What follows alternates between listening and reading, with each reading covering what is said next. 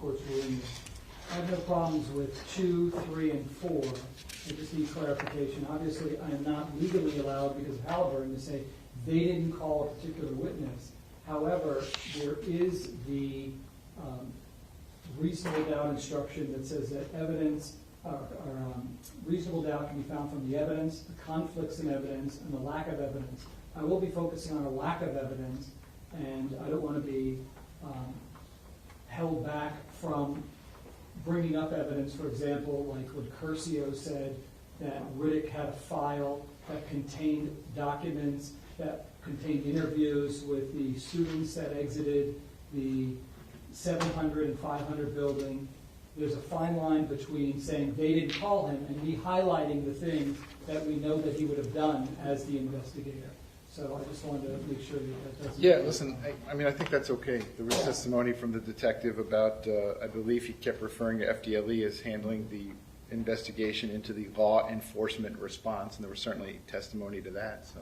And then the other thing is, I certainly want to highlight the failures that came up during trial by higher-ups, the failure of debriefings, the failure of the patching of the radios, the using of an old radio system. All these things, I believe, the evidence shows, were a result of mistakes made by higher-ups. And while that's not, I think, what they're addressing, I don't want that to be a problem. Yeah, I mean, that was part of the testimony. So Yeah. each side can make arguments, reasonable inference as to whatever evidence, witnesses, or testimony they think it supports. I have no policies, but I would probably handle any objections in that regard the way I always do, which is remind the jurors the 2.7 closing argument instruction, which I'm going to tell them before we get going. What the lawyers say is not evidence. These arguments are meant to assist them in their determination of the facts, but they will be determining the facts of the case. And if we ever arrive at a point in time where the lawyers are saying one thing regarding the evidence, witnesses, or testimony, and their independent recollections of the trial evidence was something different, I want them to rely on their own recollections that, again, what the lawyers say are not evidence. But I think you're allowed to go into all those areas. Thank you, Judge. And the final thing is I'll need some time after Ms. Gomes is done with her. Yeah, I'll send them out for a restroom break. That's not a problem. So, Ms. Gomes, if I have it right, you want me to give you a 5-minute warning after you've used 70 minutes. I'll give you another tap when you're at 75 minutes. I'm not going to stop you, so if you go over whatever balance of the 120 minutes is what would be left for Mr. Kilhoran's rebuttal. Is that correct? Yes, Judge. Mr. Kilhoran, I neglected to note, if I asked you Friday, I didn't write it down. Did you want a warning? Yes, 2 minutes. 2 minutes? Yes, please. And we'll get you a Post-it note, Mr. Kilhoran, so you know how much time you have in total for your rebuttal argument. And Mr. Iglarsh, you want a warning at 10 minutes? Correct. Okay. And each side has shown the other side whatever demonstrative aids or exhibits that they're going to be using during their closing argument? I showed the timeline. The only thing that I didn't show were the things that are already in evidence that I'll be killing from evidence. And I'll address both sides, but let me ask Ms. Gomes first, since you're going first. Are you going to display for the jury any evidence that the public cannot view? Yes, I will. I would like the screens to be turned off for my entire closing. That way it's just easier instead of turning them on, turning them off. The only thing I'll need, in addition to having the screens off and the visuals, will be I will need the Elmo. I don't mind if what's seen on Elmo is visible, but... Well, I think if the screens are off, they're off. It's just so. easier. Is that what you want? Off. Yes. Okay. I mean, we're happy to turn. I've got Court Deputy Unique back there. We can have them on when it's appropriate, turn them off when it's appropriate. It's your closing argument. I'll do it however you want. You want them all off? Yeah, it's easier. Yeah, Judge, we'll just keep them off. Okay. And Judge, for me, there won't be anything sensitive, so I'd like them all on there. Okay. Yep. So after Ms. Gomes' opening, closing argument, I'll send the jurors out for a quick restroom break. You can set up, Mr. Iglarsh, the technology as you see fit. We can get all the screens back on, and then we'll bring the jurors back in. State, anything else you need me to address before we get going? Yes, so just one other matter. I believe Friday, when the defense rested, I know the court had a colloquy with the defendant regarding the right to remain silent. I don't think there was a colloquy regarding witnesses being called by the defense and whether the defendant was satisfied with the witnesses, that all the witnesses he wanted to call. So I typically don't do that, quite candidly. I mean, it's the fundamental decision about whether you want to testify or not, that belongs to the client. So I always talk to the clients about that. I think what you're asking more deals with trial strategy, and that's between him and his attorney, so. Well, again, when it comes to case law and post-conviction, there is case law for the proposition that the defendant makes a claim that there were witnesses that were not called. You want to call them. There's no explanation. It can be a crime. All right, Mr. Igosh, do you have any objection if I put your client under oath and ask him about that? If you do, I'll probably sustain the objection. Yeah, I would object. Okay. So respectfully, the state's request is denied. Anything else? No, Judge, nothing from the state. Okay. Defense, anything else you need me to address before we get going? No, we're ready to. Okay. Please bring the jury in.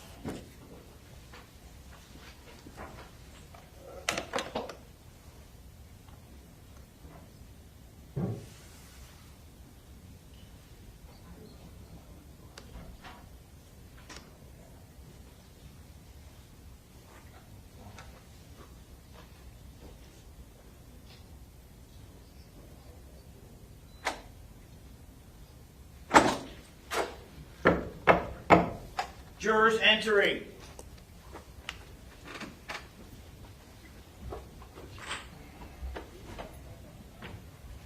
Ladies and gentlemen, welcome back. Come on in.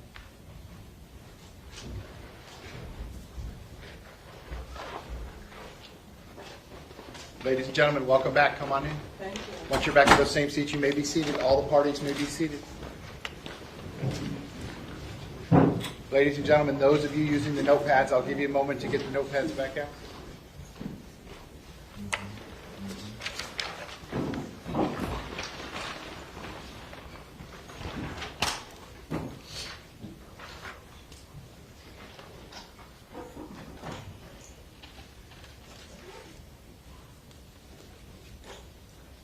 Okay, ladies and gentlemen, welcome back.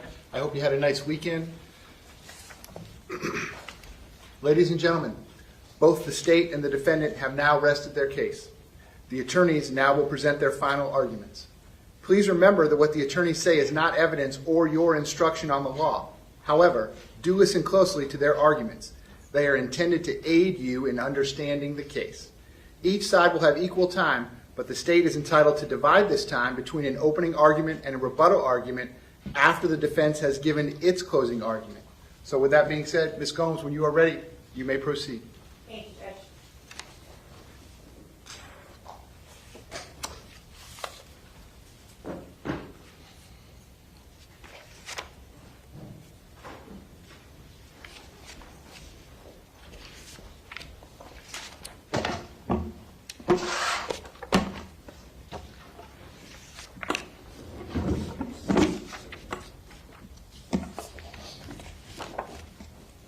Please, the court, counsel. members of the jury. On February 14th of 2018, Scot Peterson put on his police uniform, badge, and gun, and he arrived at his post at Marjory Stoneman Douglas High School.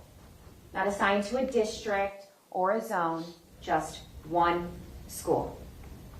As parents dropped their kids off that Valentine's Day, they would have had the opportunity to see Deputy Peterson on campus. A police officer for every mom, dad, grandparent to look at. And members of the jury, when those parents looked at that police officer as they waved goodbye to their children, they would have been absolutely correct to assume that that man's only priority was the safety of their child. You see, Deputy Peterson wasn't just on campus to catch kids with fake IDs, to work on the vaping problem that they were having. Deputy Peterson was extensively trained. Combat lifesaver, tactical handgun, defensive tactics, use of force, patrol rifles, national standards on how to respond in a crisis, and single officer response in an active shooting. Scot Peterson was there by contract, by job description, for the safety of those kids. But by the end of that Valentine's Day, parents would start to receive panicked texts from their children. Children inside the 1200 building that were huddled underneath desks, crammed in the corners of classrooms, whispering on their phone to mom and dad that something was wrong. And in the background, there would be gunfire. Members of the jury, by the end of the incident, 34 people would be shot. 17 of them would die. Children would remain trapped inside their classrooms while they were forced to watch their friends bleed out and die. The muffled screams of kids who would die right there amongst their peers. One of the victims, Anthony Borges, would lay in a puddle of his blood for 40 minutes, shot through the lungs, the legs, the torso, and Anthony Borges would wonder, why is nobody coming to help me? And members of the jury, parents would soon come to find out that help had refused to enter. That their very own deputy assigned to their children had chosen to run from the sounds of gunfire. Those parents would come to find out that there had been a specific moment that day at 2:23 p.m. when that deputy had been presented with a choice. At 2:23 p.m., Scot Peterson would arrive at the doors of the 1200 building, knowing at a very minimum that there was something wrong inside that building, knowing at a very minimum that there were the sounds of firecrackers or a suspicious sound. And then while standing at those doors, less than 10 feet from the doors, according to his own words, he would hear gunshots. And he would get on the radio and he would announce, shots fired, 1200 building. And in that moment, while he stood at those doors, every student and every teacher on the third floor was still alive. In that moment, choose to go in or choose to run. And Scot Peterson chose to run.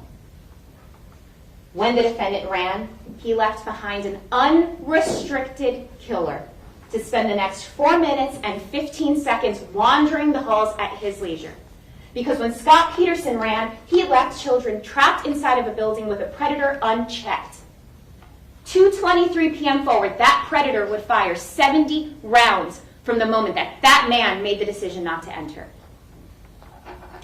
Kara, Meadow, Peter, Joaquin, Kyle, Anthony, Jamie, Miss Stacy Lapel, Mr. Scott Beagle would all be shot on the third floor. Scot Peterson is charged with 11 counts. Count 11 is different than the rest, so we're going to set that aside. I'm going to talk to you about counts 1 through 10. Counts 1 through 10 are for the victims in this case. Counts 1 through 7 are for those who were under 18, the children, and counts 8, 9, and 10 are for the adults. Now, I say adult, but Meadow Pollock was 18, for all intents and purposes a teenager in high school. The counts related to the children are called neglect of a child. The counts related to the adults, culpable negligence. As I mentioned, there were 34 total victims. So why has the state charged for only 10 of the victims? The timeline is the answer to that question. Here I get into the screens.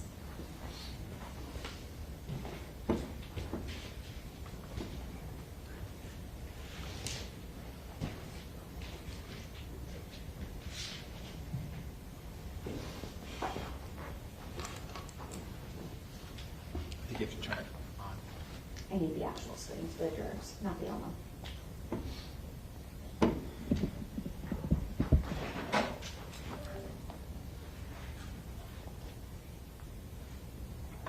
Is this going to be a PowerPoint?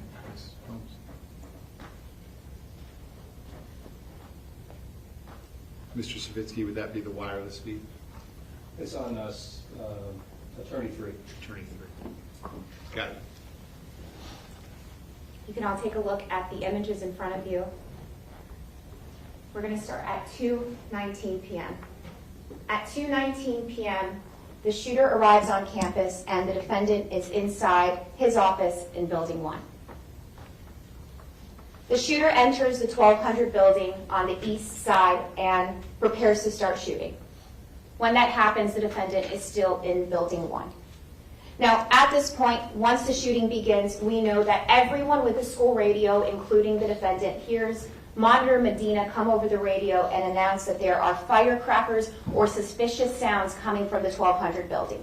We know that Coach Greenleaf, Coach Stobley, they hear the same thing. Coach Greenleaf walks up to the defendant and he says, "Hey, did you hear what just came over the radio?" And the defendant says, "Let's go check it out." Coach Greenleaf tells us that as he's on the golf cart heading towards the 1200 building, he hears sounds coming from the building. If you take a look at the image on your screen, we know that the men are on their way to the 1200 building. We can see the golf cart on the top left of the screen, the time 2:23:16. Campus monitor Anna Ramos testified that during this time, Coach Feist gets on the radio and he says, "Those don't sound like firecrackers." The defendant and Coach Greenleaf get dropped off right outside of the 1200 building, and we can see the time. And then as you see on the image of this screen, the 1200 building, the defendant is dropped off feet away from the east doors at the moment that the shooter has finished working his way down the first floor and is on the west end of the 1200 building. Coach Aaron Feist, who has broadcasted to everyone that those are not firecrackers, completely unarmed, runs directly into that building because of his concern for those children. Aaron Feist is about to be shot, and he will be the last person killed on the first floor. Members of the jury, this moment is critical for your consideration. The defendant on the east side of the 1200 building. The shooter on the west side of the 1200 building. The time is exactly 2:23:25. Aaron Feist, not visible on the image that you're about to see, will open the door to the stairwell and will be shot. And what may have been firecrackers before, now clearly will be broadcasted by the defendant. I think we've got shots fired, possible shots fired, 1200 building.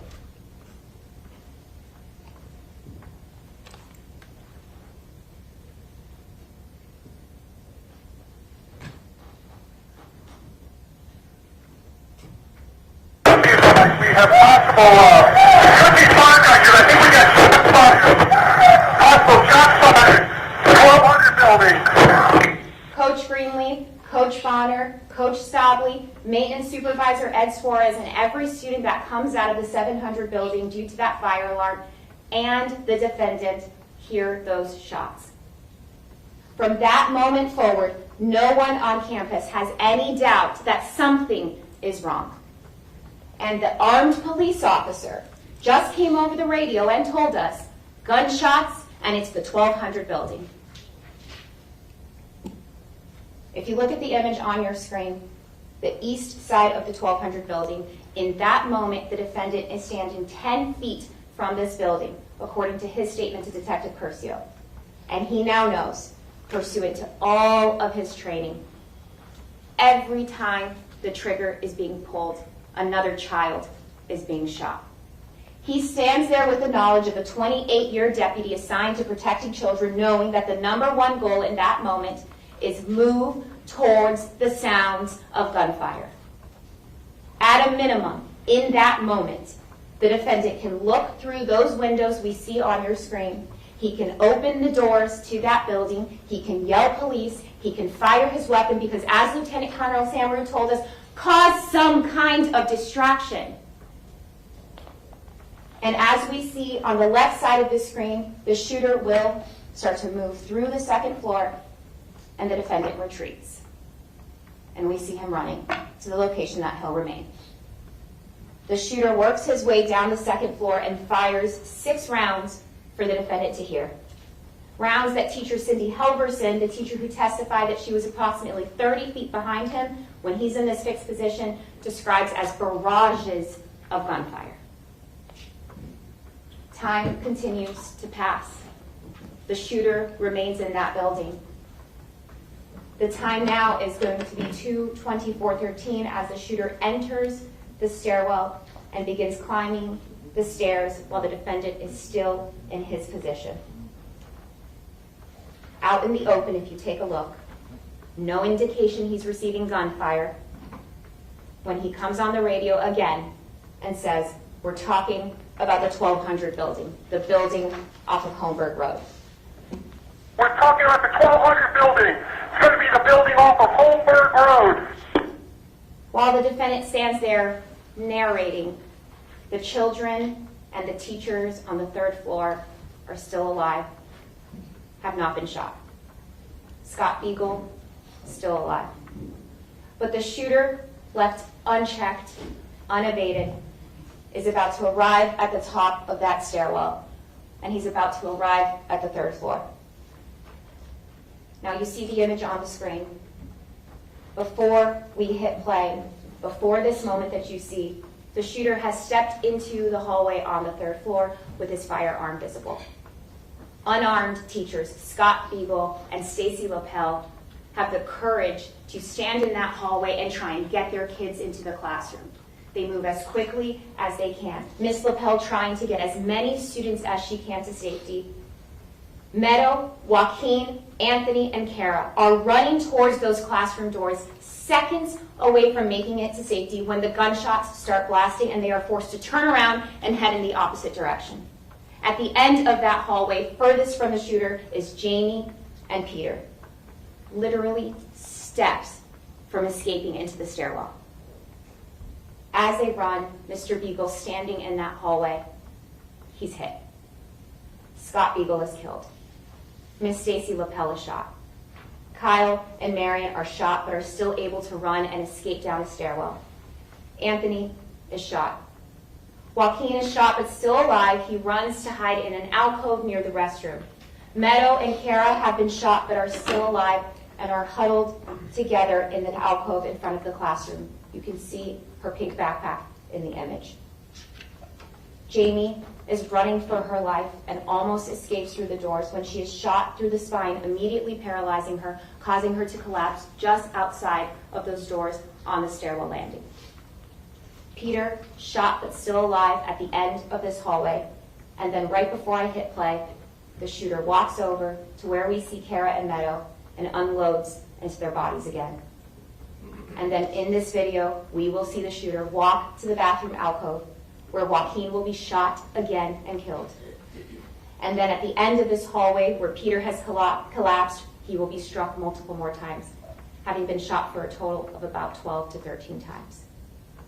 And you'll hear in this video, while the shooter is just making his way along the 3rd floor, the defendant is still outside in his fixed position, narrating on his radio, repeating to us that he knows it's the 1200 building. We're looking at the 1200 building. It's going to be the 300 building. It's going to be right off of Holmberg Road by the senior lot. Now you'll notice instead of saying the 3-story building, he says the 300 building, a mistake that Tim Burton actually also made on the stand. but immediately clarifies the building off of Holmberg Road, the building by the senior parking lot. The 300 building is nowhere near any of this. At this point, this is the third transmission he's made. It's clear that it's the 1200 building. The shooter remains on the third floor while time continues to pass and he continues firing rounds. Now, at this moment, Marion and Kyle have managed to escape. And if you recall, Kyle is running when he comes into contact with Jeff Heinrich. Jeff Heinrich is the off-duty police officer who had been watering the lawn, no vest, no gun, ran towards the sound of gunshots because he said his police officer instinct just kicked in. Jeff Heinrich is stopped by Kyle, whose foot has been nearly blown off, and he's saying, "I need an adult, I need an adult." So with the gunshot wound victim over by the football field, somebody comes over the radio and says, "Possible shots fired, football field." And again, if any of us had any doubt as to the fact that the defendant knew it was the 1200 building, he clarifies immediately by getting on his radio and saying, 26, so we also heard it over by inside the 1200 building. we also heard it over by inside the 1200 building. The shooter is still on the third floor, and time continues to pass. Minutes later, while the defendant has remained in his same position, at 2:27:40, the shooter sets down his firearm, and the killing finally stops. The time on the screen, 2:27:40. Alex, do not approach the 12 or 1300 building. Stay at least 500 feet away at this point. 2:28, nearly 7 minutes after the shooting began, the shooter finally exits Building 12. And as the shooter is exiting Building 12, running directly down the line of sight of the defendant, which according to his attorney, his client is actively scanning, the defendant comes over the radio and repeats a variation of the instruction that he's been giving throughout this entire incident. Stay 500 feet back. This is after telling officers, stay away, set a perimeter, nobody come near. And in this moment, again, the defendant, directing officers to position themselves to completely miss the shooter exiting that building. Directing officers not to respond to the building where 70 plus shots have been fired while he stood there. Directing officers not to render aid to the wounded. Directing officers to do the exact opposite of what is trained in these types of incidents. The shooter continues to run until he casually blends in with the children. And now the victims remain inside the building in desperate need of medical attention. Amongst the 11 deceased and 13 wounded on floor 1 are those that have been killed and shot on the third floor. And alive, Anthony Borges laying in the hallway, and Stacy Lapel hiding her wounded arm from her children, trying to keep them calm in a moment of chaos. And then Scot Peterson, in his fixed position, having stood there for the entirety of what has just happened, comes over his radio and asks shot Kyle Lehman, Jerry, does he know where the shooter is? Deputy Peterson, having stood there while Kyle was shot, comes over and asks if he has any information. Finally, at 3:11 p.m., after a total of 48 minutes in his fixed position, the defendant finally moves.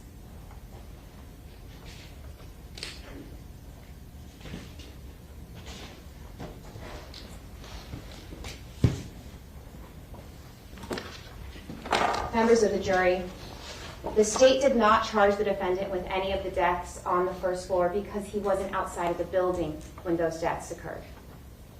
But it was from the point that Aaron Feist was shot that the defendant knew people were dying.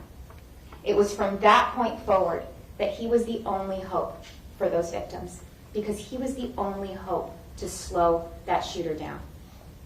Jamie Gottenberg was steps away from escaping that hallway. Peter Wang was almost at those doors. Meadow, Joaquin, Anthony, and Kara were seconds away from finding safety inside of a classroom that they were running towards. So when defense counsel gets up here and he throws the number around, 4 minutes and 15 seconds, like it's nothing, a few seconds was all that those children needed. 4 minutes and 15 seconds was an eternity. The timeline is important because the point where the defendant becomes aware of this danger is crucial for your determination today. You're going to be required to consider his omissions meaning not doing something, a failure to act when determining the word causation. You'll be required to consider his omissions, his failures. You'll be required to consider at what point was the defendant's inaction. At what point during that inaction did he know that his failure would cause additional injury and additional death? Now, the shooter did not kill anyone on the second floor, so there were no counts to charge for the second floor. But the moment that the shooter finished taking lives on floor 1, the defendant had the time period that the shooter spent climbing the stairs to take action. The defendant had the entire time period that the shooter spent firing rounds on the second floor to take action. The defendant had the entire time period that the shooter spent going from floor 2 to floor 3 to take action. And he had the entire time period that the shooter spent executing and wounding children on the third floor to take action.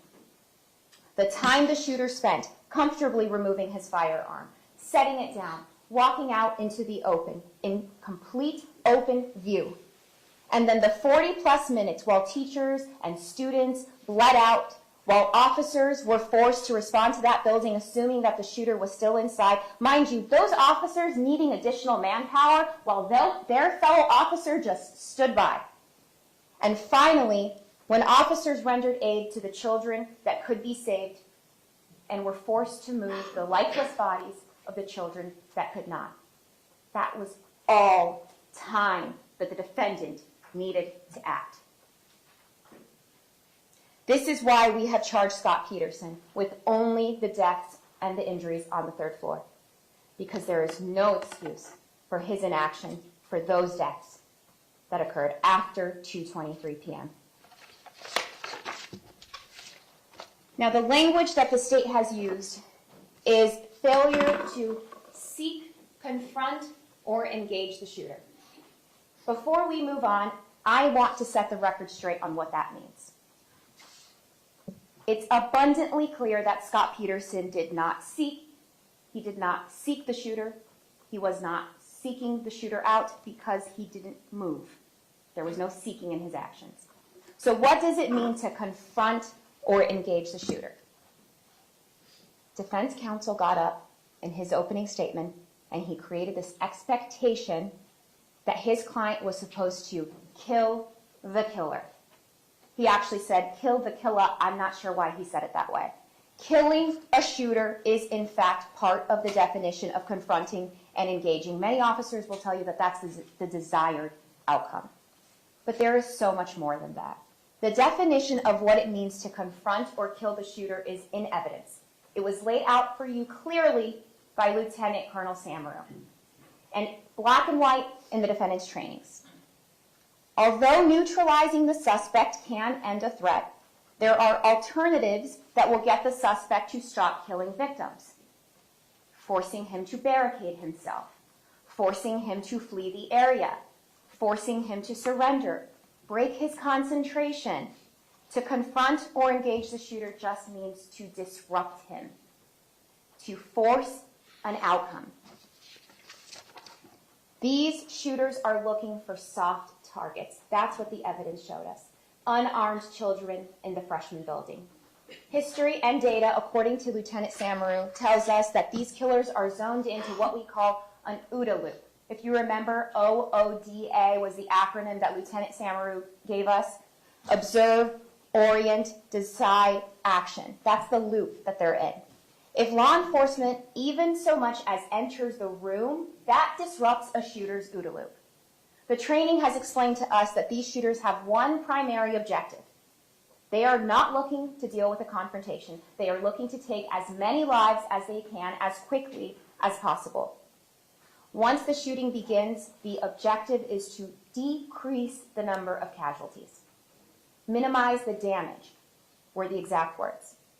As Lieutenant Colonel Samaru explained, we know that when a shooter of this type is confronted by any armed individual, and that's law enforcement or a carry concealed person, the shooting of innocent bystanders stops because an outcome is forced.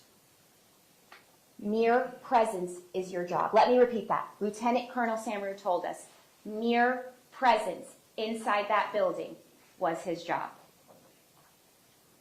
Your presence as an authoritative figure is enough to break that shooter's OODA loop. So what does it mean to confront or engage the shooter? It just means to force an outcome. Now, I have to make that clear because the state did not expect Scot Peterson to go on a suicide mission. Members of the jury, we want our law enforcement officers going home at the end of their shift. I did not expect Scot Peterson to blindly run into the line of fire. I understand that officers came in here and told you that risking their lives is part of their job. Sergeant Heinrich ran towards the sound of gunshots because, quote, that's what we do. Detective Danny Polo ran in with his pistol telling us, quote, you have to put yourself in a different headspace. This is it. You're possibly getting shot. No one wants to do it. It's what we're paid to do. Lieutenant Cardinelli ran past officers who told him to stay back because the defendant ordered them to, because in his words, quote, I said, fuck you, and kept running.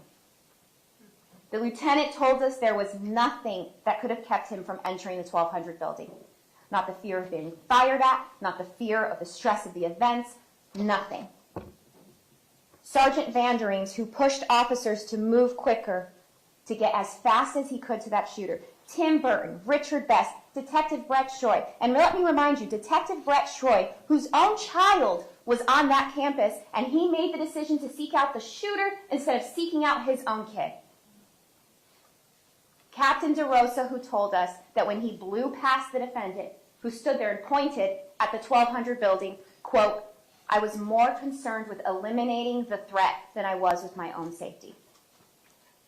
The officers that testified explained to you that that's a fact of their job. This job was voluntary. He wasn't forced to be there. He understood the risks. He was extensively trained for them. He was provided a rifle, a vest, a pistol. Kids don't have to go to school in armor because they didn't volunteer for that job. There are people voluntarily being paid to do that job. Captain Mazzi and Lieutenant Colonel Samaru told you in a critical incident of this form, there is no question as to what the priority of life is. Hostages, innocent civilians, police officers, and suspects. In that order. Now that is what law enforcement tells law enforcement to do. I'm not a police officer. I will not stand here today and tell Scot Peterson what his priority of life needed to be on that day. That's not for me to determine. But what I can say, and what was expected, was for Scot Peterson to value the lives of those children as much as he clearly valued his own. When the defendant failed to force an outcome, he told you what his priority of life was. When Scot Peterson didn't as much as look into a window, he valued his life over Jamie Guttenberg's. When Scot Peterson didn't open the doors to the 1200 building, he didn't even look inside, he valued his life over Meadow Pollock's.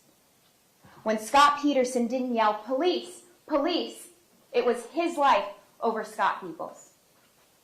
When he chose not to cause a distraction, he chose his life over Anthony's, Stacy's, Kara, Kyle, Marion, Peter, and Joaquin. So I ask you to remember the definition of confront or engage. Because when defense counsel gets up here and makes his closing argument and says that we expected his client to kill the killer, keep in mind what the evidence actually said the definition is. Keep in mind the trainings and the instructions. And consider one point. When Scot Peterson ordered officers to stay 500 feet back, to set a perimeter, he was setting the priority of life for all of those responding officers who listened to him.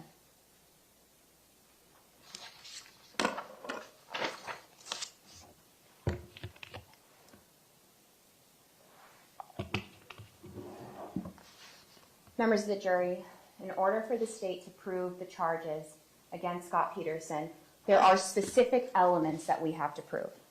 Now, these jury instructions that you're going to be receiving, it's a thick packet, and it's your roadmap on what to do when you get back into the deliberation room. Neglect of a child and culpable negligence each have certain elements. I'm going to go over with you the elements to these crimes quickly so that when you go back into the jury room, you can go through it quicker. Your Honor, may I please use the Elmo?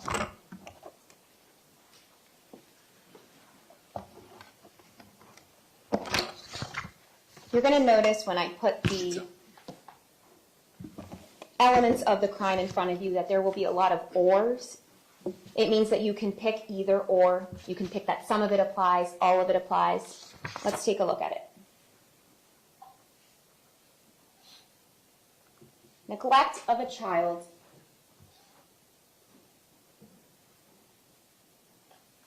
has 4 elements. And we're going to go one at a time. So starting with the first element, the defendant willfully or by culpable negligence failed or omitted to provide the child with the care, supervision, and services necessary to maintain the victim's physical or mental health, or failed to make a reasonable effort to protect the victim from abuse, neglect, or exploitation by another person. Now, you see that even in the top paragraph, there's an or. It's willfully or by culpable negligence, failed or omitted. The definition of willfully is obvious. You can use the plain understanding of what that means. It just means the intention to do something. Scot Peterson stood in his position for 48 minutes willfully. It was completely his will to stand there. It was his will to remain there. He made it very clear that he had no will or intention to enter the building. He willfully failed, omitted, or to provide care necessary for the physical health of those victims. Some of you may find that his actions are willful, and that's very obvious to you, but others may find that it's by culpable negligence. And the definition of culpable negligence is right below on this page.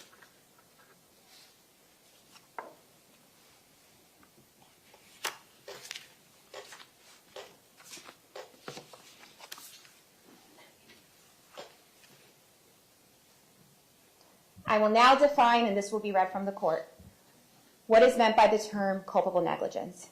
Each of us has a duty to act reasonably towards others. If there's a violation of that duty without conscious intent to harm, that violation is negligence. But culpable negligence is more than a failure to use ordinary care for others. For negligence to be called culpable, it must be gross and flagrant. The negligence must be committed with an utter disregard for the safety of others. Culpable negligence is consciously doing an act or following a course of conduct that the defendant must have known or reasonably should have known was likely to cause death or great bodily harm. The course of conduct or the acts were retreating and then standing outside of that building when he knew that the trigger was being pulled and that children were dying. Because there is an or on this first element, some of you may find that it was willful. Some of you may find that it was by culpable negligence, or some of you may decide that it was the bottom one, failed to make reasonable effort. What you must all agree on is whether this first element is met. Now, it's our position that element number 1, all of it applies, no matter which way you read it, because his actions were an obvious lack of effort and obvious failures. What evidence did the state bring you to prove this first element, that he willfully failed?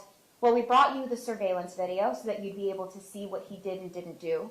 We brought you the survivors, Marion, Kyle, and Anthony, to tell you their injuries, the protection that they needed, and the fact that they did not receive it from Scot Peterson. We brought you the officers to show you what providing care and services actually looks like, what reasonable efforts look like. And we brought you the trainings, and more specifically, the training materials that Scot Peterson himself was taught on active shooters. Because the state has proven that the defendant failed or omitted to provide the services necessary for those children's physical health, because the state has proven that he did not make reasonable efforts to protect those children, you can check off this first element. The second element. In doing so, Scot Peterson caused great bodily harm or permanent disability or permanent disfigurement. Right underneath that, it says, neglect of a child may be based on repeated conduct or a single incident or omission that resulted in or reasonably could have been expected to result in serious physical or mental injury or substantial risk of death to a child. So in doing so, Scot Peterson caused these injuries. Now, in almost all neglect cases, the act in question, the causation, is an omission, meaning not doing something that you should have done, to allow something to happen that was already happening or even caused by another person. To use examples to explain the term cause in the sense of child neglect can be pretty helpful. So an omission or a failure can be the cause of somebody else's injuries. An example of that is an adult that is at a pool with a child that cannot swim. The adult sees that child moving closer to the edge of the pool. That child jumps into the pool and begins to drown. The adult stands there and does nothing. Another example that we often use is a teacher in a classroom with students. A teacher's aide begins to physically harm one of the students. The teacher stands there, watches, and does nothing. In both of those examples, it's clear that the person in question did not directly cause the injury to the child that fell into the swimming pool or the child that's being beaten or injured by somebody else. However, it was their omission, their failure to act, that caused the child's additional injury or death. Causation is defined for you in these instructions as even just one single omission. In this case, we have omissions over several minutes. Every unanswered gunshot, another act of omission. And then the additional 40 minutes where no aid is rendered by the defendant. The timeline and the physical evidence, the casings, is the best evidence for this element of causation. How many shots did the defendant stand there to hear?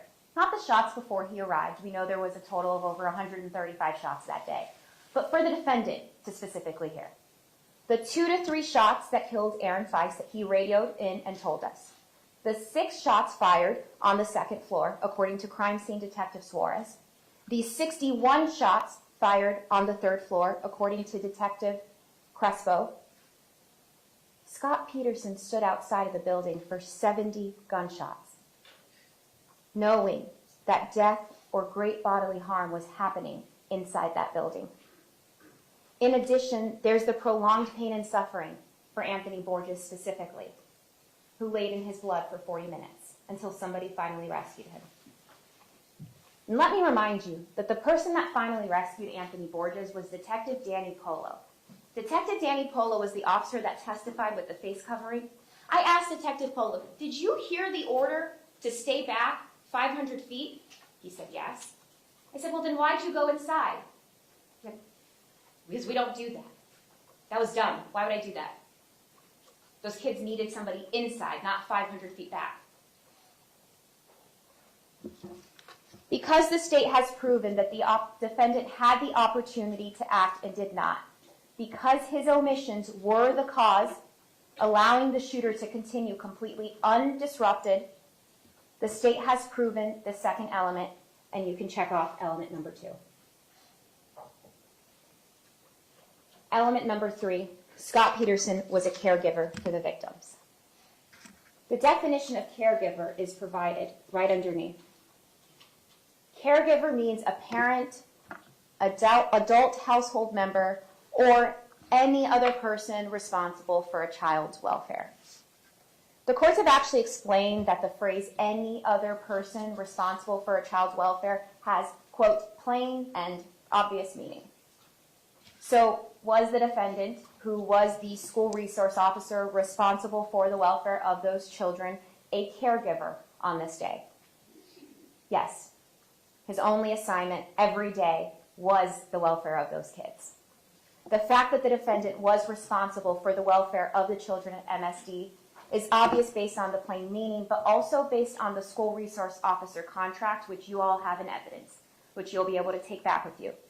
And quoting from that contract, according to the contract, his duties were to be at school during regular hours, right alongside the teachers and the principals, to assist in the prevention of juvenile delinquency, teach kids about law enforcement, develop positive relationships, help victims of crimes, and most importantly, protect and secure the school. You heard from school resource officers Gloria Crespo, Sergeant Heinrich, Lieutenant Cardinelli, Officer Burton. They all told you that as part of their role on campus, they asked, similar to teachers in the fact that they conduct administrative searches, meaning they can go through a kid's backpack, unlike other law enforcement officers who need to get a warrant or have to be able to articulate it. They can just do what the teachers and the staff on campus do, and that they're there to protect the kids. Welfare of the children in all sense of the word. Now, I want to pause to point something out here. Scot Peterson was the only police officer on that day that was officially assigned, clearly delineated caregiver for the children at MSD. None of the other officers who arrived on scene had any caregiver obligation as it relates to this statute. Their jobs, those other police officers, is not to look over just one collective group of kids. They respond to calls, they're on the road, they're in a detective bureau. Scot Peterson was the only caregiver because his only job was to maintain the welfare of those kids. Because the state has proven through the school resource officer contract, through the school resource officer testimony, and the school administration testimony regarding the expectation of the defendant's role on campus, you can check off this third element.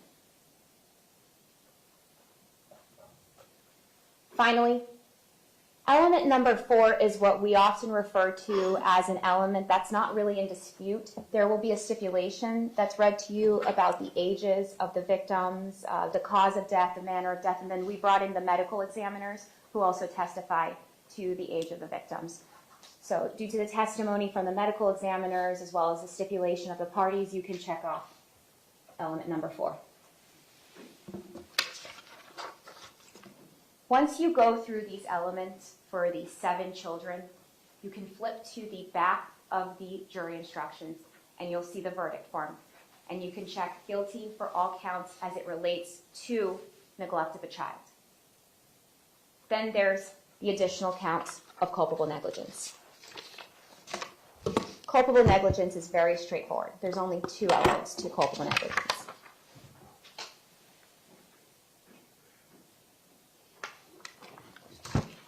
The defendant exposed the victim to personal injury, and he did so through culpable negligence. The victims, again, in culpable negligence are Scott Beagle, Stacy Lapel, and 18-year-old Meadow Pollock. To expose just means that the defendant left those victims vulnerable to attack. He exposed them to personal injury when he made the decision not to attempt to investigate the sounds of the gunshots, to stay 75 feet back when he made no effort to engage the shooter. The definition of culpable negligence will be found below here. And I bolded for you that culpable negligence is a course of conduct showing reckless disregard for human life or for the safety of persons exposed to its dangerous effects, or such an entire want of care to raise the presumption of a conscious indifference to the consequences of which shows wantonness or recklessness or a grossly careless disregard for the safety and welfare. You don't have to believe that the defendant had a conscious intent to harm in order to find him guilty of any of these 10 counts. The evidence shows that the defendant had a, quote, reckless disregard for human life as required by this count because he knew the dangers that lied ahead for Meadow, Scott Beagle, and Stacy Lapel when he fled from that building. He showed conscious indifference to the consequences that those victims were facing when the shooter was left inside with no one to stop him. He grossly and carelessly disregarded the safety and welfare of Meadow, Scott, and Stacy. Because the state has proven that the defendant had a duty, he knew what his duty was, and he refused to perform it, you can check off the 2 elements necessary to prove culpable negligence.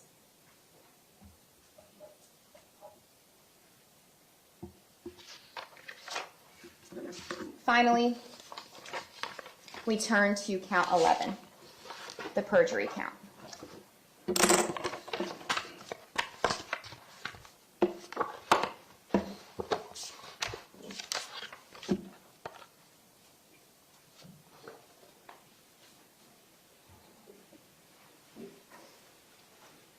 Counts 1, 2, and 3 are very straightforward. They were proven through the testimony of Detective John Curcio when he told you that the statement was under oath and that he swore to tell the truth, nothing but the truth. We also heard that Detective Curcio was accompanied by Detective Jeffrey Curtis when he took this statement, and that while under oath, the following statements were made. Now, you'll be able to take a look at this and read the statements yourself when you go back into the jury room. I'm just going to highlight for you the essence, like the crux of what the statements are, and it's that there were only 2 to 3 shots that he heard and that he never saw any children fleeing from the 1200 building. And you'll have this with you in the jury room. You'll be able to read the statements in their entirety. Now, once you go through the elements 4 and elements 5 are the elements that you're really considering. The fact that he was under oath and that it was sworn to, that's clear. The defendant's statements directly contradict all of the evidence in this case. The surveillance inside the stairwell shows 5 students leaving from the east stairwell at 2:23:55. That's on the raw footage, the 6 hours of the surveillance, which if at any point you want to watch any particular part of the evidence, you can request that and we can make it available to you. Coach Greenleaf told you that those students that ran out of that building, Coach Greenleaf himself saw those students. He was standing directly next to the defendant, and you can see him waving to those students. We know from the spent casings and the crime scene how many shots were fired. We, of course, have all heard testimony now about how loud they were. Specifically, defense brought in a witness named Dylan. If you recall, Dylan recreated the tempo of the shots. Bang, bang, bang, bang. And she described for you that she heard those shots actually while she was inside the 700 building, inside a classroom, inside a closet, and she was able to hear all of that while the defendant is standing outside, directly 70 feet in front of the 1200 building. The recordings that we heard on dispatch, and in one of those recordings, pay attention because you can hear the barrage of gunfire in the background. Once you review the elements as it relates to perjury, you can mark off the elements that you find have been proven, and you can go to the back on the verdict form and check your decision. Now, those are the elements to the crimes charged. Once you look through them and you match the element with the evidence, you can find that the state has proven each and every single one of them. I do want to take a moment here to address a couple points that have been raised throughout the trial by the defense. And I want to start with the radios. The defense brought in the supervisor at BSO Communications who oversees dispatch. Her name, if you recall, was Angela Mize, Supervisor Mize. She was very experienced, and she was the witness with the most knowledge on this topic. Angela Mize told us, quote, "Until the radios met their capacity that day, they were functioning." Why is that important? Because the defendant is using the radios as an excuse as to why, well, the defense attorney has raised the issue of the radios as an excuse as to possibly why the defendant couldn't enter the building that day. So when those radios did and did not work is key. According to every officer that testified, initially they could key up, even if it wasn't perfect. All of those witnesses that arrived after the fact or at the very last few shots explained that even they were able to initially key up or heard somebody else initially key up. The head of dispatch told us the radios were functioning normally until all of the other officers started to swarm that area. Were the radios a problem on that day? Absolutely. For the secondary and tertiary response teams. The initial response did not require a radio beyond exactly what Scot Peterson was able to use it for, which was to announce shots fired, give out the location, and then respond. The most irrational part about this entire radio argument is the claim that Scot Peterson needed real-time intelligence from the radio. Scot Peterson was the real-time intelligence. Scot Peterson stood there. He didn't know exactly precisely which classroom to go in. I agree with that, but guess what? It wouldn't have mattered, because if you recall, Lieutenant Cardinelli asked him, hey, my kid's in classroom 1, 2, 3, 4. Where's that classroom? He had no idea. What would knowing the precise classroom have aided as far as entering into that building? All this talk about nobody patched the calls. Well, if you remember, Miss Oakley told us just 3 clicks of a mouse, and we asked her, could Scot Peterson have requested the patch? And she said Scot Peterson could have requested the patch himself. You'll notice that there's a theme in all of the reasons as to why the defendant couldn't go in the building that day. The calls weren't patched. Who could have asked for the patch? Scot Peterson. He wasn't wearing his vest. Whose job was it to wear his vest? Scot Peterson's. But there was an echo. Whose job was it to step out from that hallway if there's an echo? Scot Peterson's. But he was outgunned. Who was provided a rifle that he chose not to have on his person? Scot Peterson.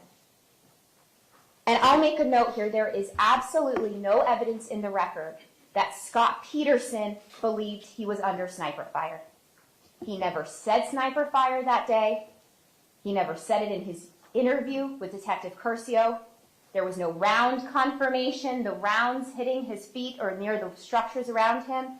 There was no mention of him ever seeing anything outside of those windows.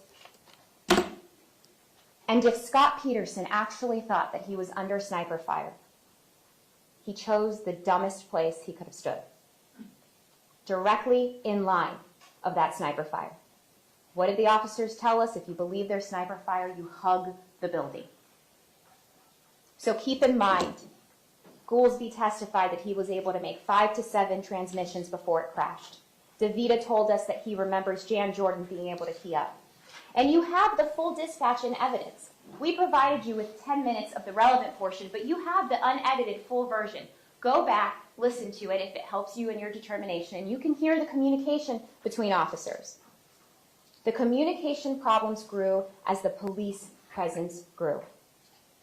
And I'll point out, as it references to the issues with the radios before that day, prior to that day, every officer that testified said that as long as you stood outside, there was no problem. Where was Scot Peterson standing the entire time those kids were being killed? Outside. Officers that explained that they themselves experienced the radio problems while they were inside the 1200 building told you it wasn't a thought on their mind because they communicated verbally and because there were children that needed to be rescued. The radios had no bearing on his decision not to enter. His job in that moment was to move towards the sound of gunfire. Scot Peterson was boots on the ground with the most information out of anybody on that scene, and he chose to stand there like a dispatcher, narrating. To say that the man who was listening to the shots, killing children, needed real-time information from a radio is mind-boggling. So when you consider the radios, I ask you to keep in mind, at what point did the radios become a problem? And where on the priority list should it have fallen? Finally, the last issue that has to be addressed. Now, at this point in the closing, I can finally candidly speak directly to you. And I can tell you that the idea that Scot Peterson didn't hear gunshots or didn't know where they were coming from completely defies every piece of evidence in this case. The sounds of the gunfire, according to all of the witnesses, were extremely loud. quote, the loudest sound I've ever heard in my life from a defense witness. Multiple barrages of gunfire, pops from the 1200 building, loud bangs from the 1200 building. And from the witnesses who actually had the opportunity to perceive things at the same time or from the same location as Deputy Peterson, Coach Greenleaf, Coach Stobley, Teacher Cindy Helverson, always from the area of the 1200 building. Clearly gunshots at or near the 1200 building. I won't even address the concept of defense using terrified 15-year-old children to somehow bring validity to the claim that his client didn't know where the gunshots were coming from, children who were outside for mere seconds. I trust that you can see the difference in those two situations. You heard the term football fields and football fields throughout this trial. I don't really watch football, but I know that football fields and football fields is really big. The size of this entire campus is completely irrelevant when we're talking about one building, according to his own client. The size of this entire building, when describing the situation, is mixing things that don't need to be mixed, inside or outside of the 1200 building. Those were the defendant's words over dispatch and in his statement with Detective Curcio. I don't doubt that the shots that killed Aaron Feist were extremely loud. I don't doubt that they sounded like they were coming from the west side of the 1200 building or even directly outside of the 1200 building. But whenever the defendant spoke over dispatch, it was always in reference to the same building. And members of the jury, let me be very clear about one thing. Had the defendant walked over to the 1300 building and entered the 1300 building, looked around, saw no bodies, no blood, no smell of gunpowder, and walked out and walked to the 1200 building, we wouldn't be here today. Had the defendant made any reasonable efforts to seek out stimulus, we wouldn't be here today. All he had to do was open the door. What the attorneys say is not evidence. That's important, because no matter how many times Mark Eiglar says that the area in question was the entire campus, you have what's actually in evidence. The dispatch notes from 2:23, shots fired, 1200 building. 2:24:13, we're talking about the 1200 building. 2:25, we're looking at the 1200 building. 2:25, by inside the 1200 building. 2:28, do not approach the 12 or 1300 building. And at 2:24:36, you can actually hear the barrages of gunfire in the background. So when he gets up here, and I have no doubt that he will say football fields and the entirety of the campus, remember what the evidence actually shows. In the interview with Detective Curcio, the defendant himself says, quote, "It was so clear and so loud at that point, I knew it was close to this building. Wasn't sure if it was in the building, was it outside the building, but I knew it was close." Quote, "So I'm right here while keeping an eye on the door to that building." Quote, "So that I can see both dimensions of that building." And on page 12 of 36, when you read the defendant's statement, you'll realize that he's consistently focusing on the 1200 building. And he makes it clear that he was contemplating only one shooter. Because when asked about other people mentioning the football field, he says, well, then I started wondering if he fled westbound at that point. Because they're talking about people injured near the football field, which is quite a distance from the building, building 12. Please keep in mind when it comes to sound that Lieutenant Colonel Samaru told us the defendant specifically underwent training designed to recreate a situation where you cannot tell where the shots are coming from, where it's confusing, where there's an echo, and you have to use your senses to figure it out. The defendant underwent training that was literally tailored on how to respond to an active shooter when you are alone and it's a school. And I have no doubt that it isn't abundantly clear by now that single officer responses are taught and are necessary. You do not wait for two people. The defendant was taught, as all police officers in Broward County, likely in this entire country since Columbine, that you move towards the sounds of gunshots, and there is no other job that you should be doing in that moment. Get in, cause a distraction, and save lives.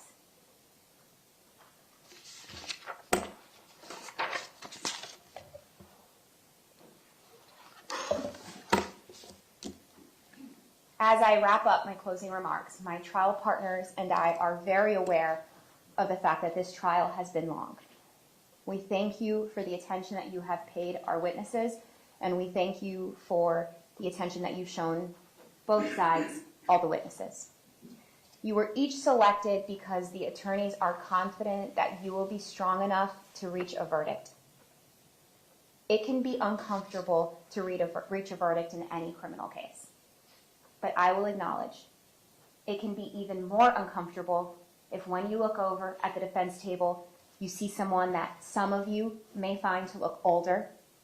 And I say that with all due respect. He was only 54 when this happened. You may see someone that held a job that you possibly respect. The judge is going to read you an instruction that explains that your verdict should not be based on sympathy or pity. It's natural to think that what Scot Peterson must have heard that day while he stood outside was terrible. It's natural to think that although he never entered the 1200 building, he would later see photographs of the victims that died. And some of you might have sympathy for him. Similarly, some of you may feel sympathy for the victims or the parents who are now left behind without their children, who haven't been sitting in this courtroom every day directly across from you. Your role is going to require each of you to look at his actions pragmatically. What was he supposed to do? And what did he do? This entire case boils down to those two questions. You will not be asked to consider anything beyond your verdicts, meaning you will not be given any instruction as to sentencing that he may or may not receive, and that is because you are not to consider sentencing when reaching your decision. You are making a factual finding as to the elements and whether they've been proven. That is your role today, and we trust that you will honor the oath that you took as jurors. On Valentine's Day 2018, Scot Peterson went to work that day like every other school resource officer in this country, and now every parent in this country, with the reality that a school shooting was possible. He was trained and he was armed. And when the moment came and he was called upon to act, he made a choice. At 2:23 p.m., Scot Peterson chose not to enter, knowing that those shots were being fired, and at every time the trigger was being pulled, one of his students was dying. He chose to retreat, and then he instructed all responding officers to stay back. His failures and his decisions resulted in the unimpeded killing of 10 individuals, unimpeded shooting of 10 individuals on the third floor. Because the defendant's inactions were inexcusable and his obstruction of the proper police response was inexcusable, the state is asking you to consider all of the facts and all of the evidence in this case and to render the only verdict that is supported by those things. And that is a verdict finding Scot Peterson guilty as to all of the counts. Thank you for your time.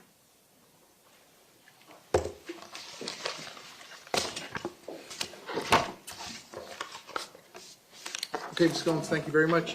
Ladies and gentlemen, I'm going to give you a quick restroom break, and then we're going to continue with the closing arguments. The same admonition as always, please don't discuss the facts of the case, the evidence, the witnesses, or the testimony amongst yourselves or anyone else. If you leave the notepads in your chairs and step in the back for me one moment, I will be right back with you. Thank you.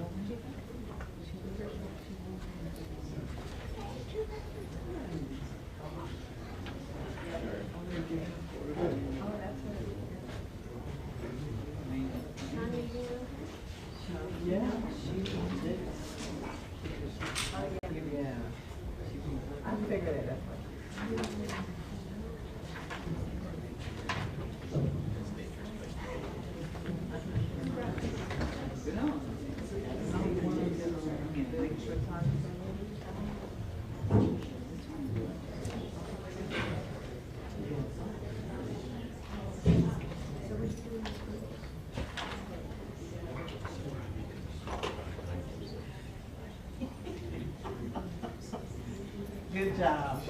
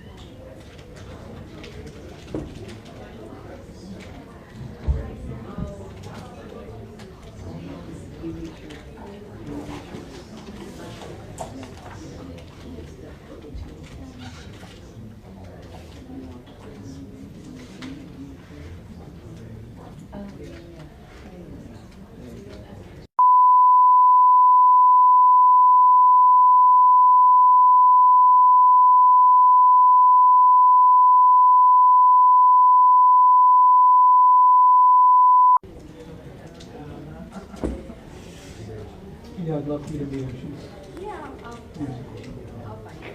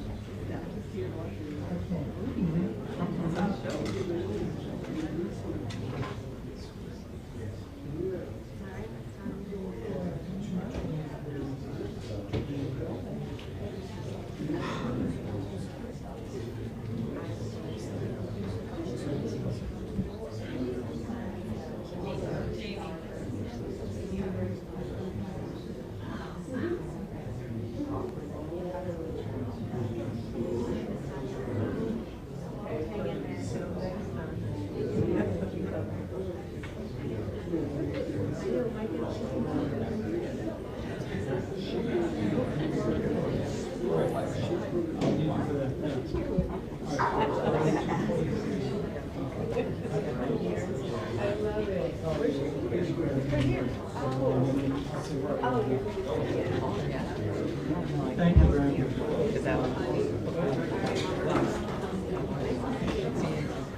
Remain seated, come to order, court's back in session.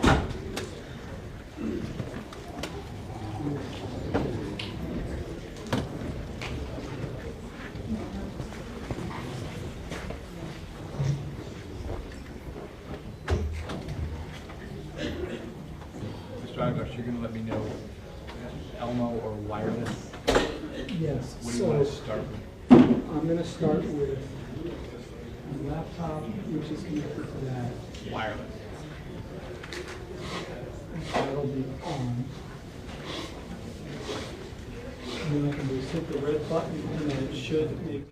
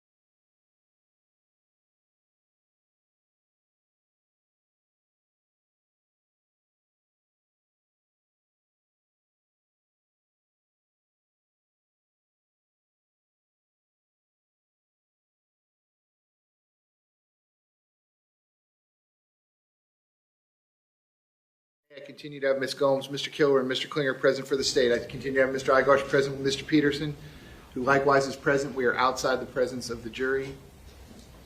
State, anything you need me to address before we bring the jury back in and resume with the closing arguments? Yes, sir. One thing, the defense has a board views regarding reasonable doubt, and the state doesn't object to the board. Is that it right now? No, I think it's over. Can I see it? Over the corner. It's not the law, and also it creates burdens that don't exist. Pick it up a little higher. All right, state, you object to this. Yes, sir. All right, and the basis for your objection is? Is that it's not the law, and it also creates burdens that don't exist. Mr. Igarsh, your position on the state's objection to you putting something in front of the jury that is not the verbatim definition of burden of proof. Go ahead, sir. Everything here is accurate, that possibly guilty, maybe guilty, probably is not enough, that they have to find proof beyond a reasonable doubt. Everything here is factually and legally accurate. State, let me ask you this. Wouldn't he be allowed to say those words? It wouldn't be objectionable if he said those words, correct? It's a valid I think it argument. would still actually be objectionable. You think it's objectionable to even say the words? I mean, we don't have those burdens. It's just what the law is and proving reasonable doubt. Beyond the extreme of other reasonable doubt. I mean, those are giving all these categories. I can even speaking them to be confusing to the jury when it comes to the law and reasonable doubt. All right. Over the state's objection, I'll let the defense put it up as a demonstrative aid. You all are going to have the last word on this. If Mr. Killoran wants to address it with the jury as to what I'm going to read to him in the jury instructions, I, of course, am going to read again to them that I'm going to instruct them on what the law is. But over this state's objection, I'll let the defense go forward with that. State, anything else before we get going? No, sir. Defense, anything else before we get going? No, we're ready to. All right, so presuming Mr. Igarsh takes his allotted time or something close to the allotted time, we would arrive at the lunch break. So after that, I'll send the jurors to lunch. I'll give them the normal 1 hour, 15-minute lunch break. Mr. Killoran, when we hear your rebuttal argument after that, there's exactly 60 minutes remaining. 60 minutes. Okay, please bring the jury back in.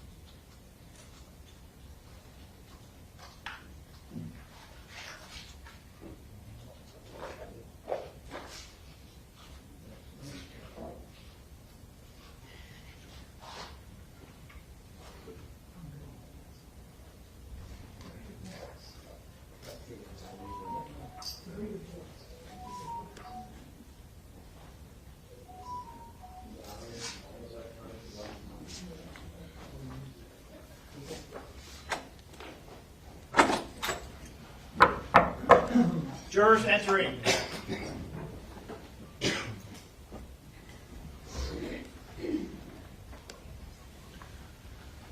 Ladies and gentlemen, welcome back. Come on in.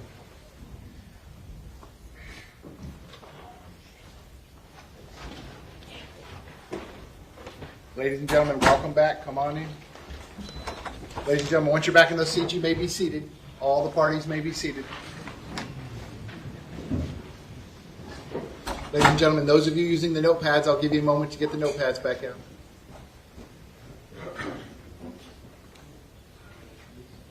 All right, ladies and gentlemen, welcome back. When we took our quick restroom break, you had just heard the state's closing argument. At this point, we're going to turn to the defense closing argument. Mr. Igarsh, when you are ready, you may proceed. Thank you, Your Honor.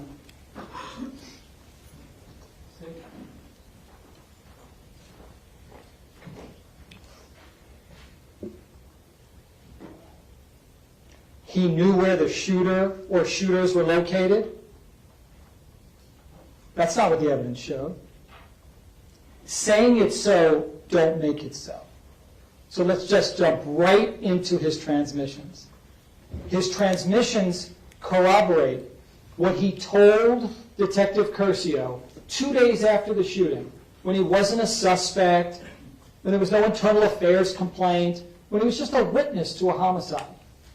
And he told Detective Curcio, I didn't know precisely where the shooter or shooters were located. In real time, if he knew where the shooter or shooters were located, why is he saying at 2:29:02, Perry, Deputy Perry, we learned that from his testimony, does he, the injured Kyle Lammons who was with him, does he know where the shooter is? Why is he asking that if he knew? If he knew precisely that the shooter or shooters were located inside the 1200 building and not by, inside, or around the area, why right before that is he asking at 2:28, do not approach the 12 or 1300 building? If it's just the 1200 building, that's something different. Why, at 2:45:25, something that was not even on her board, not on the state's board, because they don't want you to know that over 18 minutes later, he's still saying between the 12 and 1300 building is the last time we heard shots. 24 witnesses came in here one by one and told you they couldn't tell from the sounds precisely what area we are talking about. The best you can do is narrow it down to that general area around the 1200 building. Their entire case hinges upon this erroneous belief that he knew that there were kids in that 1200 building being shot by this monster. And that wasn't proven because it didn't happen. Now I want to take a step back and remind you why we're here. It can get lost as the prosecution continues to point their finger at a 32-year veteran, honorable, decorated, award-winning. Everyone who testified talked about how wonderful of a human being he was. Out of 3,200 kids on that campus, they didn't find one to come in here and say something derogatory about him. Well, he was lazy, he didn't assist us. Not one teacher, not one faculty member, not one. Because he truly was extraordinary. 32 years. And then 4 minutes and 15 seconds, he becomes a felon.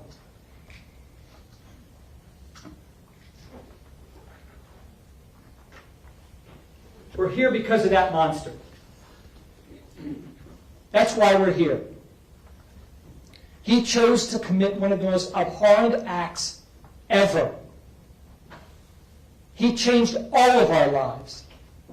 17 people killed. 14 were children. 17 injured. He did it. And one of the carnage, the extended carnage, is that a man is sitting over here fighting for his liberty. Objection, Your Honor. Yeah, that's sustained. Go ahead, sir. This is a criminal case. This is not an administrative hearing. Let's talk about, Judge, you can take it down. Let's talk numbers, because that is not in dispute, just so we have the parameters. The shooter was inside the 1200 building for 6 minutes and 36 seconds. For approximately the first 2 minutes, my client wasn't even at the scene. That's very important because the state still had testimony from people on the first floor to appeal to sympathy, obviously. Objection, Judge. That's attack on the prosecution. That's overruled. Again, ladies and gentlemen, these closing arguments are meant to assist you in your determination of the facts, but you're going to decide what the facts of the case are. What the lawyers say is not evidence. Go ahead, sir. He wasn't even at the scene on the first floor until he hears the shots of Aaron Feist.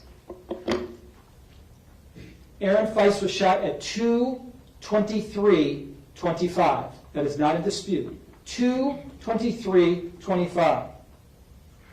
1 second later, my client gets on his police radio and announces, "Be advised, we have possible, could be firecrackers."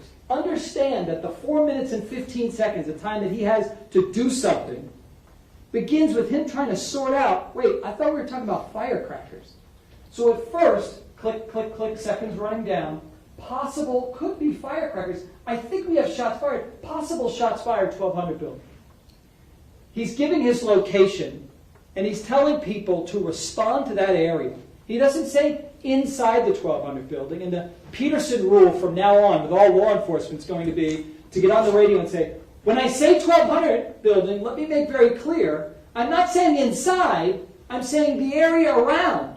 You see, I'm not really sure. It's ludicrous to suggest that when he says 1200 building, that what he means is definitively inside the 1200 building. That's not what he's saying. And he never definitively and clearly says inside the 1200 building. His first reaction is 1200 building because he's literally standing 10 feet from the 1200 building.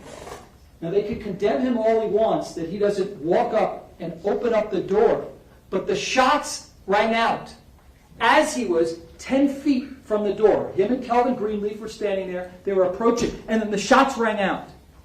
And it was shocking, and it was jarring for everyone. No, he didn't say, hold on 1 second. Let me walk a few feet and open up the door and look in, because that's not how things went down. He immediately felt that he was in jeopardy. So did Calvin Greenleaf. They didn't know where the shots were coming from. And we're going to go ahead and play now what happened. What you're going to notice was he doesn't immediately run to shelter. 2:25, the shots ring out. You will see him on the screen again at 2:23:44. Another 18 seconds later, he remains, give me 1 second, he remains right by the 1200 building. Thinking of himself? No. Thinking of the kids in that building? Yes, because he doesn't run for cover. He stands there out in the open with Calvin Greenleaf, fearing that there could be sniper fire, random people running around with guns, bullets from any direction. You understood he wasn't the only one who said that. Every single cop is trained to believe that all that is possible. So to his credit, he stands there with no vest on. Yeah, that's the reason why we brought it up.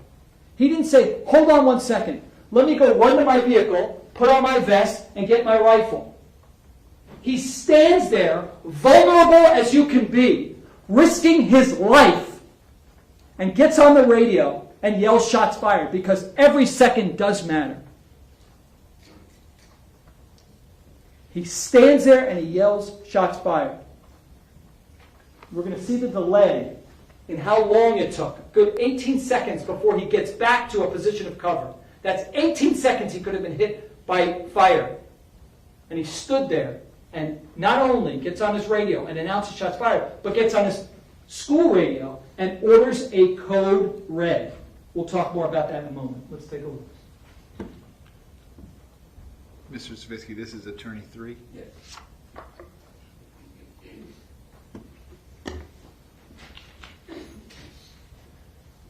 Could it be disrupted by the wireless? Could be.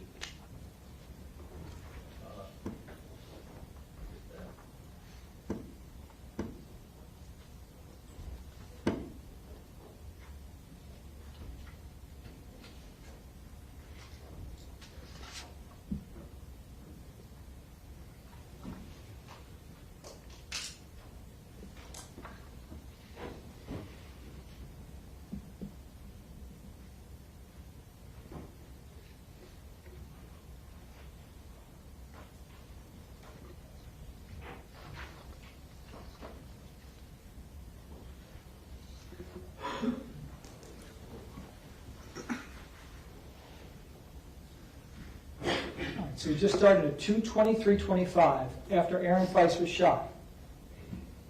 Medina drives away, and you don't see Scott or Calvin Greenleaf until, take a look, 2:23:44. Pause it for a second. Go back just a little bit. The other thing I want you to see is, it's not just Calvin Greenleaf who's pointing. Oh yeah, stop it right there. Look who's pointing. He's yelling. My client's concern right away is, get back, get back. And remember when Ms. Remy testified, Remy, one of the teachers, she heard my client say, get back, get back. His concern is for the kids in that building. That's him gesturing, get back. Both Calvin Greenleaf and my client saying, get back into the 700 building. Why? If the shots are contained within the 1200 building, and my client now knows that, those kids are not in danger. No sniper fire, no harm, no nothing. He gets them back in there because he is extremely concerned that now this whole hot zone becomes an area where he and everybody else could be harmed. He doesn't know that there's one shooter. Nobody knows that. We have the luxury in this courtroom of hindsight. Hindsight's 20/20. Monday morning quarterbacking, there's phrases for it. And when you're in the hot zone like my client was, going through adrenaline dumps like we heard about, and the things that people were experiencing, the stress of that situation, my client is concerned about the kids. Look, he's got his hands up and he's gesturing. Keep going, please.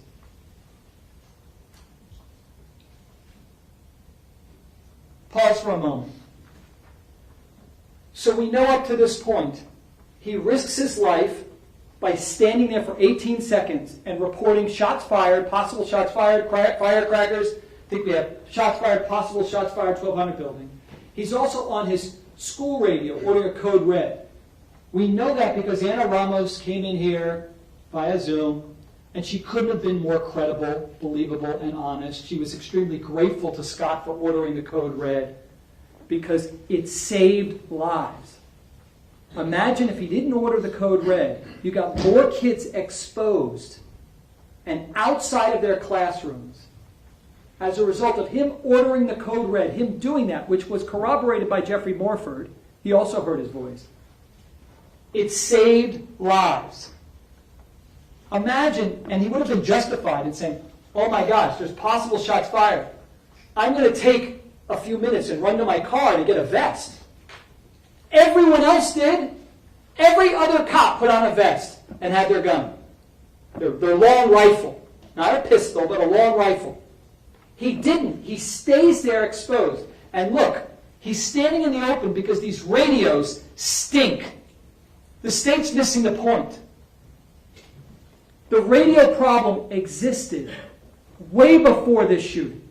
At this school, we heard testimony from numerous people that Scott always had problems with his BSO radio. Constantly. You had to literally leave the building to get reception.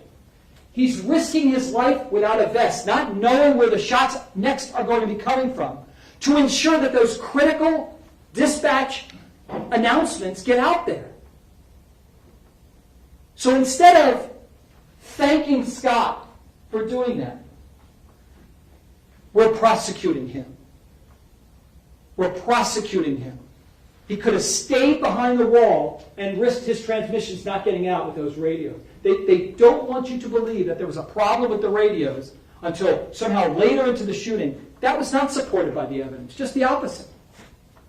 We had numerous people testify that in Parkland especially, those radios were horrible. They were antiquated.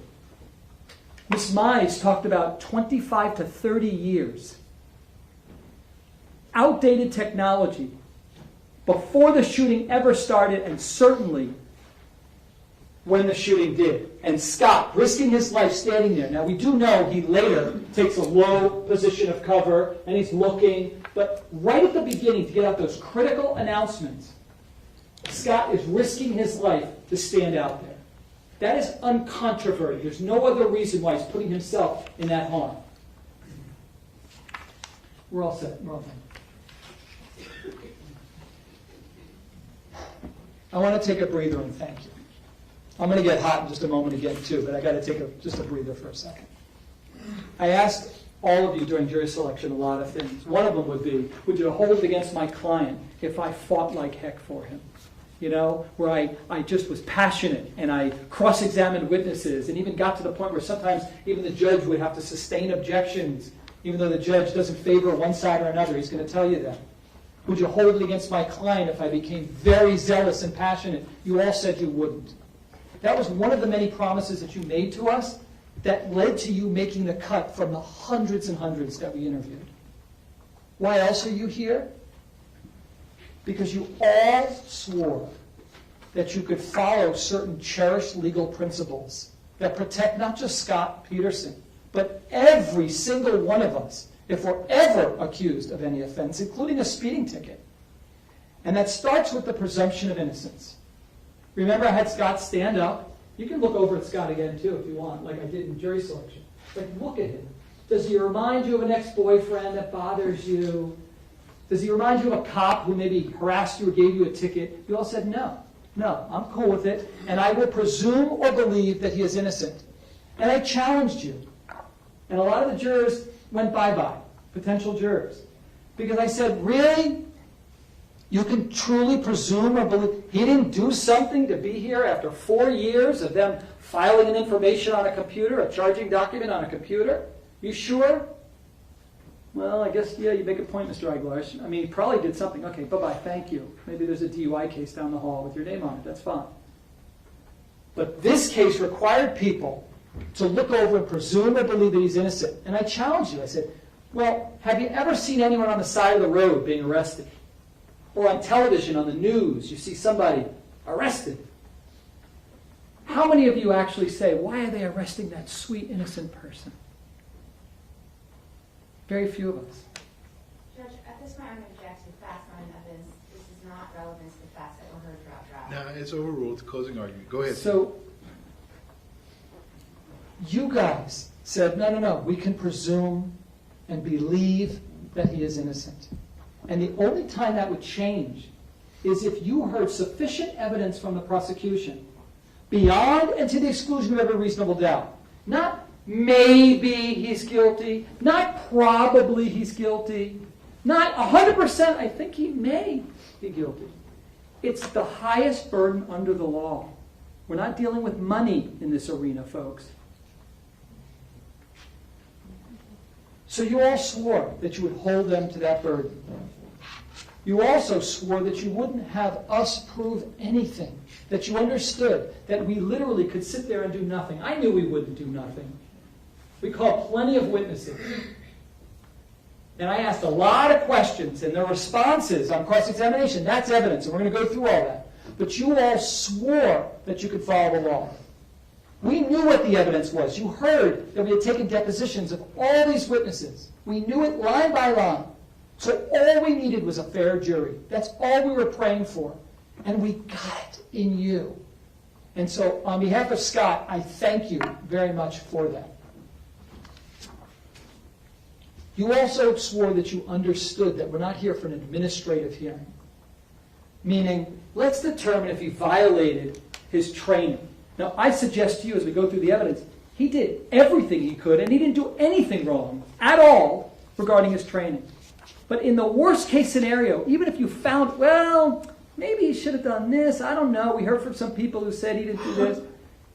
That's what a suspension from work would be. That would be a termination, or hey, let me have your resignation. What they've accused him here is criminal acts. That what he did that day with all of the efforts, with so far him immediately announcing that shots are fired, because that's where we are in this case so far, and ordering a code red on a school radio, risking his life, standing out in the open with no vest for 18 seconds, that somehow that's criminal. That's what we're here for. So let's review the evidence, and I'll repeat what I said in opening. And I strongly believe it now, and I think the evidence shows it. Scot Peterson was sacrificed. Objection, Your Honor. Sacrificed by whom? Yeah, I'm that's, going to object to speaking objections, too. I'm not making okay, objections. your objection is overruled. Your objection is overruled. Ladies and gentlemen, this is closing argument. Go ahead, sir. He was sacrificed. He was thrown under the bus, and it continues right now. What is not in controversy, so let's try to narrow down focus, is this was a horrible tragedy. The parents who lost children experienced, to me, one of the probably the worst thing a parent can go through. As a father of 3 kids, I cannot imagine what they went through.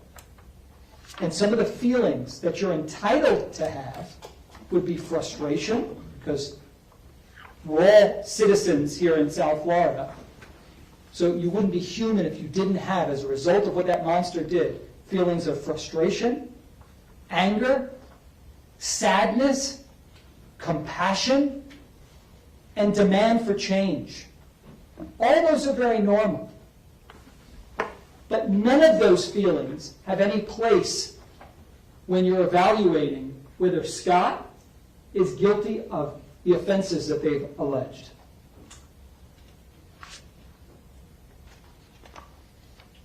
One minute and 6 seconds. That's the time that my client had from the time that Aaron Feist is shot to the time that that monster gets to the 3rd floor and begins shooting and killing the people that he's accused of neglecting. 1 minute and 6 seconds. It took a team of 12 SWAT members over 30 minutes to clear the 1st, 2nd floor and get up to the 3rd floor. And somehow it's pure fiction to suggest that Scott, even if he knew, and we'll focus on it, he did not know, but even if he knew that somehow he could have made a difference. That is pure fiction. So, how did this start? Let's talk about what's uncontroverted. My client gave a statement. It's there. We've highlighted it for you so you know. And then I asked Detective Curcio, so was this corroborated? Yes. Was this corroborated? Yes. This turned out to be true? Yes. This turned out to be true? Everything was, there was nothing recent. Well, hold on. No, it turned out that wasn't true. So let's go through it. First, it was Valentine's Day, ironically. A day of love, a celebration of love. And that's when this monster chose to make it about hate. My client was in his office, as the statement reveals. He was intently working on his computer, researching the statute for when you possess a counterfeit or fake driver's license, because he had a student who possessed one. He wasn't going to arrest her. He was meeting with the father to explain to him and her how serious of an offense this was. When Greenleaf comes in and says, hey, possible fire, did you hear, whatever, my client doesn't say yes because he's busy working. He didn't hear. His radio's charging in his office, and he jumps up and he says, let's go. Let's change the facts. Let's say my client said, wait, what? Firecrackers? You'd go deal with it. That could even be gunfire. You go deal with it. I don't want to deal with it. I'm going to stay here in the safety of my 100 building. I don't want to go all the way down there. By the way, it's far. It's like a football field or two to get all the way down there. I don't want to deal with that. I'm going to stay here. Okay, that would be neglectful, I think. Right? You start to get to neglect. Not criminal neglect, because there's 2 different standards. We'll talk about that. But all right, no. He immediately gets up. Let's go. And then you see the video. You've seen the videos. He gets up. He starts to go out. They don't run just yet because firecrackers, that was not uncommon, particularly on Valentine's Day. No one really took it that seriously. But the minute the fire alarm goes off, that's something different. You immediately see Scott not walking, but running with Kelvin Greenleaf until they're picked up by Medina. Andrew Medina. Remember his name, folks? Remember when Kelvin Greenleaf testified? He made a face, and I caught it. I said, what was that face for? He talked about how Andrew Medina watched as that monster pulls up, gets out of a vehicle, walks all the way towards the 1200 building. We know how far this campus is. We know we're talking about 45 acres. How long of a walk it was to get to that building. And Medina doesn't stop him. Medina doesn't do anything. He watches. as he's carrying his weapons of destruction all the way into the 1200 building. And he heard shots, and he knew what he was up to. And Andrew Medina said nothing to my client or Kelvin Greenleaf. I'm not saying Andrew Medina should be facing criminal charges. That's not for me to decide. I've learned not to be that person who points their finger, because I know there might be another version. I don't know. But he didn't share any of that information with Scott. If Scott knew from Andrew Medina that there was a person who Andrew Medina knew as Nicholas Cruz, they knew his history. They knew him. That crazy Cruz, they knew him. If Andrew Medina said, yeah, I saw that guy, he's wearing a burgundy ROTC shirt, black pants. He had the description. Remember, he gave that description to Burton when Officer Burton shows up at the scene. Medina knew it. He doesn't tell Scott. This case is done with if Medina tells him, by the way, he's inside the 1200 building, and I saw him with a bag, and I heard shots right thereafter. We're done. That didn't happen. Judge? Yes, sir. Go ahead, sir.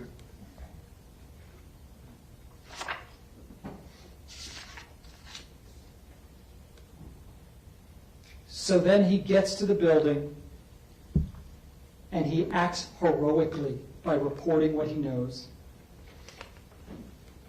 And understand, this was very, very shocking, because all officers talked about nothing like this had ever happened. Ever.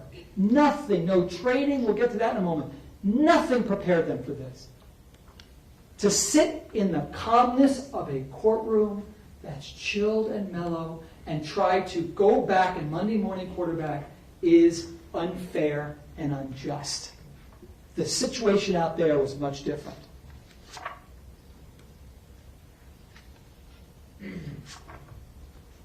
I'd like to go through their testimony, one by one, witness by witness, and discuss with you what each one said. And it will be clear to you, at no point you go, okay, so now we know.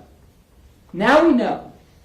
And when I say we know, we're talking about the critical issue that my client knew in real time that shots were coming from inside the 1200 building, and more importantly, that kids were being killed.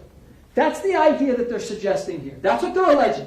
That a man who everyone said loved those kids, had a great relationship with those kids. He spent years dedicated to the protection and welfare of those children. He cared about them immensely. And they're saying, I'm just going to sit here and do nothing. Leaving out, of course, we didn't hear one word from the prosecutor that, we'll get to it, that during that time he's sending Assistant Principal Morford to the office to watch surveillance footage to find out where the shooter or shooters are located. Why would he have done that if he knew where the shooter or shooters were located?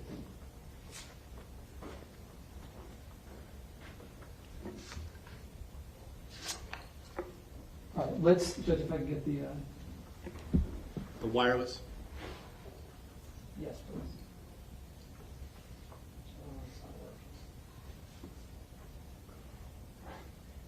Judge, give me 1 second. This is not working. Yeah, take your time. Mr. Savitsky, you want to help him out? Please, thank you. We change the batteries. And so.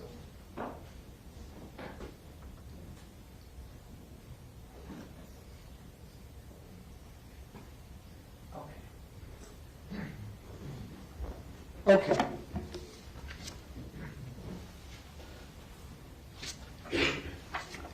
So let's start off.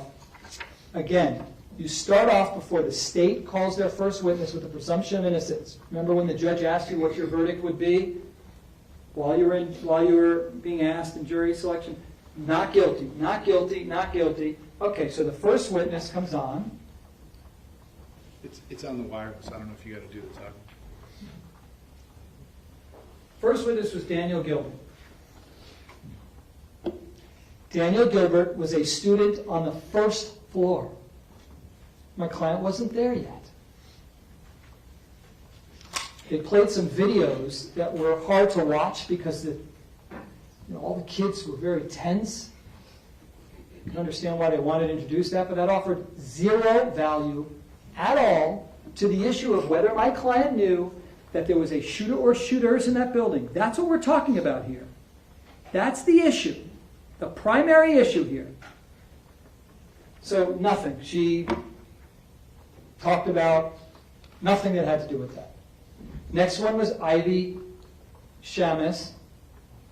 She was a teacher in room 1214 on the first floor of the 1200 building. My client wasn't even there yet, at all. Not sure why they called her, but I'm sure they had some value and I thought there was some value to her, but nothing. Nothing to do on the major issue in this case. Next one was Ronald Lother. They introduced him, had him introduce the videos in the case. Okay, that's no first-hand knowledge of anything. And now Sergeant Heinrich. Let's talk about him. He had no problem being the first of many witnesses who the state would call to say, you're supposed to go towards the gunfire. Let's make this real easy. I've said it over and over again. We don't disagree. Cops know it. Common sense dictates it.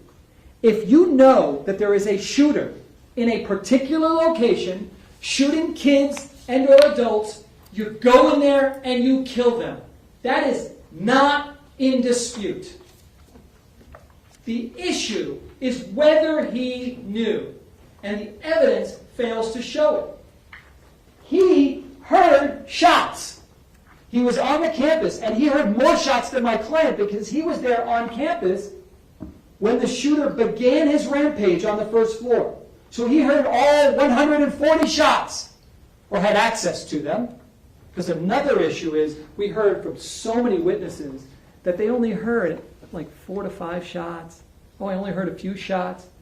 No one came in here and testified to hearing either all 140, or if they were just there for a brief period of time, all 70 shots. Nobody heard that. Whether it be because of auditory exclusion, whether it be because of this being a hurricane-proofed building, whether it be because everybody was stressed, whether it be because the shooter's moving around in a 73-yard-long building. 73 yards. 3/4 of a football field. I don't think any of the state witnesses understood, because they weren't there to hear the shots, most of them, what my client was confronted with and what over 24 people who testified were confronted with. That you couldn't tell because of the pronounced reverberation and echo in that entire area, every place, where precisely the shots were coming from. 73 yards long. And just so we're clear, the first shots that my client hears, it's uncontroverted. We're going to get to him for a second, but it's uncontroverted that was when Coach Aaron Feist was shot. I got to bring this up because Aaron Feist was shot over 73 yards away. My client's on the east side of the building. Aaron Feist was shot on the west side. So we are literally talking about Aaron Feist's body was around here, outside of the 700 building. Cruz was inside, the door was opened, and very tragically and unfortunately, Cruz shoots outside, and his body, with the door open, falls outside. It makes total sense, and even the prosecutor conceded in her closing argument, that it makes total sense that it would sound like the shots are coming from outside because the door was open and the gun is pointing west in an opposite direction of where my client is, all the way here at the 700 building. The clock's ticking at 4 minutes and 15 seconds when he hears shots from outside of the 700 building, the 1200 building. The door was open. Jeff Heinrich heard all the shots. He was there for all 140. And he told us that he heard 5 to 6 shots. By the way, he works for Carl Spriggs. We're going to make that distinction a lot during this closing argument. He heard 5 to 6 shots. He thought they were fireworks. And he's familiar with guns. He couldn't tell if it was inside or outside. Then he heard another round of gunfire. Shots were, quote, loud and banging off of things. This is their witness. This is their witness. So far, nobody has said anything that helps their case on the issue. And you've got him coming up and saying it's loud and banging. The best he could narrow it down, his words, somewhere around the 1200 to 1300 building. Somewhere in that area. Which is precisely, at best, where my client narrows it down. Do not approach the 12 or 1300 building. 245, 25. Between the 12 and 1300 building is the last time we heard shots. Heinrich's belief from the west side is identical to my client's belief all the way 3/4 of the football field on the east side. Identical. So I asked him, where could the shots have been coming from based upon the sound that you heard? It included but wasn't limited to on the top of any of those buildings. And again, the 1300 building is also the same size as the 1200 building approximately. We're talking about 73 yards long. So you got the 1300 building. You got the 1300 building, which is the same size as the 1200 building. You got the courtyard area, which we heard was about 20 yards. So you're talking about at least 2 football fields as a possibility, and the surrounding areas. That's Jeff Heinrich's belief, their witness, their first witness that had to deal with the major issue of this case, of sounds. Okay, all right. He calls 911 and tells his dispatch of his real-time intelligence. This is the first time that we learn that their dispatch is not the same as BSO's. I know I just repeated that over and over again, some of the same themes, to ensure that my very intelligent jurors, and detailed, because that's what we were looking for. I told you I needed detailed jurors, would understand that 911 cellular calls went to Carl Springs. BSO didn't get any of those calls at all. So Heinrich calls in his real-time intelligence. None of that makes it to my client, who's waiting anxiously for information. He has every reason to believe at any given moment, BSO is going to come on and say, okay, it's in the 1200 building. Or hey, go to the 1300 building. Okay, it never came. How could you not be extremely disturbed by that? That's not my client's fault. He's thinking any moment, like any normal call, there's going to be some real-time intelligence. Wherever this person is, there are witnesses. And there turned out to be many who called in with specific instructions on where the shooter's located. Remember that one dispatch that Carl Springs got? Classroom 1213. People down in that classroom. If my client gets that information, he's in. We're done. They never gave him that real-time intelligence. The prosecutor tells you that the best information, the best real-time intelligence is from my client? Oh, no. The best information came from kids who were staring at this monster, and they're watching him commit atrocities like we've never seen. They know precisely where he's located. They know what floor. They know what classroom. And none of that information went to my client. I know I'm raising my voice, folks. And every now and then I'm going to realize it and bring it down. But how do you not get passionate about that?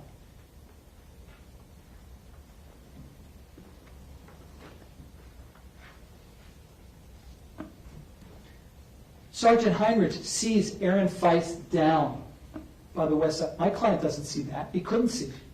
He knows right outside the 1200 building Aaron Feist was down. And what does he do? He takes a tactical position of cover. Every officer that responded to that scene, whether it be the 36-year veterans or those with less experience, all did exactly what they're trained. They take tactical positions of cover, because only in cheesy movies does the cop just walk around without a bulletproof vest and somehow walks like he's 10 foot tall and bulletproof. It doesn't work that way. Everybody took a position of cover. And the prosecutor in her chart conveniently calls it, even though everyone calls it a tactical position of cover, her words were, he retreats. There was another offensive expression here. Remains in a fixed position. Fixed position. Did you hear any witness call a fixed position? It was a tactical position of cover. Because if he gets shot, he's of no use to anyone as the first responder to that scene. He needed to stay alive. That's what every cop did. So Heinrich, the best defense witness that we could have that they called. He never went into that building. I'm not blaming him for it. He's the first of many officers who had more information than him that took positions of cover and never went in there. Which is why the most appropriate theme is he was sacrificed. He was thrown under the bus. Because why are they singling him out? Why? I'm not saying anybody should be arrested for this at all. Everyone should just learn from this experience and grow from it and be debriefed from it. We'll get to that, which they never did. But to be sacrificed, let's take the first guy on the scene, the 32-year veteran, who's done everything he could, and let's sacrifice him. Because maybe they won't look at all the failures that the brass have been involved with for years. Next one, Brian Staubley. Scott was extremely professional. He heard one shot. He talked about the pronounced echo in the hallway, 700 to 800 hallway. It's exactly where my client was. And then you heard Mr. Killoran try to say, oh gosh, well that's a problem because that's where Scott was. Yeah, but didn't that echo just end at the hallway? So if he was standing over here for the couple seconds that he was trying at the beginning to do that as opposed to be back here, then maybe there wasn't an echo. There was such a pronounced echo everywhere in that area. We know that when we talk about our witnesses, who I'm going to talk about in a moment. Staubley believed that he was in danger standing in that area. So understand something. We have never said that my client didn't consider that one of the possibilities, one of the many possibilities, was that the shooter or shooters could have been somewhere in, around, on top of, shooting out of the 1200 building. But what was also his words is every time, remember when the prosecutor said, did you hear when he said inside the 1200 building? He kept leaving out by inside the 1200 building. Because that's his exact words. By inside. By inside. It's over by inside the 1200 building. The prosecutor says by inside. That's not how he said it. You heard him say it. By inside. It's exactly what Burton believed. By inside. But understand, because the campus is so large, that encompasses a huge area that we're talking about. So Staubley was told by Scott, get out of the area, because Scott was trying to protect Staubley's life. He thought he was in danger. And even though Staubley thought, well, it might be coming from the 1200 building, he never then turns to Scott and says, hey, I think it might be coming from inside the 1200 building. What Staubley did tell you, very credibly, is it appeared to Staubley, quote, that Scott was trying to figure out where the shots were coming from. That's his testimony in real time. One of many people, Kelvin Greenleaf will get to, it's exactly what they thought, that Scott was doing everything he could in real time to figure out where those shots were coming from. They act like they were there, but those prosecutors weren't there. Defer to those who were. Next one was Kyle Lamons, who suffered a horrific injury. Horrific. He didn't offer anything regarding whether my client knew where the shots were coming from. Next one was Ed Suarez. He was by the cafeteria. He heard firecrackers, and he said it was somewhere behind him. That's the most specific he could be. Somewhere behind him. Yeah, the 1200 building was behind him, so you go, aha! Suarez knew it was 1200. Anywhere behind him, remember, just like Starbley, Stumba, the best people could do is narrow down some geographical area. Nobody could say it was inside the 1200 building. Objection. That's the statement of facts. The objection sustained. Again, ladies and gentlemen, what the lawyers say is not evidence. Okay, I want you to rely on your memory of the evidence and the witnesses and the testimony. If the lawyers say anything and you remember it differently, I want you to rely on your own recollection of what the evidence was. Go ahead, sir. Ed Suarez, you could check your notes. Ed Suarez made it very clear. He couldn't say it was coming from inside the 1200 building. I questioned him on cross-examination. Could you say with certainty that you thought the shots were coming from inside the 1200 building? And he could not say yes to that. He did say, though, and this is important, he heard Scot Peterson on the school radio saying, please stop talking over each other. So one of the things that Scott's doing is, in real time, amongst many other things, keeping the kids from the 700 building back into their classrooms, monitoring 2 radios, which we heard from one of the school resource officers, how that can be very, very difficult. Listening to both and speaking on both and dealing with the stress. He's also telling people, hey, one at a time on the school radio. Whose benefit was that for? For Scott's? Or was that meant to help the people on the scene who were trying to help everybody there? Next was Anthony Borges. He suffered massive injuries. And ultimately, again, this is all on the monster, the shooter. But here's what's interesting. Through him, through the state's case, this interesting concept that none of us would have thought occurred. And that is that kids on the 3rd floor did not hear shots from the 2nd or 1st floor. Understand that before the fire alarm went off, which was caused by all the shooting that monster was doing, there were a lot of shots being fired. No one on the 3rd floor heard those shots. And then he goes on the 2nd floor, this monster does. He shoots out of room 1234, and he shoots out the other, it was 1214, the other direction. No one heard those shots. And you know why? You know how we know that? You saw the video, remember, on the 3rd floor of all the kids walking out onto the 3rd floor? They're calm as calm could be. No teacher would let their children walk into the 3rd floor if they thought they were dealing with gunfire. And Borges tells us that. No, I didn't hear any gunfire. And then, when do they hear it? Cruz is right there shooting on the 3rd floor. Next witness was Nicholas Mazzi. He arrived on the west end of the 1200 building. He's with Carl Springs. Every time you say Carl Springs officer, fill in the blank, now you're talking about a different playbook. They have all the real-time intelligence. They know from their dispatch where the shooter is located, that it's just one, that kids are being shot and or killed. They know all that. We established all that.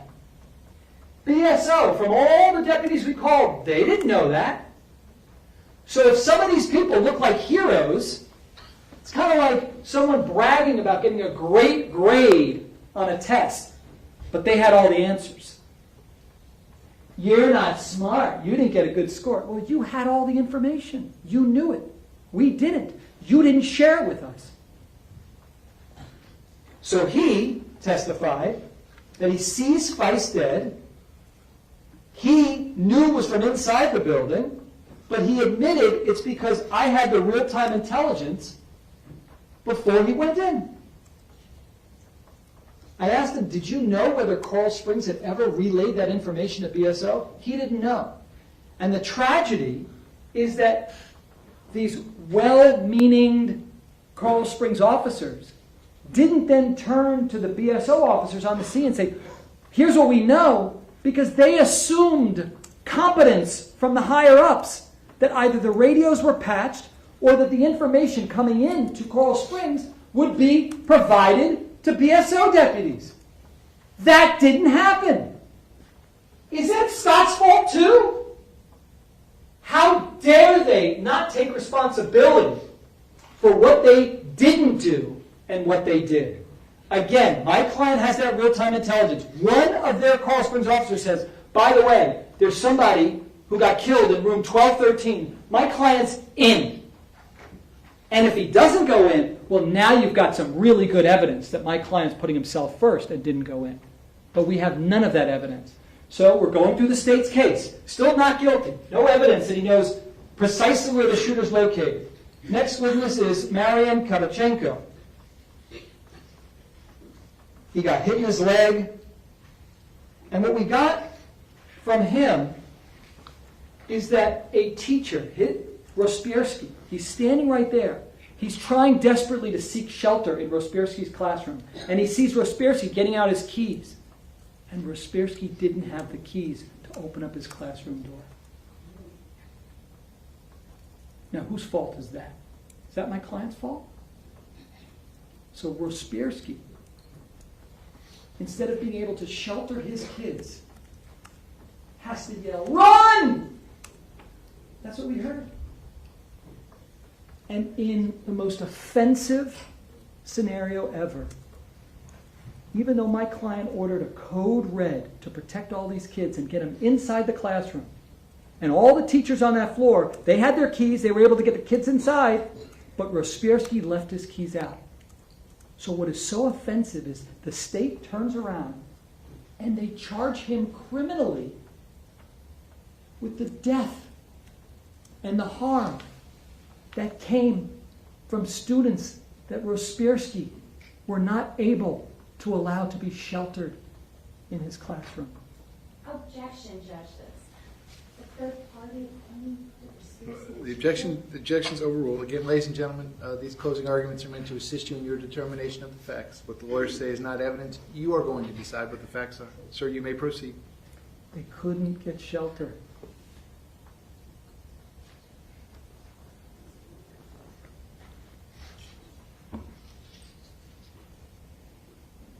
And also remember with him that when he left the building and he started running, remember his testimony? He still felt he was the target as the shooter was sniper firing out the west side teacher's lounge, and he felt that he wasn't safe. Again, adding to the whole scenario that everywhere around that campus area of the 1300 building, football field, that whole area is a hot zone. He didn't feel safe.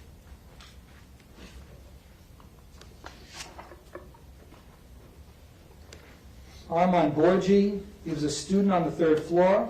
He testified that he saw Scott with his gun drawn. My client doesn't do anything? Imagine if my client didn't even pull out his weapon and he's just standing there like this. I'll just wait till SWAT comes, which is essentially what they're saying he did.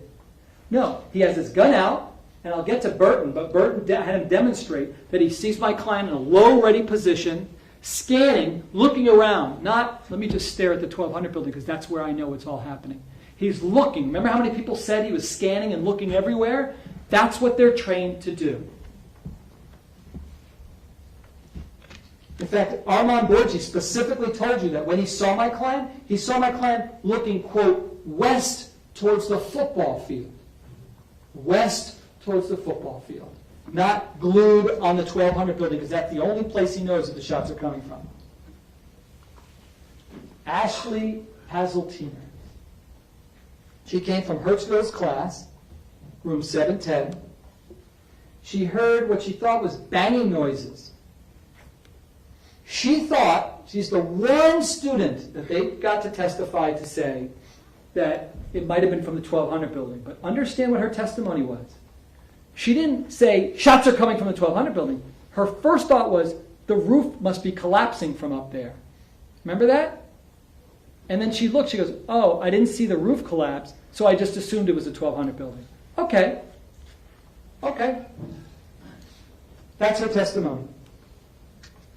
She did tell you that she would play the echo game right in the very area that my client was at. Remember the echo game before the shooting? Because there's a pronounced echo right there where my client took a tactical position of cover. Here's the question. When they had her testify, the issue became a parent. They found one student, just one, to testify that she thought the shots were initially a building, top of the building exploding, and then I figured it must have been coming from 1200 building. Remember when I asked Detective Curcio? And I asked him, by the way, about the other students that came out of the 700 building and neighboring 500 building. I asked because we see on that video, you've all seen the video many times, of all the students that are rushing out of the 700 building. We can't see all of them from the way the video is, positioned, but we do know that every student was not exempt. Every student had to exit their classrooms. It was a fire drill. And so remember when I asked Mr. Bonner, how many students would you estimate are in the 700 building and the neighboring 500 building? Remember what the estimate was? I know you wrote it down. 600 to 1,000. That was his testimony. Because again, you got a school of 3,300 kids. You got just in those two buildings. I just want to focus on just those two buildings for a second. You know that there are other buildings where maybe those students might have heard shots too, and we could find out where they thought the shots were coming from. But let's just focus on, because that's a lot to work with. 600 to 1,000. Remember I asked Detective Curcio, so did you speak to each of the students who came out, the 600 to 1,000? He said, no, that would have been for the lead investigator, Keith Riddick. Okay. So where are those statements? Where did they hear shots from? We want to know. It's in a file. Keith Riddick has it in a file somewhere. Remember when he said that? Has it in a file. Okay. I think it's a fair assumption that Keith Riddick isn't, the lead investigator's case, isn't keeping information from the prosecutors. Objection, Judge. That's Halliburton. Yeah, that's sustained. Ladies and gentlemen, I don't want you to be concerned about witnesses you didn't hear from. I want you to decide the case based on witnesses you did hear from. Go ahead, sir. We do know that Keith Riddick investigated the students who came out of the 700 and 500 building, 600 to 1,000. And from that, the state called one, her. That's it. What you deserve to hear is... Objection, Halliburton. All of those witnesses are listed. Yeah, that's sustained. Judge, Yes, sir. we can go sidebar. No, sir, you may not. Do you have any response to my ruling? We're not going to talk about witnesses that were equally available to both sides. Go ahead, sir. But they weren't. That's what I want to say. Sir, the objection is sustained. Go ahead.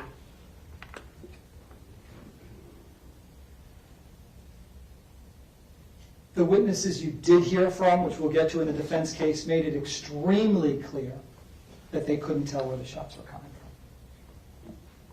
from. Carl Springs Officer Best. Carl Springs Officer Best, who came in here and pointed his fingers at my client and tried to make himself out to be some kind of hero. First and foremost, he had all the information that my client didn't have. He knew what was going out over dispatch. He knew where the shooter or shooters were located, and he stood by my client's side. Judge, if we can turn the on. Oh, I guess I have to turn this off.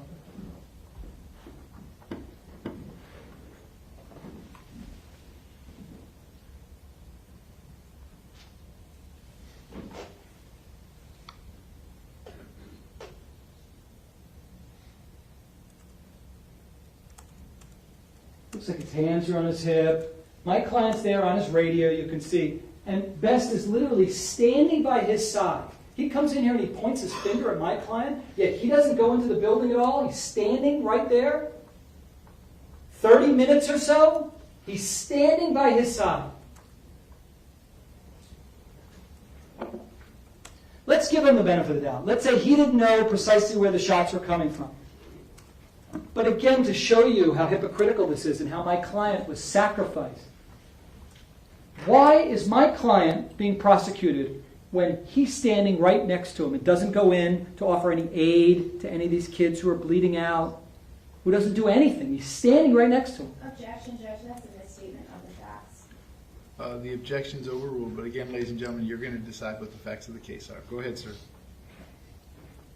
What Officer Best did tell you was that I ran towards Peterson. I regretted it because I was a sitting duck because the shooter was on a higher ground.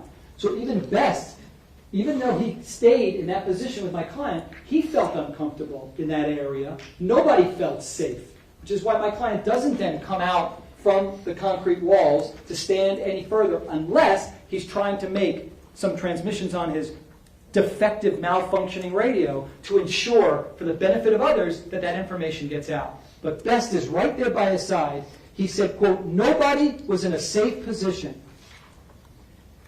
And also, Peterson told me shots were fired on the second or third floor. I was blown away because at that point we hadn't heard yet that my client had ordered Morford to go to the Building 100 to review the surveillance video. We know my client couldn't tell where the shooter was located because nobody could when you look through the windows of the building. So that would have been quite some time later when my client's getting real-time intelligence, or what he thought was real-time intelligence, from Jeffrey Morford, who's telling him over school radio over a 30-minute period, okay, wait, second floor, no, third floor. It went on and on and on. And so they tried to make it seem that my client knew where the shooter was located and was just sitting there. That didn't happen. Okay, let's go back to, turn that off.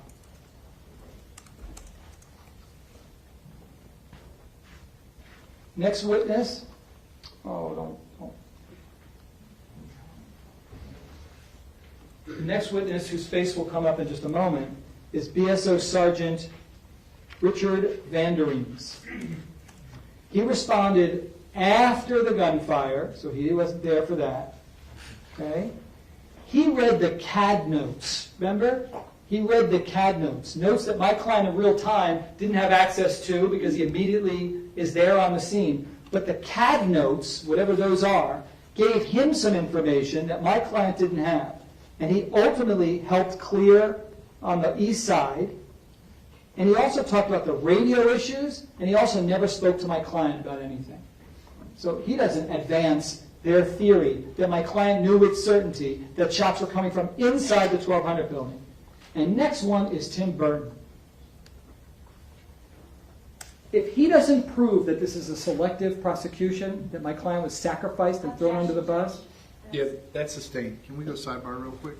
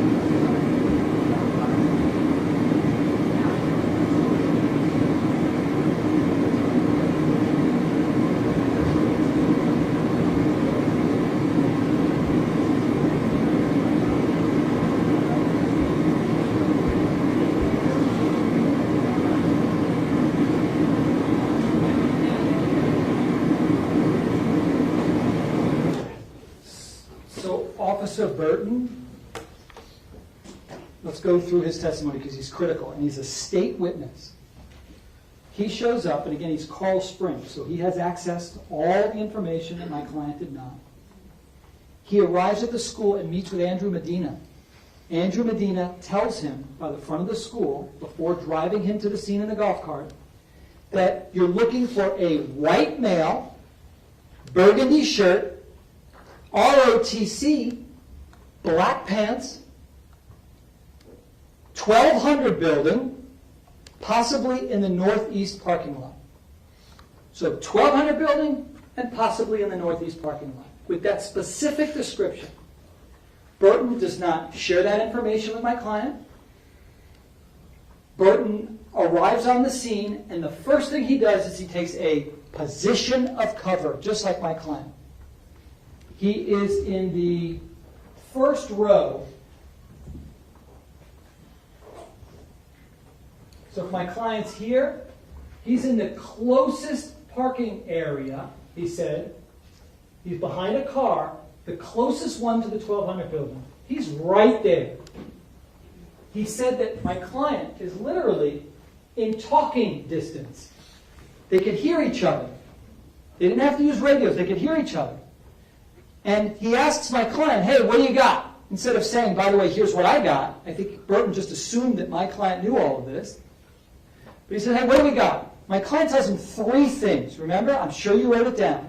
3 things. Number 1, I don't know where the shots are coming from. He makes that very clear. But why would my client say that to a fellow officer?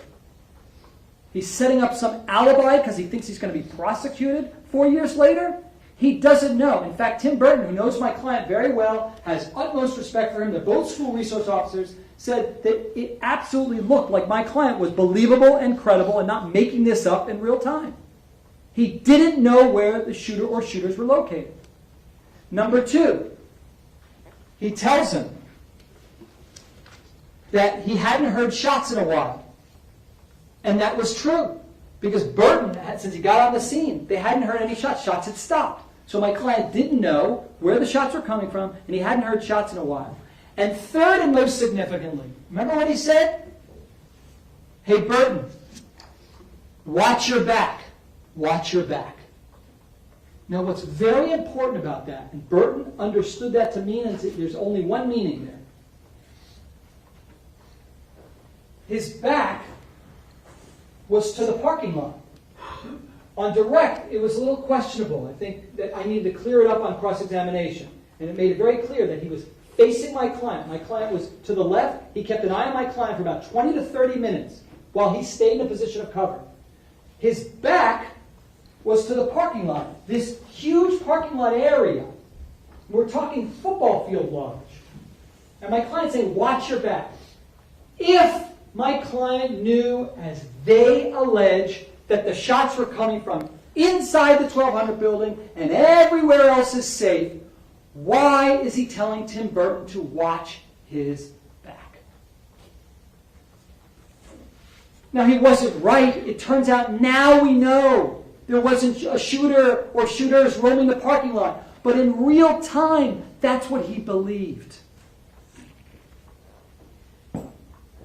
So easy after the fact, when you know what that monster did and where he was, to say, oh, you should have done this, should have done that. In real time, the things that he's saying matter. And Tim Burton stays for 20 to 30 minutes watching my client, and he never goes into the 1200 building.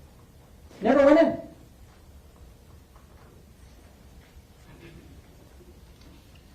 Next was Stacy Lapel. Again, this is all in the state's case. State's case.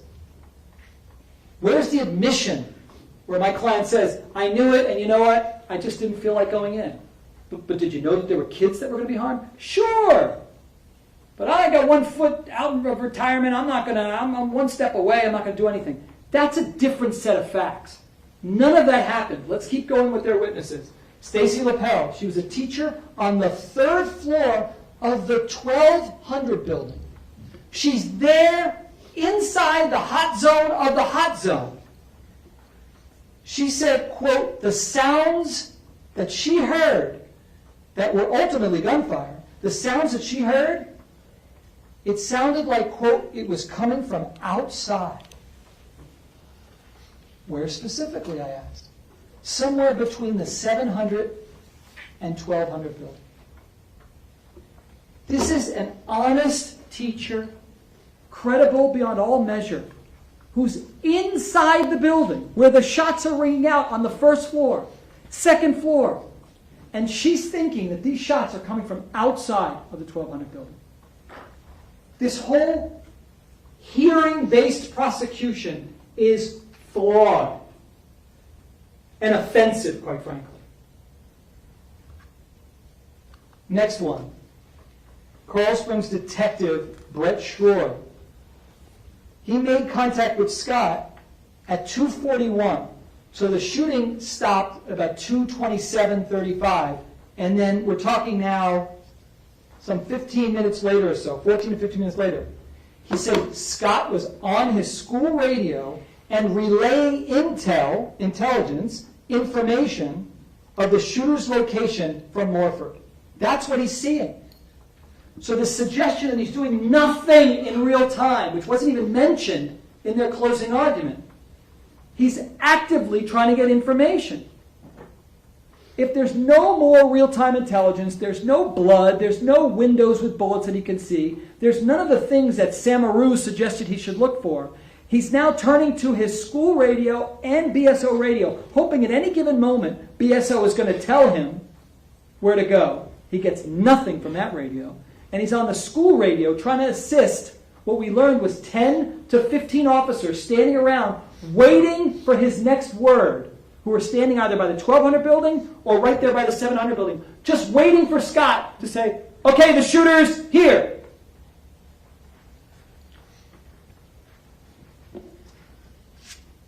More importantly, he never gives any of the intelligence that he has, the information he has, to Scott. I'm not blaming him. All the Coral Springs officers, I think, erroneously thought that BSO's radios were patched or that they just knew the information somehow. Next one.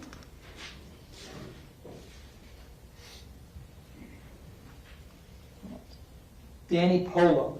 Who is this guy? Miguel Suarez. Yeah, I barely recognized him because I didn't ask him any questions. He was a BSO crime scene detective. He took photos of bullet-riddled windows. You know what? There is this. I didn't ask him questions, but there is some significance. I don't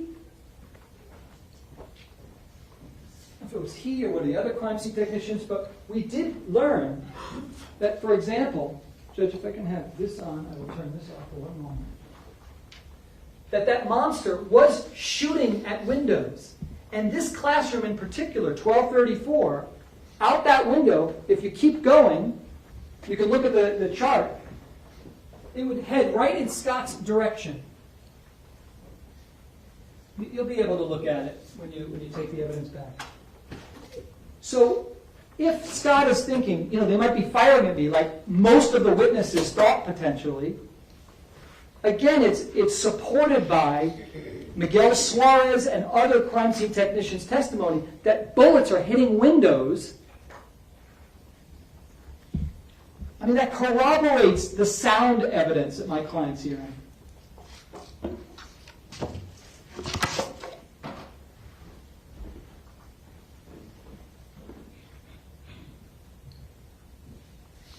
And so the next one is Danny Polo, a.k.a. the Masked Ninja. He responded way after the shots were fired. He heard from 2 deputies on Holmberg Road. We don't know which deputies those were, but he knew from speaking to them that the shooting took place in the 1200 building. Okay, great. So you knew something my client didn't know. And so he went in there and went to save lives. Great. Had my client had that information, he would have been right by your side, Danny.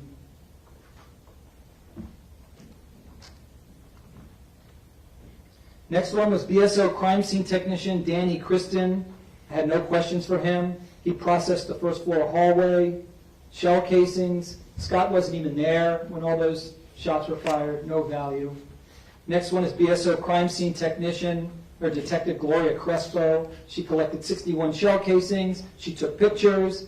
She also was an SRO. See how they tried to get her? Talk about how she, did acts that could make her like a caregiver, which we'll talk about, which is preposterous. But there's no value to that. And certainly nothing to suggest that my client knew that the shots were coming from the 1200 building through her testimony. So far we keep going. The reason why I put everyone's picture in here and I'm going through their testimony is to remind you that at no time so far should you have an abiding conviction of guilt that this gentleman knew that there are shots coming from inside the building and that adults are being killed. He didn't know that. So let's keep going. Edmund DeRosa, Carl Springs captain. He arrived next to Peterson with 2 other officers at 2:41. That was long after Cruz was gone, but nobody knew that. When I say nobody, no one like my client and BSO officers. They all thought, well after the shooter left, that there are shooter or shooters still on campus. He's told us that he assumed that the radios were patched. He claimed that he missed the radio transmission about 3 victims down in the classroom 1216. He did tell us it was extremely stressful. And here's a captain, okay? He didn't know where the shooter was, he said. He took cover behind a concrete pillar.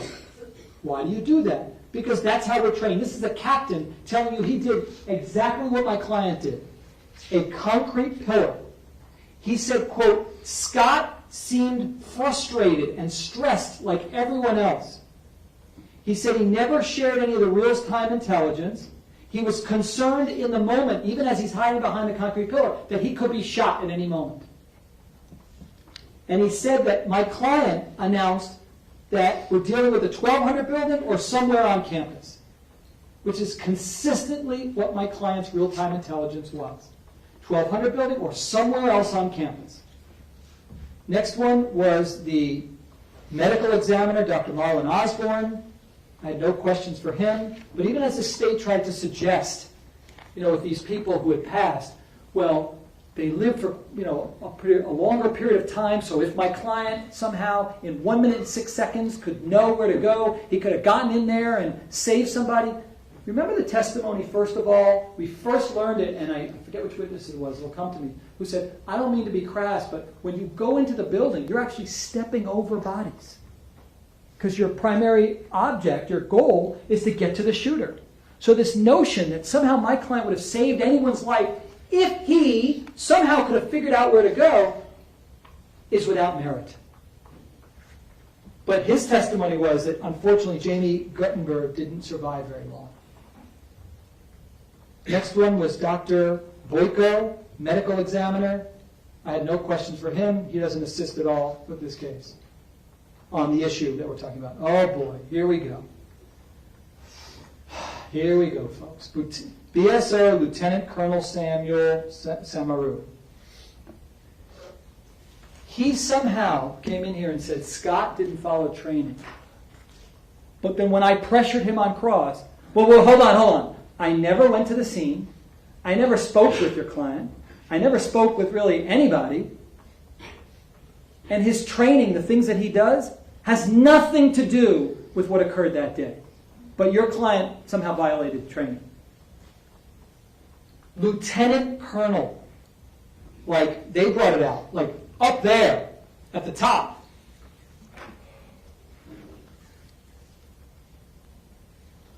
What we learned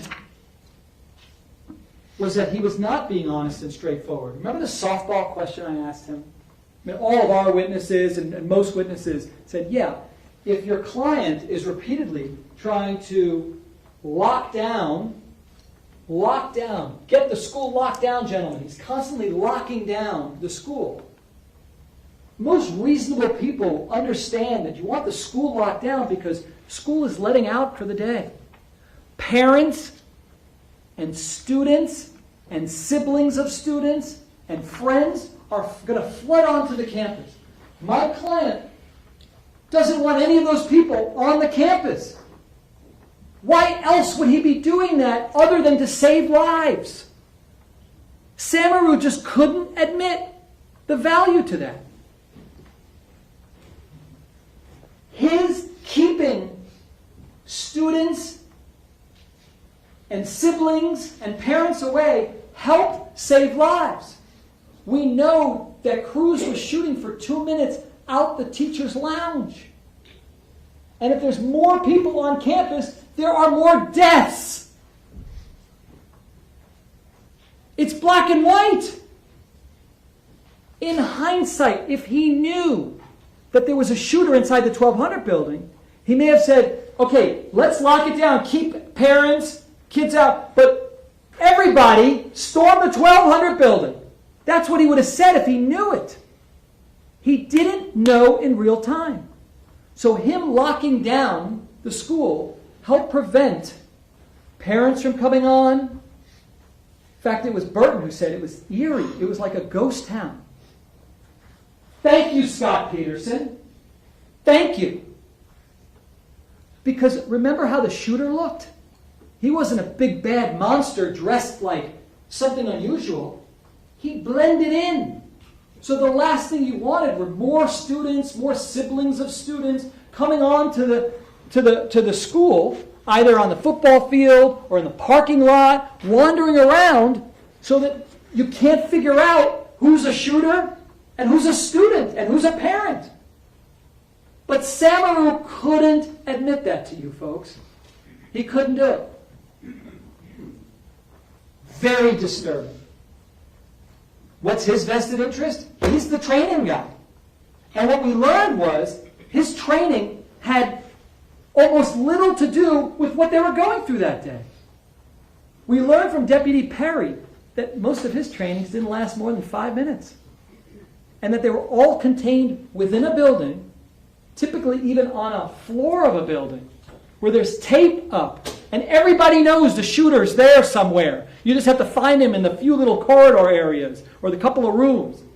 That's not what they experienced here. Not one single witness testified that we were talking about, in our training, multiple football fields in either direction as to where the shooter or shooters may be located. To this minute, we all are still unclear on what you're supposed to do. If you listen to Samaru, remember what he said? Well, if your client thought it might have been the 1300 building, which we know that he did, because it's right there in his recording, then, he should have started there. Really? Well, let's play that out for a second. My client goes from the 700 building and then starts to run football fields away to the 1300 building. Now, I'm going to say this with love. He was in definitely decent shape. Objection, Judge. None of those facts are in evidence. Yeah, that's sustained. Go ahead, sir. You can consider his age, which the prosecutor told you what it was. And you could consider what it would be like for him to start running to the 1300 building. But let's say he did that. So I asked Samaru, should he start with going to the top because he thinks maybe there might be somebody up there shooting? Does he start on the third floor? Does he start on the first floor? Does he start on the east side of the 1300? Does he west side? Does he go to the north? It's preposterous, like literally looking for a needle in a haystack. But Samaru said, you start on the first floor. Okay, let's play that out for a second. So he runs all the way there, and meanwhile, let's say he gets there, and now the shooter or shooters that he's concerned about in the parking lot jump up. Remember he told Burton, watch your back. And they start shooting people. Even Remy talked about how she didn't feel safe in the 700 building because she thought people might come into her classroom. So let's say that happened. Now he's out of position. He's all the way down in the 1300 building, eagerly waiting for someone to give him some real-time intelligence. But no, he left his position. He's running, even though there could be fire coming from any direction. He could be dead at any given moment because he has no idea where the shooters are located. He's supposed to go to the 1300 building. Now he's completely out of play. People are dead, and they say, why did you leave your position of cover? You should have waited for real-time intelligence. He was damned no matter what. He couldn't win. Facts don't matter when you're sacrificed. To Samaru, to suggest with a straight face he should have just run to the 1300 building? Preposterous. Next witness was Dr. Terrell Tops, a medical examiner. No value to the issue at hand. And next was Kelvin Greenleaf. He's the one who told us that Andrew Medina said nothing to either one of them. And that could have changed everything. Just tell us that you know that Cruz went into that building and started shooting. Just tell us. Greenleaf was extremely upset, rightfully so. He only heard 4 to 5 shots. Not 70. He heard 4 to 5. That's it. Most people heard very few shots. He thought it was a 1200 building. He thought it was a 1200 building. But he said he never shared that with Scott. He said that it was a very long process when he went to the video room. Long. In fact, Morford said it wasn't 5 to 10 minutes. It was much longer than that. It was a long process. He also said that he saw Scott scanning back and forth, looking left and right to try to find where the shooter or shooters were located.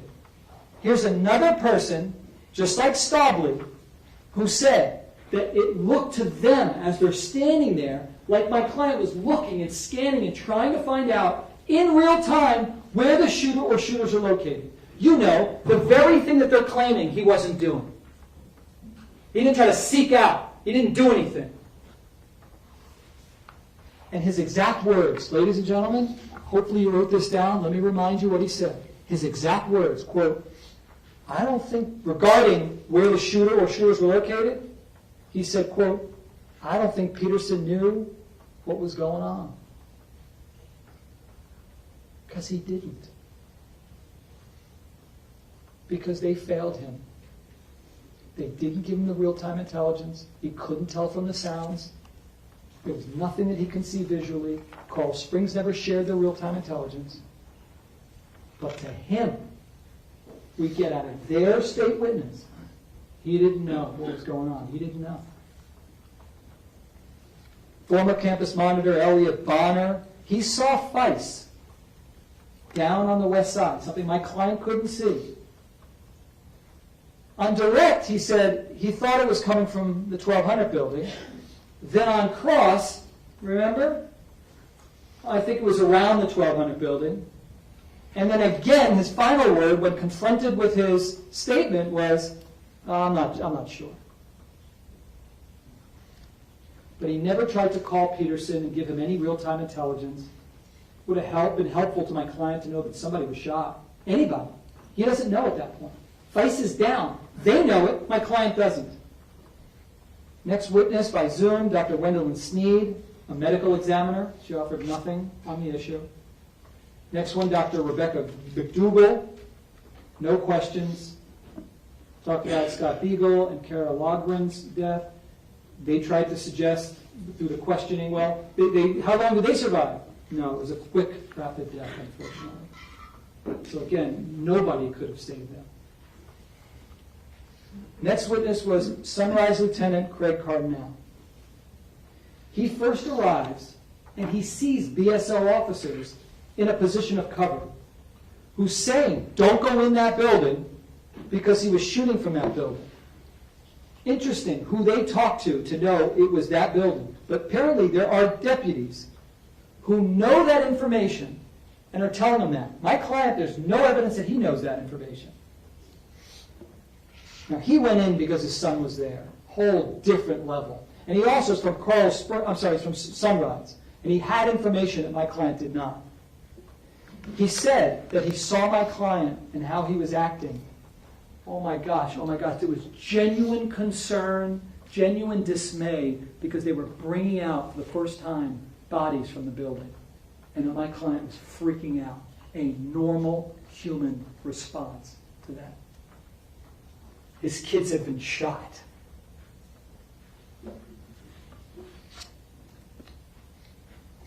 And their final witness. We're at the final witness. At no point did they prove this case beyond a reasonable doubt. We're at the final witness who only raised more reasonable doubts.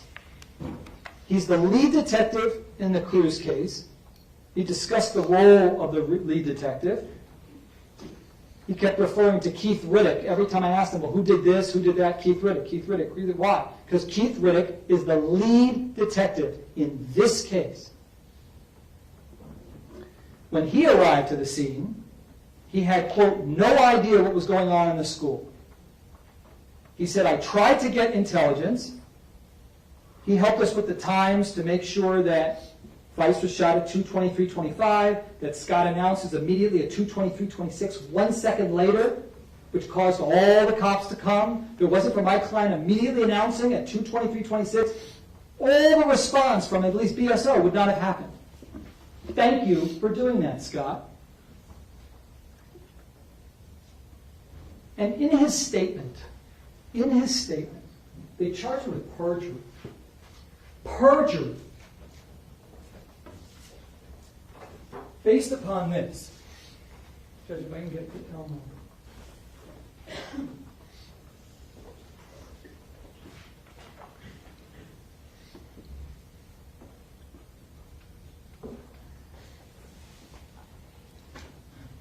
By the way, I'm talking about perjury, but I'm looking right up above too. This is important. This is not an interview that my client thinks will ever result ever with him being charged criminally or even under investigation. They just brought him in because, hey, you were a witness. We need to, it's not a debriefing either. That's a separate thing. He says debriefing would be very detailed. And what's the next thing? What's the next thing? What's the thing? We want to know everything, everything. This is just some questions. But even in that, he says that he heard shots. Question, okay, could you tell what floor it was coming from? I thought it was outside. It was so loud. All right? And so close. I thought it was probably outside. I didn't even think it was even inside the building because it was so clear and loud. This mirrors what every witness that we called to the stand said. It was so clear and loud. Nobody thought it was inside, except for a few random people that we've already mentioned. I knew it was close to this building, but I wasn't even sure if it was in the building. Was it outside the building? But I knew it was close. And by the way, remember he said that he did this interview in a chronological order. Okay? So, and what happened next? Right, we got a little bit of that. So, next line over here, we're getting to the one where it said, okay, all right. When you get closer and you hear those, let me move this up. This is the perjury count, right here. It's the only time he asks him about shots, remember? I said, you ever ask him, how many total shots did you hear from beginning to end? Nope, never asked that. Didn't you think that that was going to be the money shot? Meaning the right question to ask if you're going to charge him with intentionally lowering the number of shots? And by the way, my client does say, first he says up here that there could be firecrackers. I think we have shots fired. And then again he reports that there are shots fired. Here, right here. At 2:26:40, he again says, I hear shots fired, shots fired. So he's hearing additional shots fired. He's reporting it here. He knows this is recorded. Why would he tell an officer he only heard the initial shots when it's right here recorded? It's because the cop is asking you about, as you get close to the building, how many shots did you hear? This is the question. Okay, all right. Once you get closer and you hear those guys,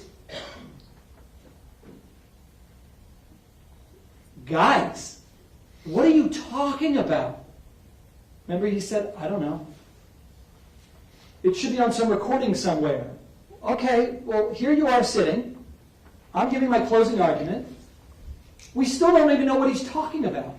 So either he's talking about some guys, or it's some mistake in the transcript.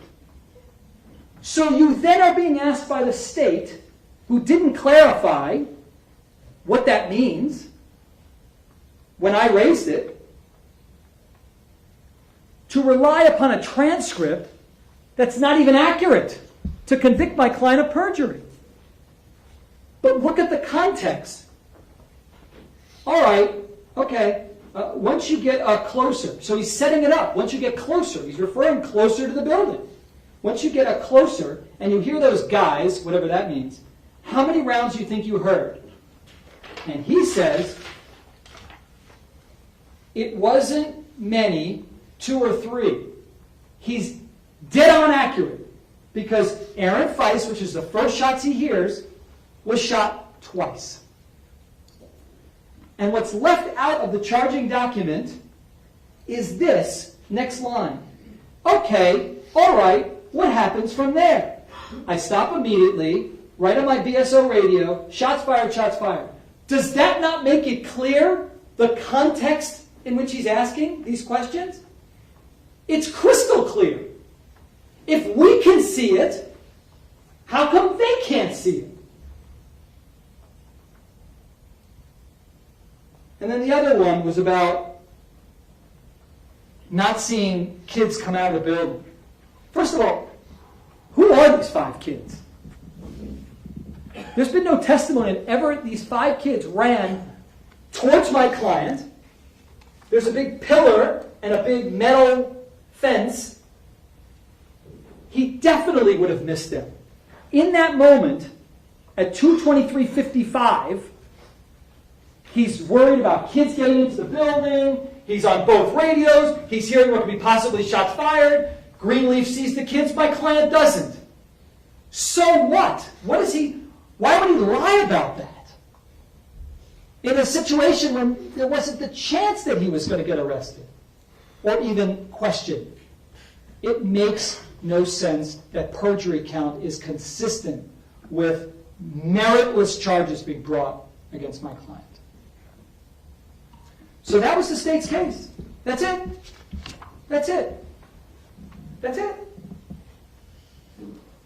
Where is the proof beyond a reasonable doubt that my client, who's still asking at 2:29, still wondering, Perry, does he know where the shooter is? And still, at 2:45, between the 12 and 1300 building is the last time we heard shots. It's right there. It's there. It's clear as day. So we didn't have to call any witnesses. And it would have been really, really strong if I just said, you know what, Scott? Even though we have all these defense witnesses, let's not call anyone. They didn't meet their burden. They didn't prove this case. And at the risk of you thinking that somehow we have any burden at all, we decided to put on witnesses. And now you know why. We needed to call those witnesses so you learned about the pronounced echo and all the kids and adults, faculty, staff, teachers who did not know where the shots were coming from. Let's review that. I mean, none of those witnesses were addressed by the prosecutor in her closing. I'm assuming that my zealous advocate, who I admire, will come up here and say something about it. I guess she did say, why would... Judge, not the commentary. Yeah, Mr. Agosh, that's sustained. Let's not talk about the lawyers. Let's talk about the facts, evidence, and testimony in the case. Go ahead, sir. The prosecutor said to you, why would they call kids to relive a disturbing experience? Well, because they're accusing my client of knowing where the shots are coming from. That's pretty relevant. Pretty relevant. You would want to hear from kids. Having kids come in and relive a horrible experience and talk about injury when we're conceding and saying it's not even an issue, well, it cuts both ways. So here's the defense case.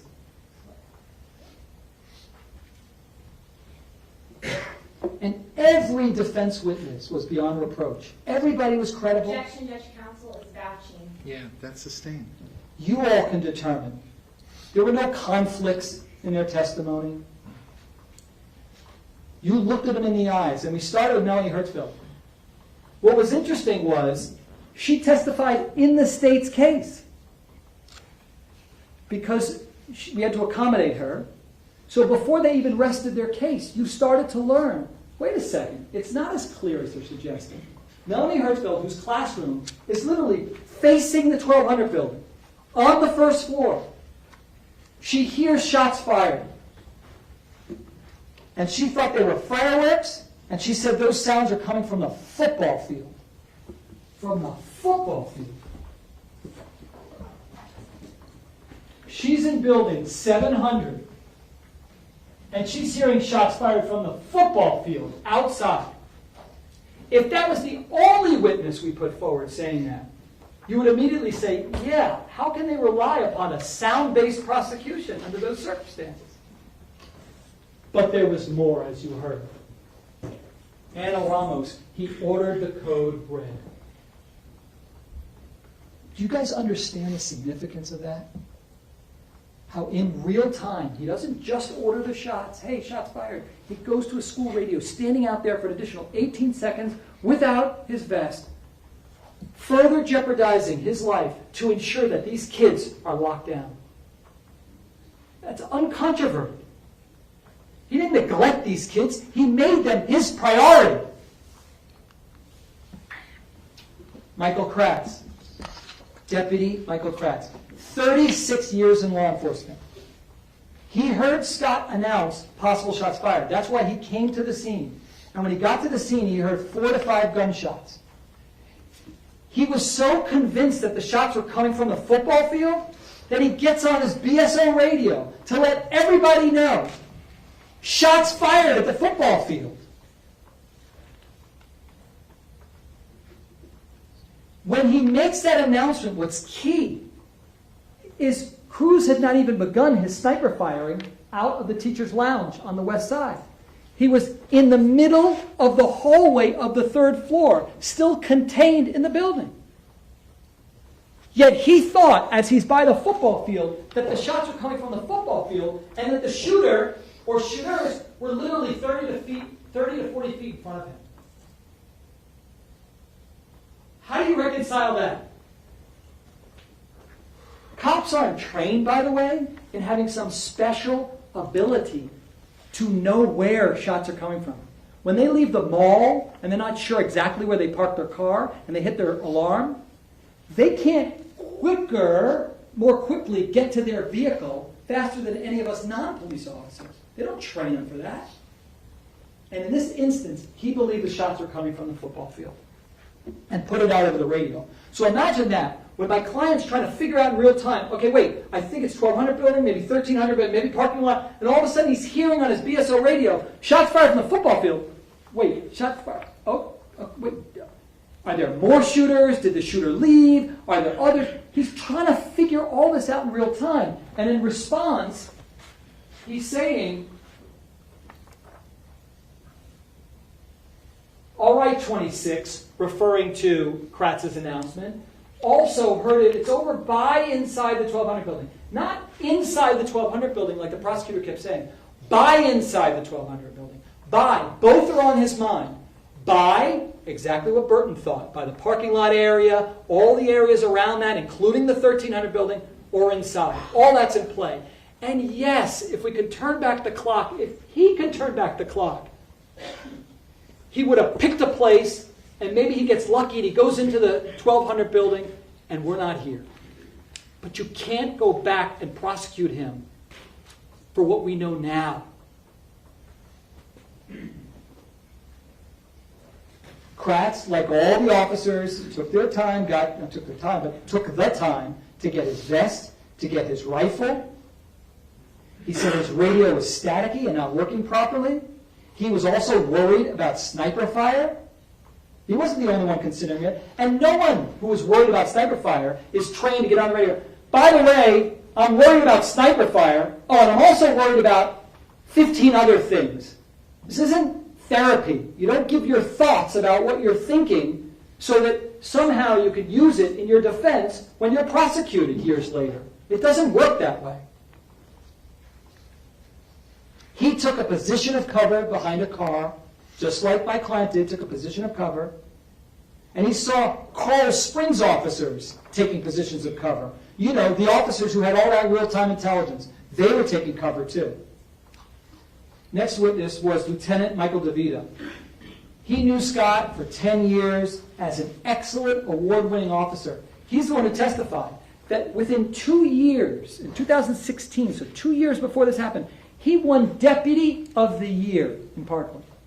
The year before that, he was School Resource Officer of the Year. So from all that, even though he jumped in the middle of fights with kids to break it up without backup, we heard all about that. He investigated, he had more arrests than anybody, we heard that. This guy was active, involved, courageous, heroic, and all of a sudden, what, he turns into a coward? Doesn't care about kids anymore? That's their theory. But he said that the radios weren't working due to throttling. He responded with Captain Jan Jordan, and that DeVita complained to supervisors about the radios for quite some time, and they did nothing. Nothing. My client didn't pick the radios that he had to use.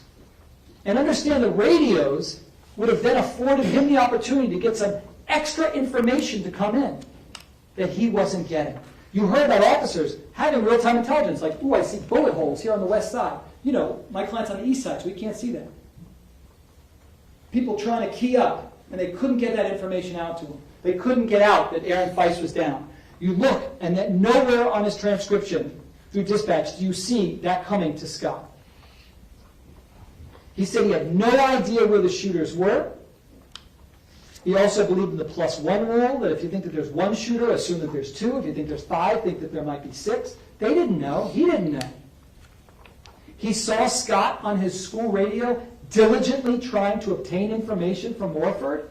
He wasn't passive. He's actively trying to get that real-time intelligence.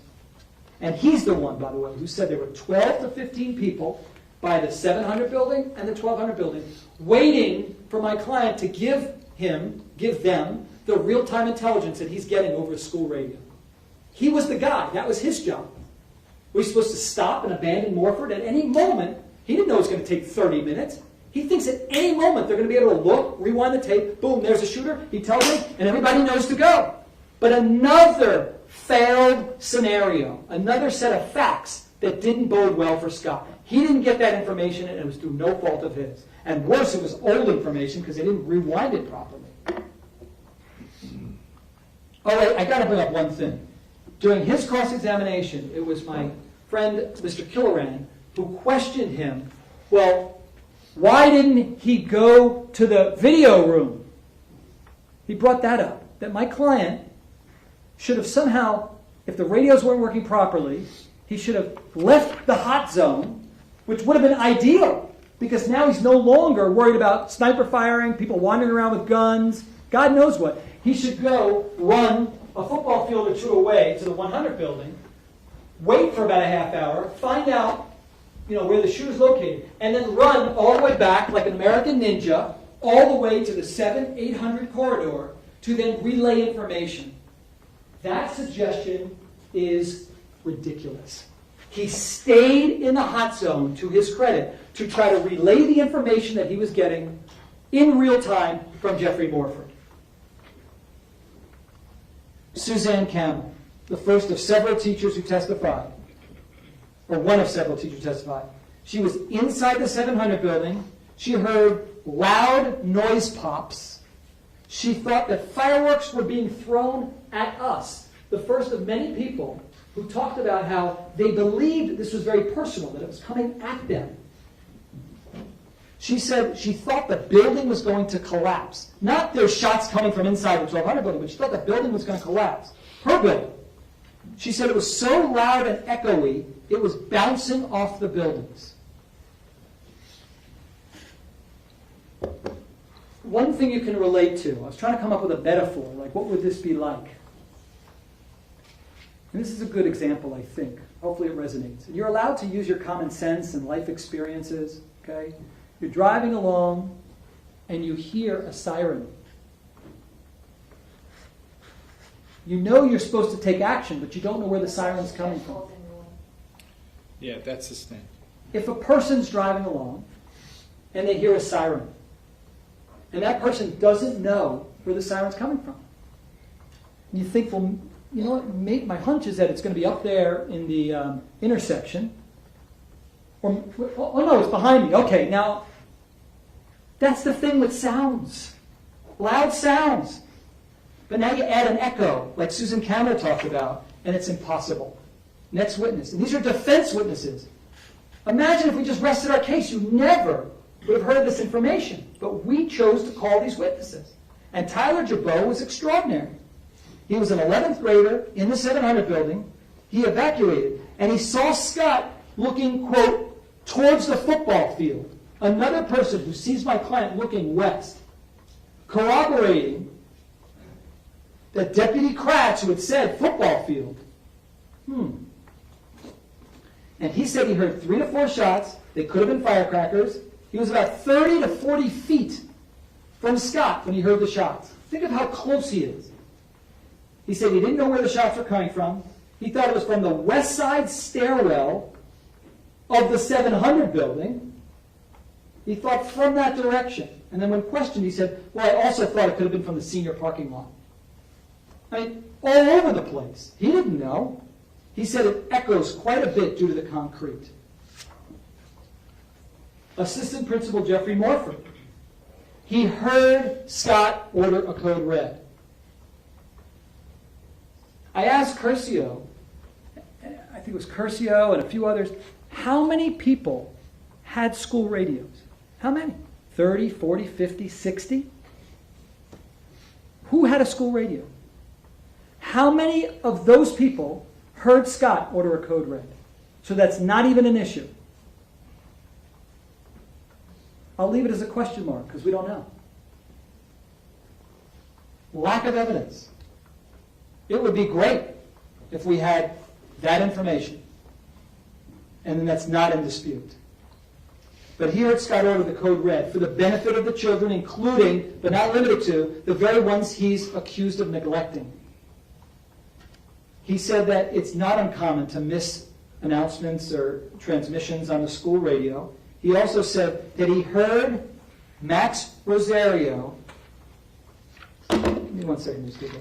How much time do I have? 10 minutes. Okay. I'm going to have to rush through this, okay? Jeffrey Morford. Judge, can I have additional time to pause for some time? I just need... You may not, sir. Okay. Go ahead. Well, I'm going to have to talk quickly then, folks, okay? Jeffrey Morford. He was in there for a long time in that room. My client was diligent in trying to get the information out. There was no hesitation in what he was doing. Melanie Weber was in the 11th grade, Hertzfield's class. She heard gunshots. She thought they were firecrackers, echoing and reverberating. Sounds were coming from the soccer field, which we later also learned is the football field.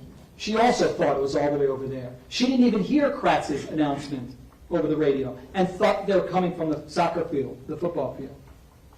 And then on redirect, she said sounds were coming from everywhere. Everywhere. Brian Miller, 36 years with the SO. He responded because of Scott's transmissions. He heard several shots, thought they were coming from the football field, reverberating. Deputy Kratz, he heard the announcement. The radios malfunctioned. He said that he was never debriefed, and that brought up the issue of Colonel Poland, the highest-ranking person on the scene. Never debriefed. Him, others, my client, even though the active shooter policy that we put into evidence says that that shall be done in a timely manner. It was never done. Maximo Rosario. He was 30 feet from the 1200 building. He was even closer than Scott, who was 75 feet, according to Curcio. He heard 5 to 6 shots, thought it was firecrackers, although he's familiar with gunfire because he owns a permit. He couldn't tell where the shots were coming from. The senior lot is huge, 500 cars. And he saw Scott in a position of cover on his radio, doing something. Ruby Harris. She thought that the shots were coming from... She was between the 7 and 1200 building, right there, somewhere in the senior lot. Somewhere in the senior lot. Coincidentally, her sister, who has the same DNA, who was in the same area, who was on the grass, right there with her, she heard the shots and thought it was at the football field. 2 women who live in the same house, right on the same grass, thought it was in 2 completely different places. Sergeant Goolsby, that was Perry Harris, Sergeant Goolsby, he heard shots. He thought they could be on the west of the football field, ground level between the 12 and 1300 building. He got no intel. He was never debriefed. He never knew the kids were shot in that building. Got to keep rushing. Cindy Helverson, huge echo in that area. She couldn't tell whether it was inside or outside. By the way, none of these witnesses ever said that they thought the shots were coming from inside the 1200 building. None. That objection is overruled. Again, ladies and gentlemen, you all decide what the facts of the case are. Not one of these defense witnesses ever told you that they thought the shots were coming from inside that building. Again, Cindy Helverson, she couldn't narrow it down. She definitely didn't think the shots were coming from inside. Dylan Redshaw, she thought it was a bomb. She said the sound was all around me, that she immediately turned towards the football field. Angela Mize, she talked about how offensive it was that these systems weren't patched. They should have been patched. Rennie was great because she had a student come back and say that he had heard but firecrackers inside the 1200 building. And so she has that information, just like my client does. Firecrackers in the 1200 building. But when she hears the shots, she doesn't think they're coming from inside. She immediately thinks that, and here's Scott Yale, get back, by the way. She thinks that it was coming from the grassy area between the 700 and the 1200 building. Josh Stumbaugh. He thought it was anywhere in front of him. He was at the north side of the campus. Anywhere. This is a 45-acre campus. Anywhere. He couldn't narrow it down. Samantha Oakley said she was ready, willing, and able to patch the radios. All she needed was either Coral Springs or someone from BSO, her own agency, to say, go ahead and do it. Boop, boop, boop. Takes 3 seconds. Nothing. Nobody asked her to do it. And Alexander Wind, he said he thought that he was 30 feet from the building. He thought that a bomb was exploding in the area. He never thought it was in the 1200 building. He said there's a huge echo in that area. Arthur Perry, the final witness, who the state cross-examined and made him look like he did something wrong when he was just so close to that building. Remember that photo? It's in evidence. I don't have time to pull it up. My plan was to show you. He's in a position of cover with Captain Jan Jordan. The 1200 building's right there. He sees kids coming out of the building. He sees Feist's body on the floor. He sees bullet holes. He sees people going in, and he still told you why he didn't think it had anything to do with the 1200 building. You know when he learned it was the 1200 building and the kids were injured in there? 7 p.m. that night when he had left the scene and he was watching Fox News. That's when he learned. And my client's supposed to know that when he's on the scene? Ladies and gentlemen, I'm virtually out of time. This notion of him being a caregiver is ludicrous. He's supposed to read Miranda to kids as a law enforcement officer and then say, by the way, don't answer that question because I'm your caregiver. This could affect you in the future. He's not a caregiver. He's a police officer, and he's assigned to the school pursuant to that contract, but he is not there to make sure that their bellies are full and that they are hydrated properly. That idea is ludicrous. Now you're going to see the charging document and understand that when you have your the options, that not guilty is the only way to go in this case. And what not guilty means is not proven. You didn't prove this case beyond and to the exclusion of every reasonable doubt. The burden of proof is on the state, and if you think, well, maybe he knew where the shots were coming from, or possibly, or probably, or it's highly likely. The only time you ever find anyone guilty is when they prove the case beyond and to the exclusion of every reasonable doubt. That's why I tell you that your decision is very easy. This is a 5-minute not guilty. You do not owe anybody, again, you can take as long as you want, but you do not owe anybody any extra time in that room. You sit there and say, they never proved their case. Not guilty hopefully means that you believe that he's innocent, but it also just means not proven. Ladies and gentlemen, I conclude by telling you that this is the most difficult time because the prosecutor gets up here and he's going to tell you things. Just ask yourself what I would say in response and use your own common sense. Understand that sympathy plays no role. Understand this is a very easy decision and we're all counting on you to make a wise and legal decision. And I also want you to remember the victims. Just remember them. Understand that Nicholas Cruz is the one responsible and that we do not do justice for the victims by doing an injustice against Scot Peterson. Yeah, that's sustained. That is Ladies an and gentlemen, inappropriate remark, sir. Yeah, that request is granted. Ladies and gentlemen, I want you to completely disregard the last sentence that the attorney just said to you. Go ahead, sir, your final word. I will conclude by telling you that the case is now in your hands, and every minute that this is open without a not guilty verdict is a miscarriage of justice. You know what the evidence is. You know what it's not. And the only verdict that speaks the truth in this case, and I've got to address, oh my goodness, him not testifying. You all promised you wouldn't hold it against him. One scenario was if they rested their case and they didn't prove it, you wouldn't hold it against him. We're counting on you. Wanting to hear from him, you can talk to him if you want, anytime after this case. But needing to hear from him, you all said you wouldn't hold it against him, and he could take advice from an attorney, and if they didn't meet their burden, he wouldn't need to take that stand. We saw what that pit bull prosecutor did with Perry. Nobody should have to go through that. No one. The only verdict that speaks justice in this case, ladies and gentlemen, is not guilty on every single count, because he truly is innocent and did everything he could that day. On behalf of Scott, I thank all of you. Thank you.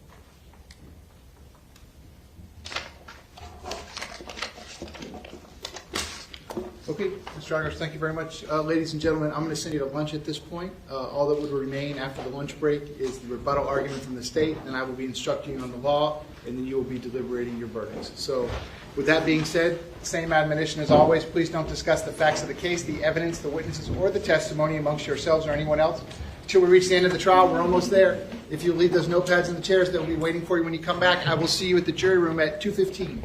2:15 at the jury room. Have a nice lunch.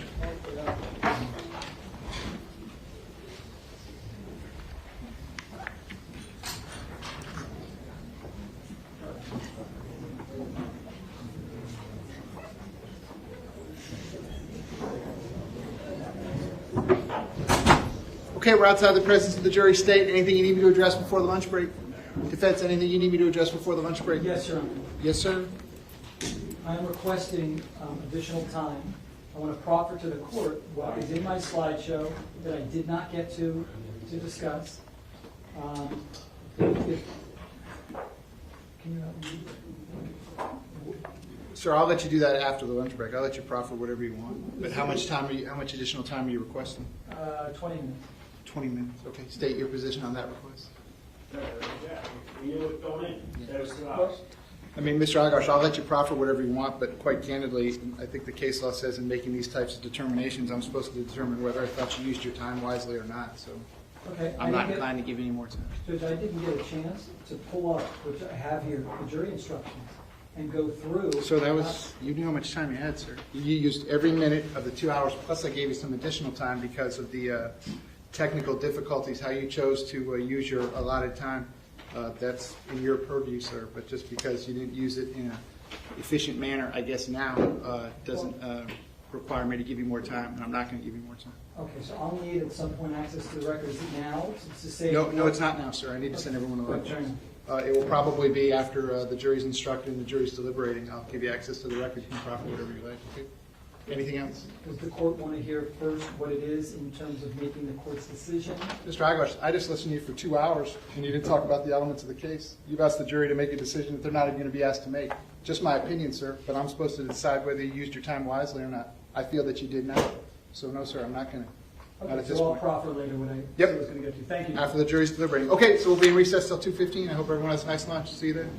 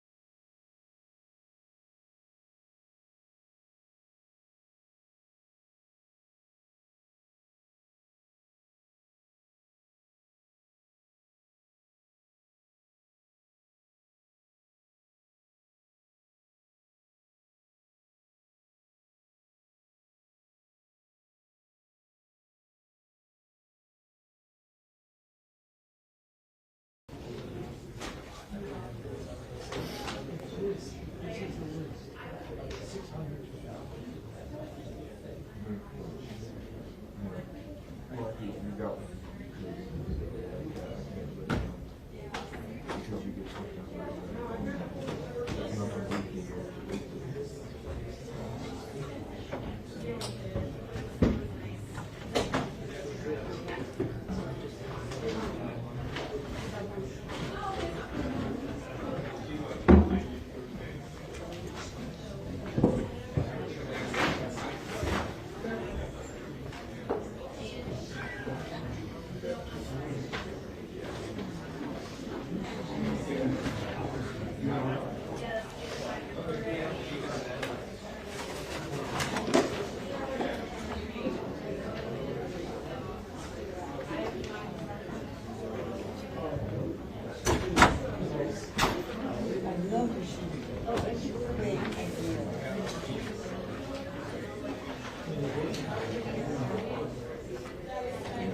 I got the email.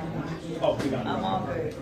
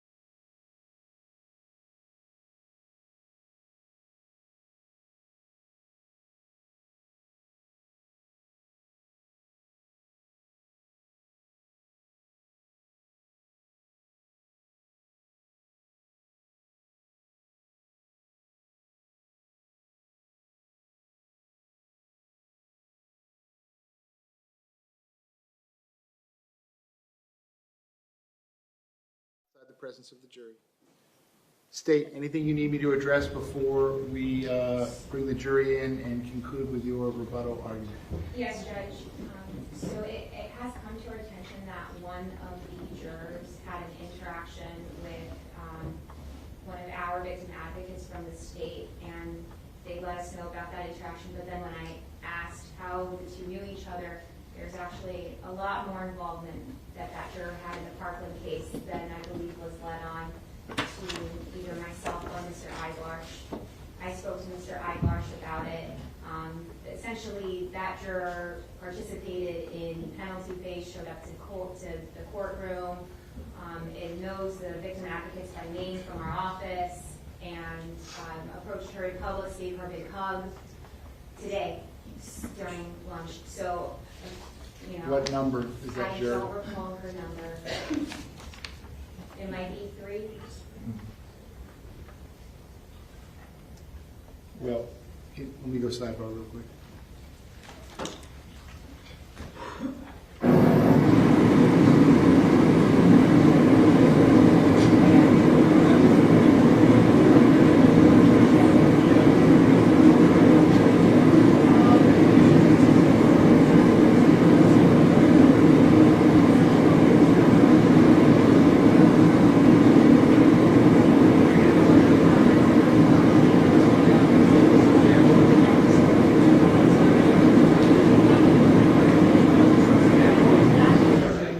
So we're talking about juror number 3.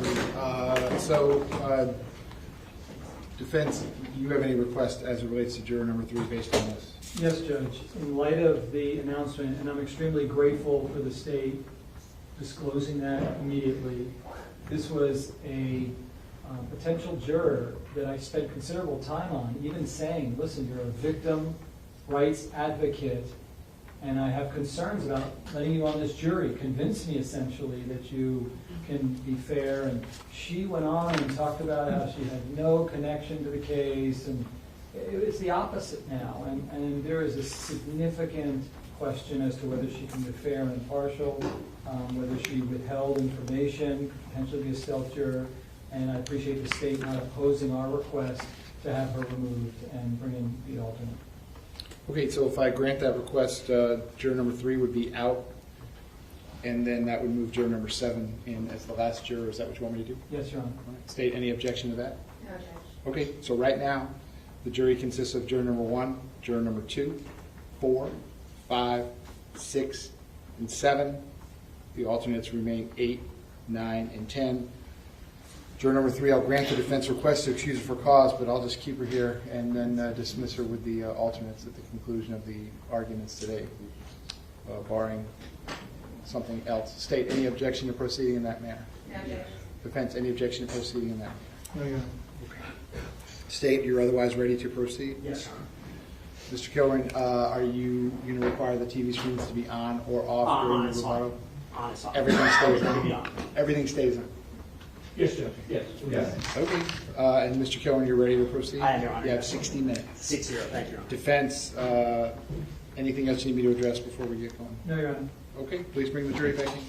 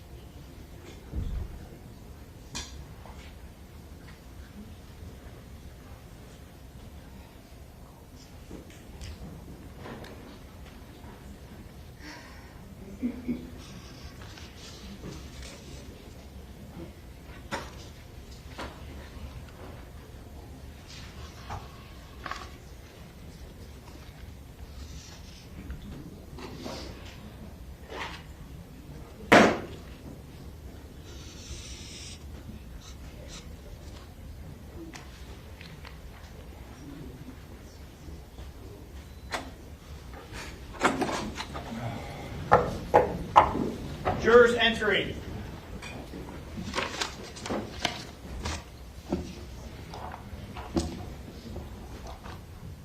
Ladies and gentlemen, welcome back. Come on in.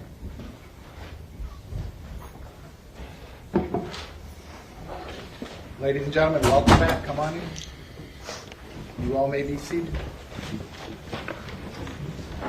All the parties may be seated. Ladies and gentlemen, those of you using the notepads, I'll give you a moment to get the notepads back out.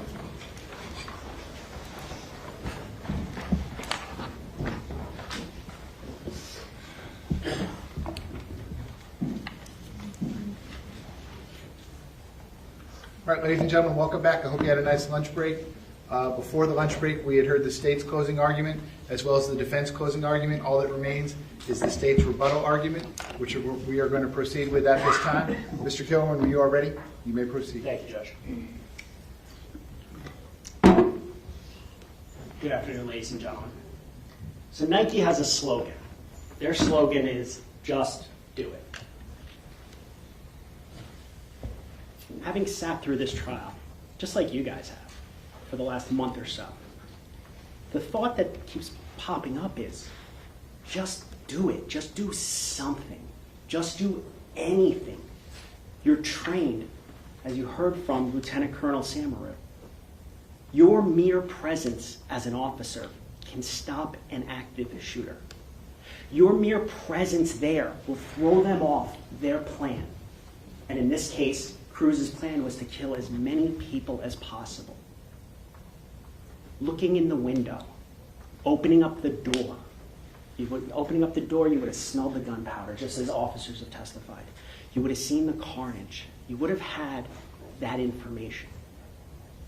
That information that Scot Peterson chose not to gather. Instead, he chose to run away 75 feet from the building. I want you to think back, and I'm not going to show you all the videos because, frankly, I only have an hour, but I want you to think back to that video of all those children during the fire alarm coming out of the 700 building. And when shots are fired, and we heard from a whole bunch of them, when loud noises were heard, what did they do? They instinctively ran away from the 1200 building. The same building that Scot Peterson was outside of for 48 minutes. 48 minutes. You know, I downloaded a timer on my clock to play for you guys during my closing of 48 minutes where he stood in his fixed position. I decided not to go that route with the closing, though.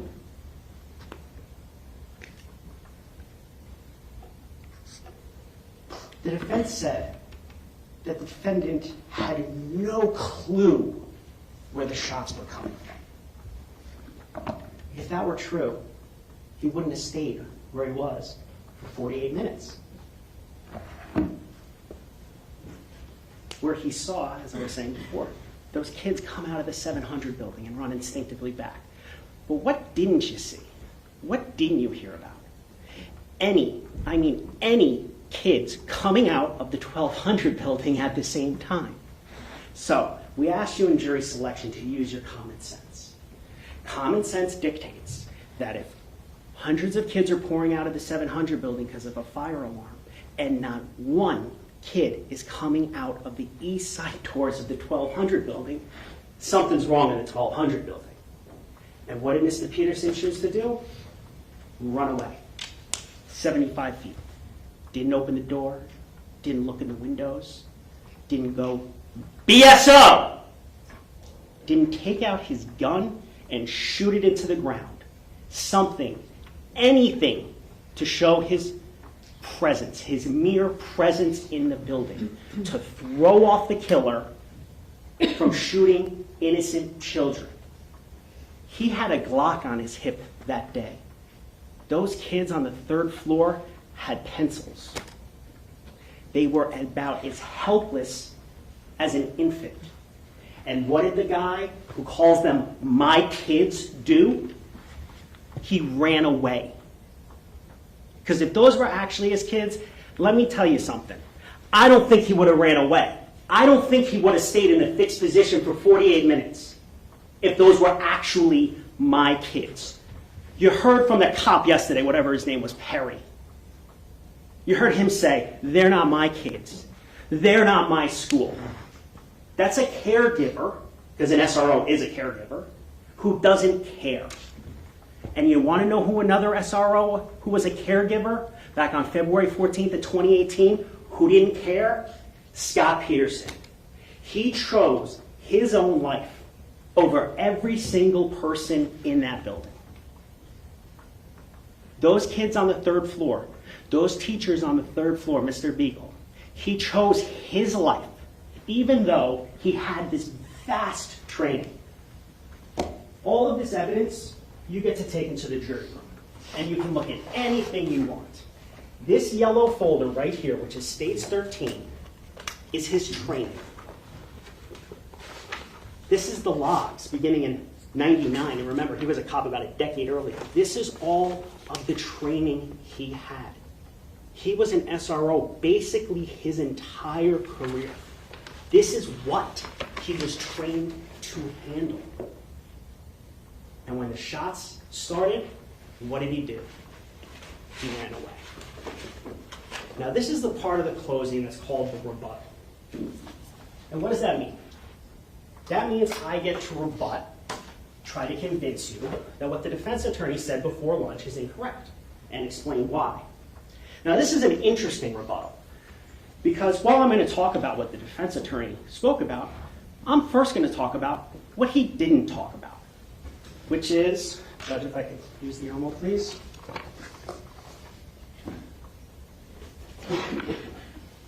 The elements of the crime. Ladies and gentlemen, this is why you've been here for 4 weeks, to see whether the state can prove beyond a reasonable doubt these elements. Now, Ms. Gomes, in her opening, went thoroughly through all of the elements, and I'm going to touch upon them just very briefly. Defense didn't mention it. They talked their fantasy story about what this and the football fields and all this. The state called witnesses to prove elements. We called the medical examiners to talk about the kids getting killed, because we have to prove an element. We had the stipulation signed to show that the kids were under the age of 18. Why? Because we had to. We had to.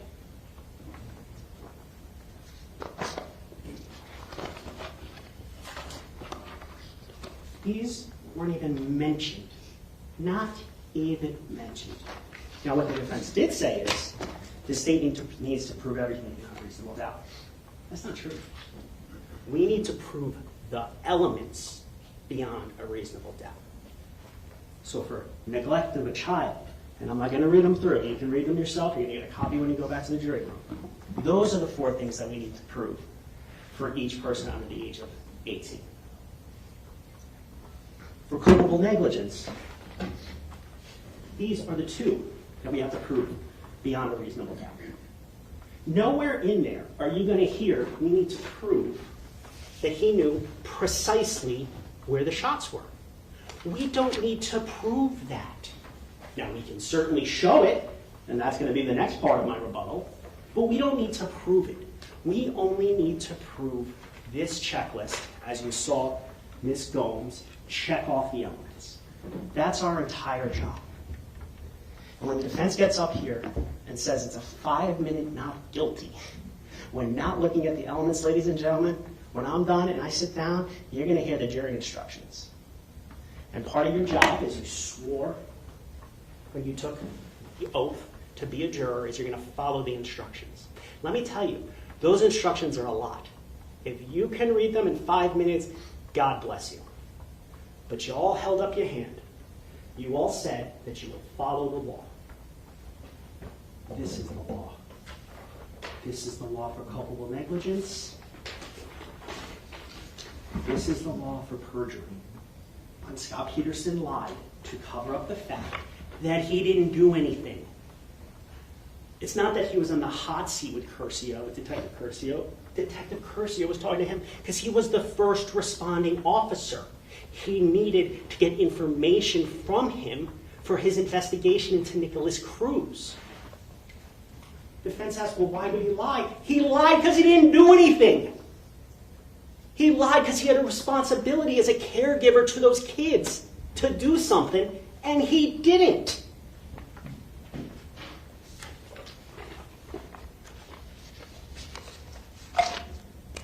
Now, although it's not an element, I'm going to talk about common sense, how the defendant knew the shots were the 1200. Well, let's start off with the fact that campus monitor Medina, whose only job is to observe and report, calls over suspicious person into the 1200. Now, to believe the defense, he didn't hear that radio. Just like his friend who helped him move, or not his friend, Arthur Perry, said, oh, he conveniently didn't hear pertinent calls either. But he didn't hear that. Suspicious kid in 1200. Firecrackers. Yet when he gets in the car with Medina, he gets dropped off where? The 1200 building. And if you remember Kelvin Greenlee's testimony, when asked, was it possible there was a conversation between Peterson and Medina, he said it was possible. He didn't hear it. Watch the video. He's riding on the back like Batman, going up to the 1200 building, where he hears noises, but he still continues on the way, even though he's an unarmed security specialist. Now, dropped off at the 1200 building. Then we can talk about the dispatch calls. And you can hear them. They're in evidence. How many times does Scot Peterson say 1200 building? By inside, near, he's saying the 1200 building. That is the building he is describing repeatedly. That is the building where the kids ran from, that he saw, back to the 700 building. That's the building that he, according to some of the defense witnesses, he's crouched pointing at. You heard from all the witnesses, he's scanning the area to the west, which, by the way, just happens to be where Nicholas Cruz ran out by himself minutes after any other kid came out. And he's the only one that ran that direction, but you guys can check out the videos for yourself. And looking to the north, where the 5 kids ran out. Now I had this whole elaborate plan and rebuttal to show all you guys these videos, but you've been sitting here 4 weeks, you've seen the videos, and frankly, you have access to the videos in the back. But when you watch that video, and it's F12, I want you to notice something about one of those 5 kids running out. She has a balloon in her hand. It's Valentine's Day. When she's running out of the building, she doesn't drop the balloon. She's a kid. She runs with her balloon. So the defense to say that because of a couple pipes and a fence and a pillar, he can't see her, that is what they call malarkey. Okay? She has a balloon in her hand. He's had the strategic vantage point, according to the defense, to see her. And he conveniently doesn't see her. Because what would that be? Hey, where's the shooter? But if he asks that, guess what? He's got to go in. So it's not asked.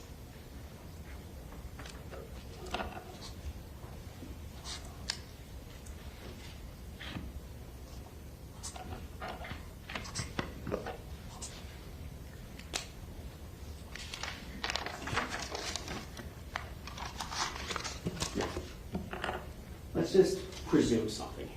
And this isn't reality, but just bear with me. Let's just say the state put no witnesses. We just put on the dispatch tape. We just put on the dispatch tape, and we just put in the statement that Peterson gave to Detective Curcio. Even those alone, just those 2, would show he knew it was in the 1200 building. Listen to the dispatch. He talks about the 1200 building. Besides saying his location 700 one time, it's the only building he mentions the entire time. Judge, objection, misstatement of the facts. The objection's overruled. Again, ladies and gentlemen, you all will determine what the facts of the case are. Go ahead, Simone. And what was his job, knowing that it's in the 1200? As Ms. Gomes said on the first part of closing, it wasn't to engage in a firefight. It wasn't to get into a gun battle. It was to make his mere presence known, to mess up the shooter's OODA loop. And that's what goes through, I guess, shooters' minds when they're trying to kill innocent children. And yet he chose not to do that. And let's just presume, based upon the defendant's statement, although you can hear in the back of the dispatch other shots are being fired, let's just presume 2 or 3 shots. So you have reports of firecrackers from the 1200 building, and you hear 2 to 3 shots from a building you ran away from. What does the training say to do? What does common sense say to do? What does the fact that you're a police officer say you do? You go and investigate. You don't go back and play on the radio for 48 minutes. You go and gather intelligence. You go and do your job. And he didn't do that. And that's if you consider just the dispatch and just the statement. Yet, the state has shown so much more. You heard from the 2 people standing near the defendant, Mr. Greenleaf and Mr. Stoneman, that they knew instantly 1200 building. Stop waiting inside 1200 building. Those are the 2 that have the same perception, the same vantage point as the defendant. The kids called running out of the 700, different vantage point, different perspective. The cops up on Holmberg Road, who, by the way, were told to stay back by Peterson, they're 100 yards plus away. They're there for mere seconds during the shooting. He's there for 4 minutes and 15 seconds. He hears 70 rounds.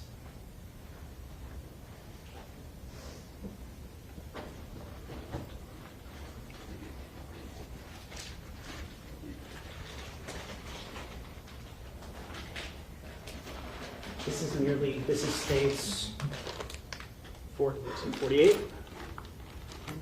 You heard from Detective Crespo. This is just a mere sample of the shell casings, where he has the audacity to say here 2 to 3. You heard those videos from Danielle Gilbert and Ivy Seamus, the first 2 witnesses in this case. And once again, I'm not going to play the videos for you right now, but you can take them in the back and listen to yourself. How loud. This sounds like artillery shells. Yet he says 2 to 3 shots. Defense keeps saying that he had to know precisely where the shots were coming from. That's just simply not true. That's not what the training says. Why do you seek out a shooter? To find the shooter. And let's be honest, after you heard from Lieutenant Cardinale about what classroom his son was in, he didn't know the different classrooms anyway, even though he's been the SRO there 9 years. His job was to go investigate and make his presence known, and that simply did not happen.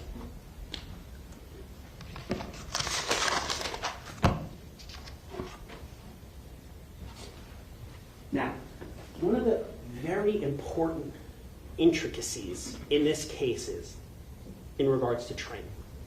And it's in regards to when shots are being fired versus after shots are being fired. When shots are being fired, there is one and only one priority, and that is to seek out the sounds of the shots.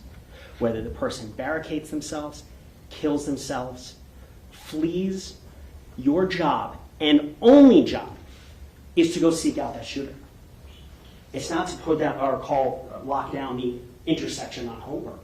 That's a secondary thing. You are to go in.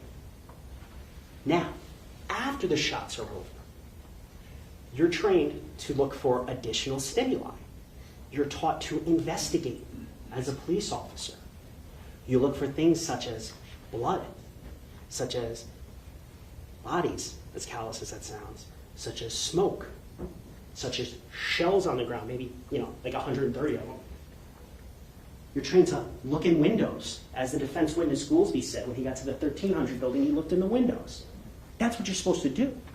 You're supposed to be proactive. Even Stombaugh, who got on scene, and someone called out that they needed overwatch, and he drove around the sawgrass. Even he was proactive.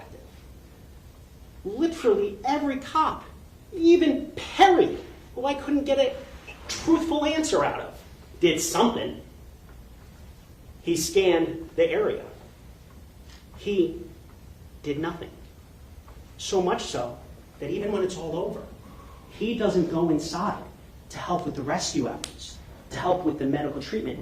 You saw the records, you heard about it. Rescue task force, after a shooting's over, what do? Every shot that you hear could be another dead body, and you need to stop the bleeding. He doesn't go in. Once again, it's not an element we have to prove, but it's just common sense. He did jack. He did nothing. So he didn't go in. Why? To see the carnage, especially on the 3rd floor, that he allowed to have happen because he chose his own life over students in the freshman building, over 14, 15, 16-year-olds, over Meadow Pollock, who just turned 18, over Scott Beagle.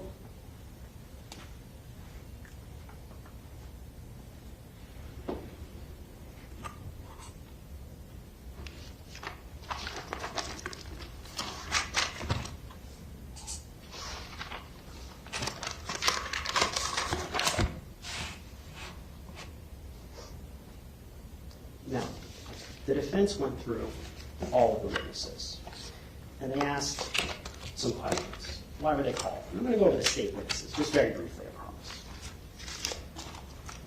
First witness, Ms. Gilbert. Defense says, didn't show anything having to do with this case. I actually could not disagree more if you paid me. Because through her, you heard how loud that cannon was. That's how loud it was. That's not made up. That's not CGI. That's not audio from Hollywood. That was real life, how loud that was. Once again, feel free to listen to it. Same with the second witness, Ivy Seamus, her video. How loud that gun is on the inside. It's ridiculous how loud it is. That's why they were called. Heinrich. Heinrich is watering the baseball field. He hears firecrackers, draws his attention. What does he do? He runs, unarmed, wearing basketball shorts to the building. Unarmed. No vest, nothing. His son goes to that school. He has kids. He knows something's wrong. Does not hesitate. Comes across Elliot Bonner, Vietnam vet. Shot a gun for 3 years in Vietnam. Reversing, saying Feist is down. Does Heinrich turn around? He's not a caregiver for them. He has no obligation to those kids. Zero. Does he turn around? No. He keeps going forward, unarmed. And what does he do? He sees Kyle, and you heard from Kyle. And you saw that poor kid's leg. And what does he do? He helps Kyle. Because according to Jeff Heinrich, that's a catastrophic injury. That means that kid can die from that injury. And he provides treatment. And you heard him, he brings him along the fence, ultimately over to the dugout, to the office. Now, on their argument, they said Heinrich heard every single shot. I think they're forgetting that Heinrich went around and was in the baseball office, but I digress.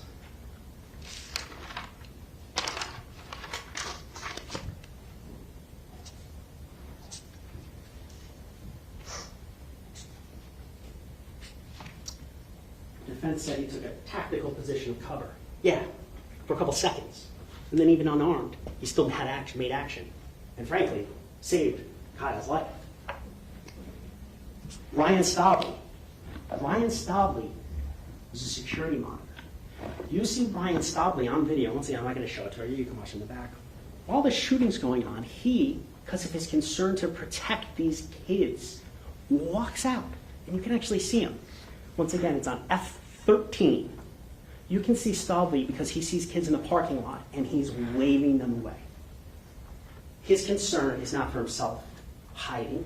His concern is to try to help those kids. And what does he say?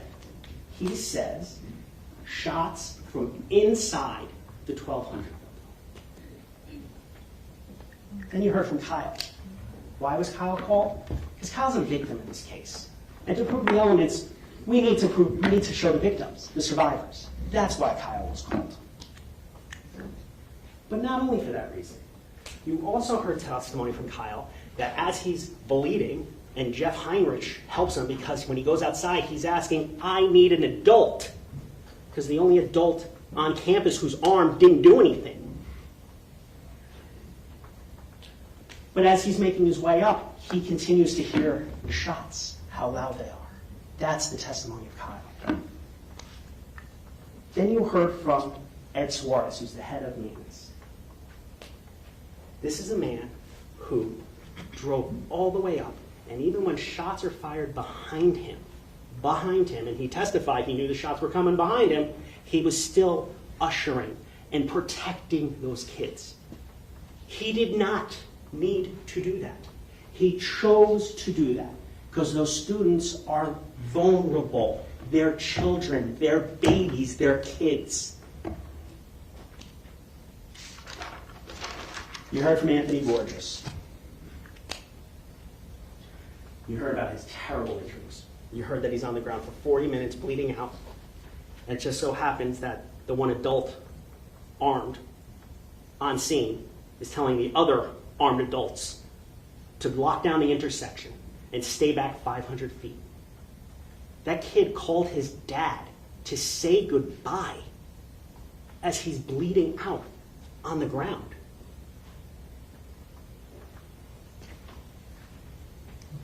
Screaming out in Spanish and English, help, help. And where was help? 75 feet away, playing on the radio, rather than listening to his training and doing his job. Then you heard from Mazzi, the Coral Springs cop. He was the bald guy. He ran in like G.I. Joe. And the defense said he wasn't heroic because he had all the answers. I don't even know what the hell that means. What I know is, from that video, that man ran into that building just like a firefighter who runs into a fire, not caring about his own safety, to try to help those kids. Polar opposite of the guy sitting over there. Polar opposite.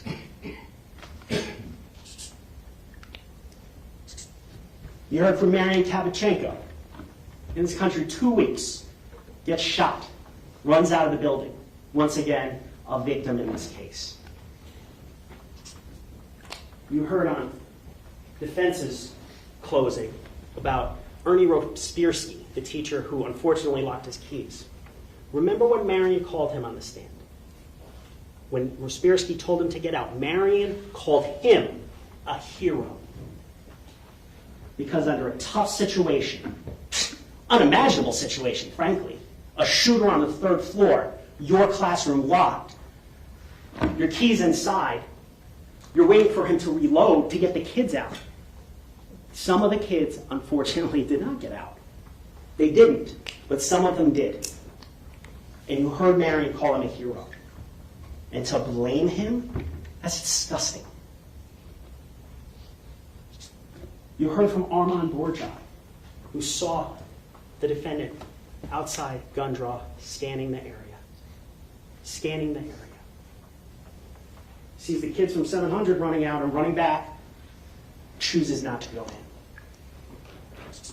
Ashley Passeltiner, one of the students coming out of the 700, who, when she heard the loudest noise of her life, ran back in. She testified in defense said about the echo. Well, if you're a police officer and you're trained, you're a police officer for 32 years, and a shooting is happening, and you can't hear because of an echo, what do? You move.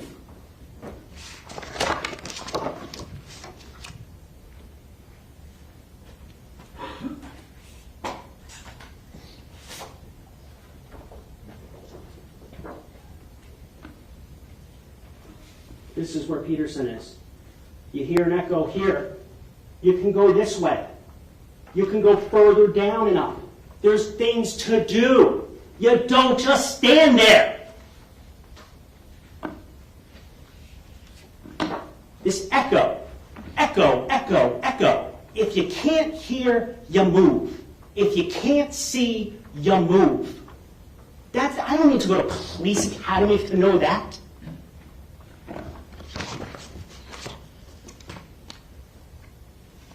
You heard from Coral Springs Officer Best. And they're making a big deal that Best didn't go into the 1200 building. Well, Best arrived there after the shooting's over. Best is liaisoning with him to gather information. And what does he tell him?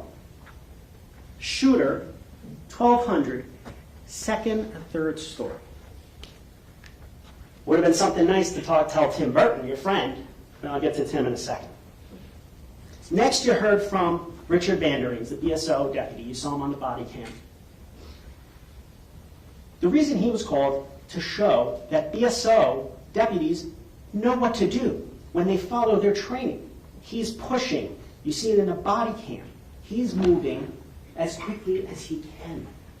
And this is when shots have stopped. Remember, there's a huge difference, a very important difference when shooting is going on and when the shooting is done. He's there when shooting is done and he's pushing as quickly as possible. Why? To stop the bleeding. Tim Burton. Tim Burton dropped off the 1200 building by Medina.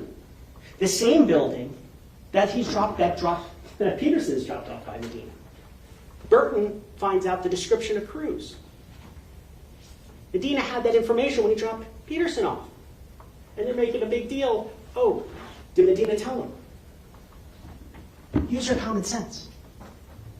Just like Greenleaf said on the stand when he looked in his eyes and he knew he wasn't going in. Greenleaf couldn't, he said it's possible they had that conversation. It's the exact same information Medina gave to Burton just a few minutes later. And also with Burton. When Burton arrives on scene, defense in their closing said he was facing the 1200 building. Now you can recall on your own what the testimony is, but I'll tell you that's wrong. That when Burton got there, his friend told him the parking lot. So he turns around, exposing his back to the 1200 building. Thank God the shooter is gone, or else he could have gotten a bullet in his back from his friend for 7 years, who he called Scotty. Once again, priority of life to Mr. Peterson was Mr. Peterson, then everyone else.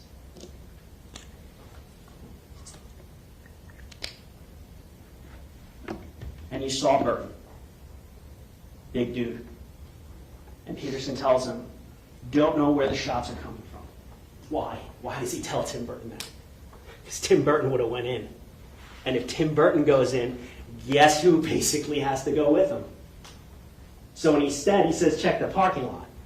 But use your common sense. By the time Burton gets there, Miller's already up on Holmberg. Other BSO officers are already up on Holmberg. They can see that whole parking lot from where they are. It's a total fiction. Total fiction.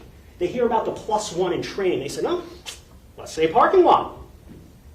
Because he wasn't going in no matter what.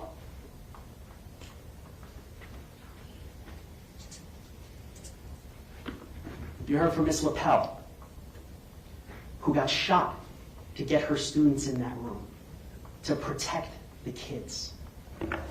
You heard from Brett Schroy from Coral Springs. Defense says, oh, he doesn't give intel to the defendant. The defendant is the first deputy on scene. He is literally the real-time intelligence. Literally. But he chose not to look in the windows, open the door, or do anything. You heard from crime scene and Detective Suarez. This is actually quite important. You heard from the detective. No fragments came out. No bullets came out the south side of the second floor. Defense concocts a story about a sniper. There were no bullets. There's no round confirmation. It didn't happen. You heard from Danny Polo in The Mask. Went in to save lives. And the defendant had the audacity to say that if the defendant had the same information, he would have done the same. The defendant was there, supposed to gather real-time intelligence that didn't move for 48 minutes. Didn't even help with the rescue effort. Yet he's going to besmirch heroes like Danny Polo. Moving on. You heard from Gloria Crespo, crime scene. I can take out the shells. 70 shots on the third. I'm sorry, let me just start back. 61 shots on the third floor. 61. And if you remember her testimony, 28 of them were from the east side. Why is that important? Because on the east side is where the defendant's near. 28. So even if they want to say, oh, it's 73 yards away, the building's 73 yards, well, you heard testimony that 28 of those shots were on the east side of the building. That's much closer to the defendant. You also heard that she's in charge of the school resource officers up in Deerfield. And she explained their responsibility, the mentorship, administrative searches, the differences between regular, standard road patrol cops and school resource officers. Her testimony highlights that they're caregivers. They're different than regular officers. You heard from DeRosa, who's constantly moving. And once again, I can show you a video from the camera angle of F-13 towards the end. Because remember, Peterson's there until 3:11. At about, I'll give you a time, you can write it down if you want to or not. But at about 3:01:59, you see DeRosa, with a whole bunch of other cops, searching the area, clearing the buildings. And what is Peterson doing at this time? Take a guess. Hasn't moved. You heard from the Emmys. Awful testimony. Needed to be put on to show the injuries. You heard from Sandra. And on cross, defense started off with, here we go, folks. This is the head of training. This is the guy that trains all the other cops what to do. And I'm not going to go through all of his testimony. He was on the stand for hours. What's the most important thing to glean from that testimony? That when you hear shots, you go towards the shots. Defense said in their closing, we still don't know what he was supposed to do. Yeah, we do. Yes, we do. We know exactly. You can ask any cop what to do when you hear shots. You go to the sound of the shots. You seek out the shooter. You gather intelligence. Your mere presence will stop it. You can look at the training. It's in that yellow folder. You can look through it all. It's all right there.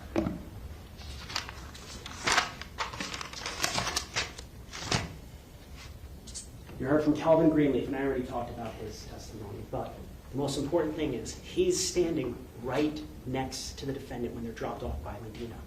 And when those shots were shot into Coach Weiss and they ran away, he was standing right next to him. And his testimony was 1,200.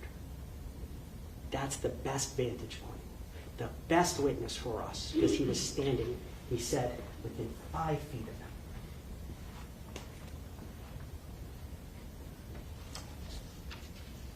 And you heard from Cardinale. You heard from Cardinale that his kid was in this building. The BSO officers are telling him to stay back because of Peterson's instructions. And his kid's in the building. And what does a real parent do? Not my kids, but a real parent. He said, fuck you, and he ran into that building. And he ran over there because his actual kid is in that building. And he is going to save his kid.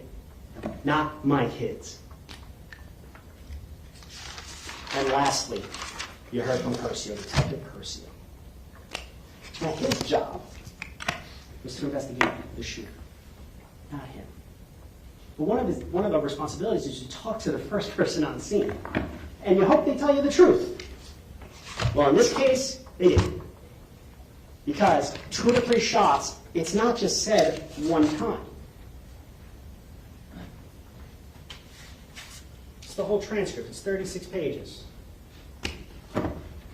Page 9.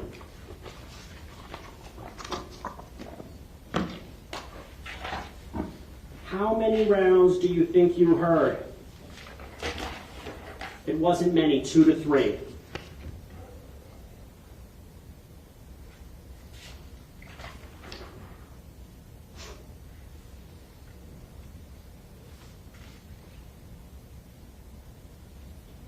I can see down the sidewalk looking out west. I get a good dimensional of that whole building at that point. Why is that important?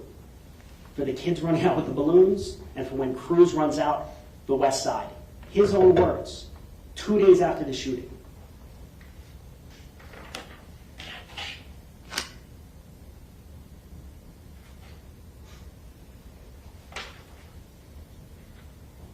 Right here, page 12. And what happens from there? He's talking about Tim Burton. No more gunshots. It's not that he says 2 to 3 one time. He says it 3 times. You're going to get a copy of the information. That's like the charging documents the judge explained. He doesn't say it one time, saying, oh, Curcio didn't ask me in chronological order. He backs up his lie. He says it 3 times. The other part about the kids coming out of the building, page 14.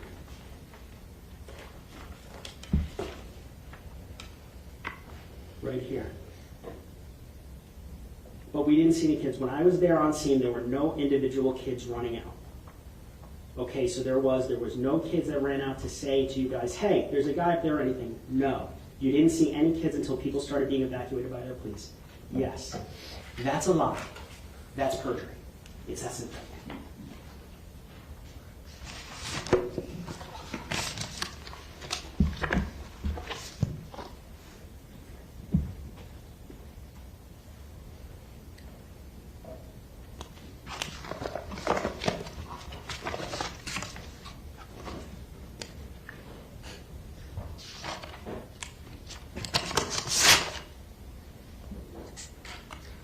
I could do that for all the defense witnesses. I'm just going to lump them, save us some time. You heard from a few witnesses who weren't on scene during the shots. And let's be honest, that's the important part. DeVita, BSO, who actually did something.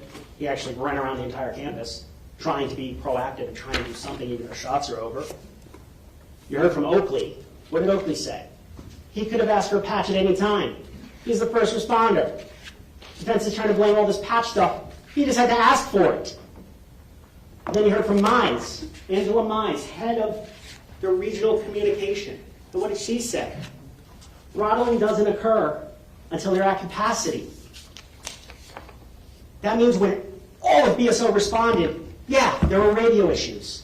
You heard from DeVita, defense witness, that when Captain Jordan queued up the first time, guess what? It worked. They weren't at capacity yet. The radios were working. You can hear it on the dispatch yourself. Was it a little staticky? Sure.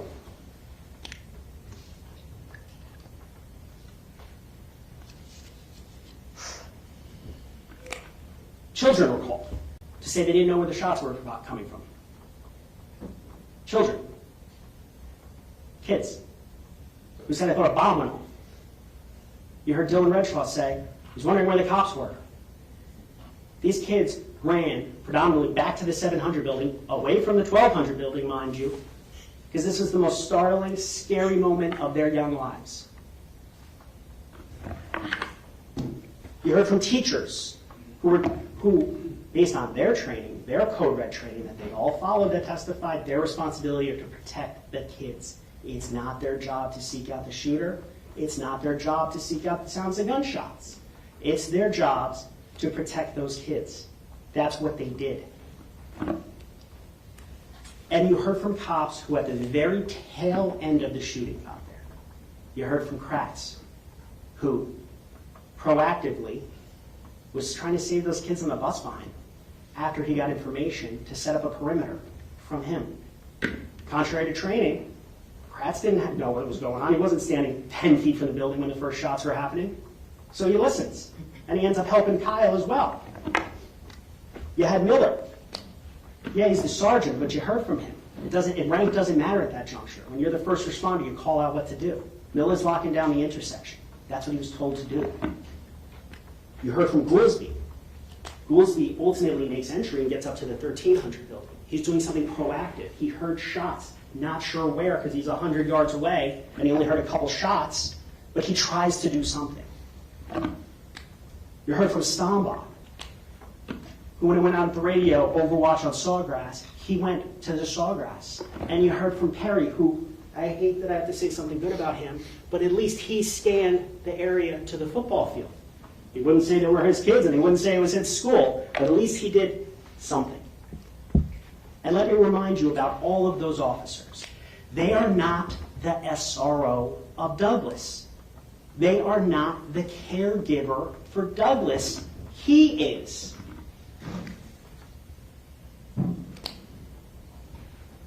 You heard from Sandra Rennie that when she saw Peterson run, she thought he was doing something, investigating. Boy, was she wrong, because it was the exact opposite. He was running to stand in a corner for 48 minutes.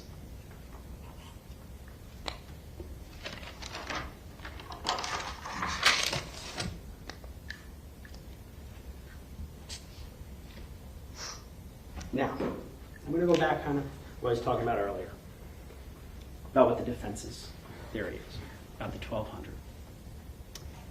Even if it was just firecrackers, even if he just thought firecrackers, his job is to go and figure that out. His job was to go into that building. And once he determined, based on the dispatch, shots fired, that those are gunshots, his job is just mere presence.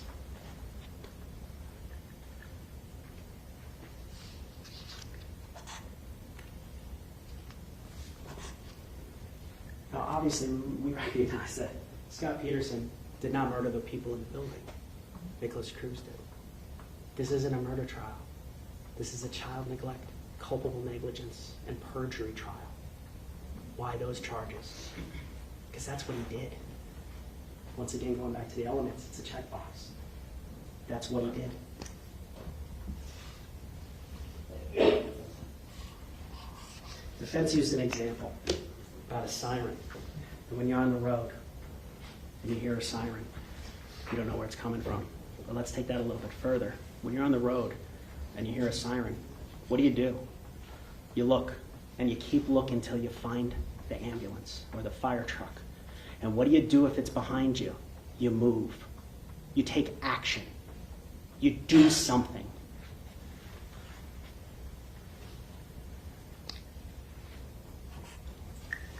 You look in the windows. You open up the door. And after it's all over, you go help with the kids that were shot. If you truly think, it could be 1300 building, then you go investigate the 1300 building. If you hear shots fired from Kratz, and you believe that, although you know better because you're standing 75 feet from where the shots are actually happening, then you go to the football field. You don't just stand in that corner. That's not what you do. He knew enough, Peterson knew enough to do something, but he chose to do nothing.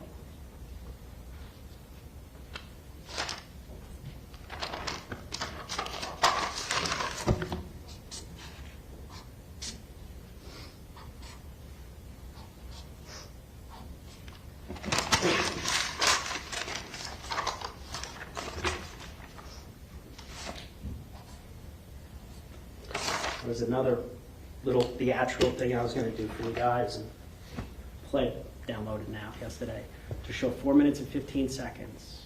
And I was going to stand up here and not say a word for 4 minutes and 15 seconds. But based on your faces right now, I'm not going to do that to you. But I do want you to realize, when you take that evidence back, that in that 4 minutes and 15 seconds, all of those shots that were heard, all of the shell casings, in those 4 minutes and 15 seconds, where mere seconds matter.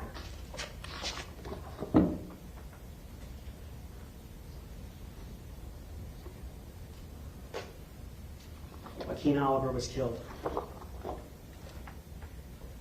Scott Eagle was killed. Jamie Guttenberg was killed. Meadow Pollock was killed. Peter Wang was killed. Carol Lockman was killed. Defense has argued 4 minutes, 15 seconds. What was he to do? It took SWAT 30 minutes, 10 minutes. Remember, SWAT didn't hear shots. SWAT didn't hear shots. He did. He knew where it was going on, and he chose to do nothing. The priority of life was not Kara. It was Scott.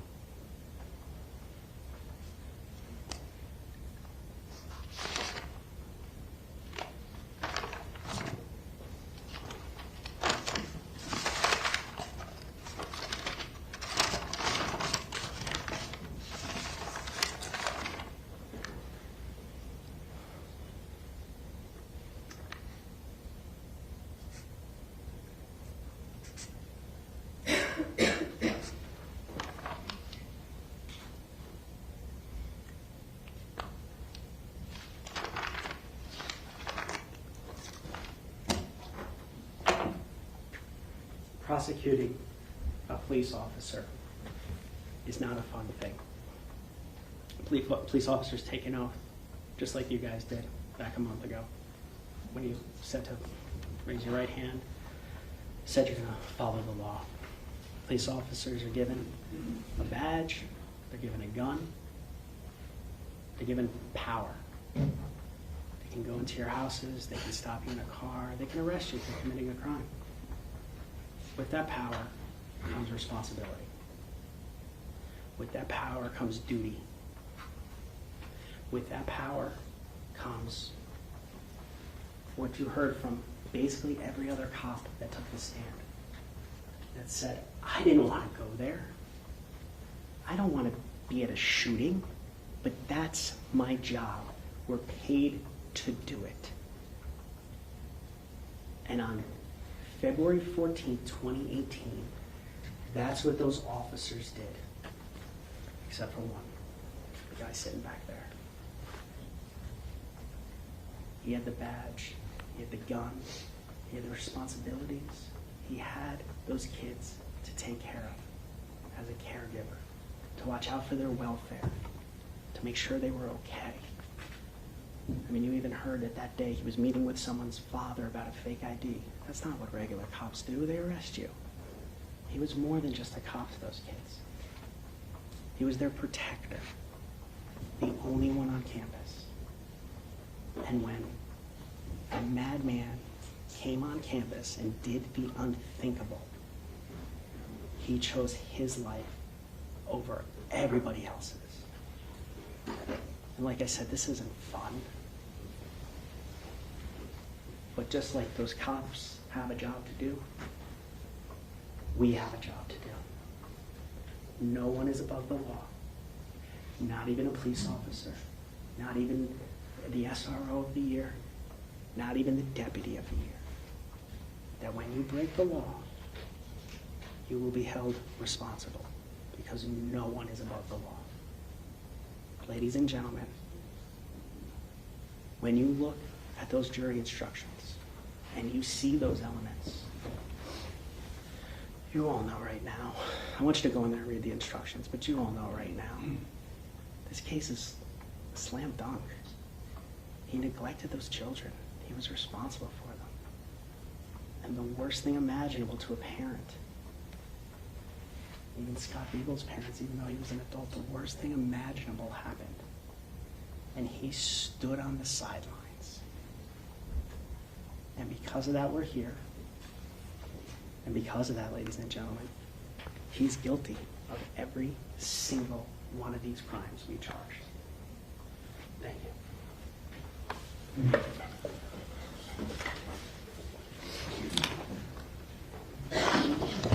Okay, Mr. Gillen, thank you very much.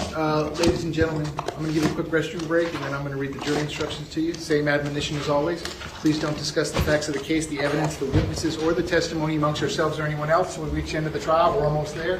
If you leave those notepads in your chairs and step back one moment, I will be right back with you. Thank you.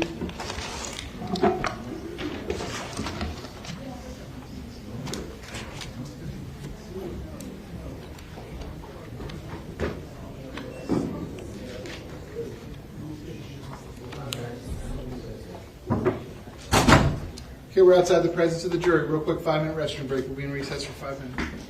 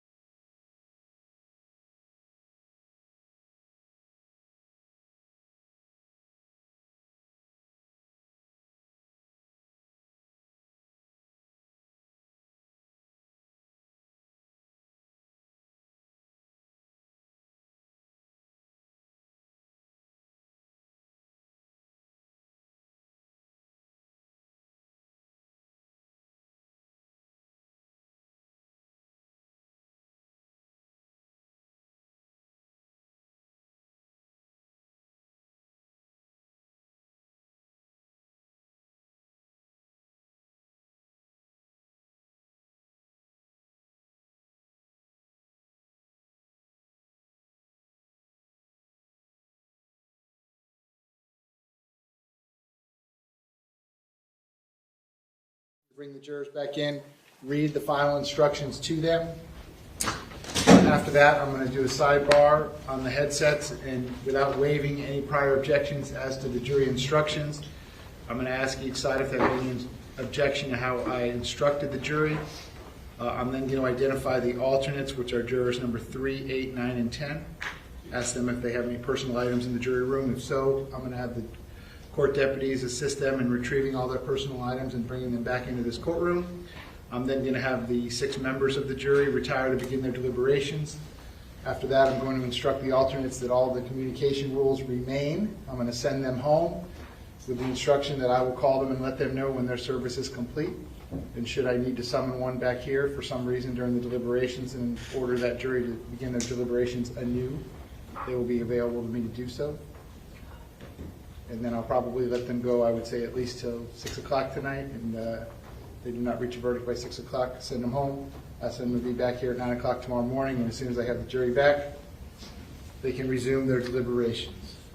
State, any objection to proceeding in that manner or anything else you need me to address? No, Your Honor. Defense, any objection to proceeding in that manner or anything else you need me to address? No, Your Honor. Okay, please bring the jury back.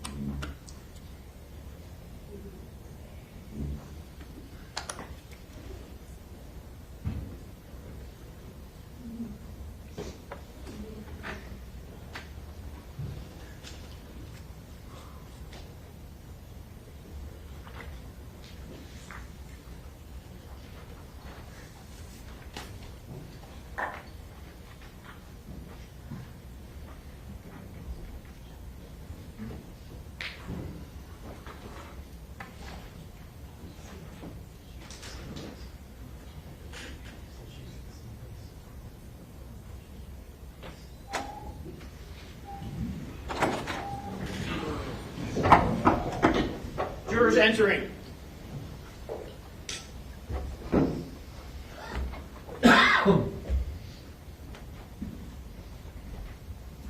Ladies and gentlemen, welcome back. Come on in.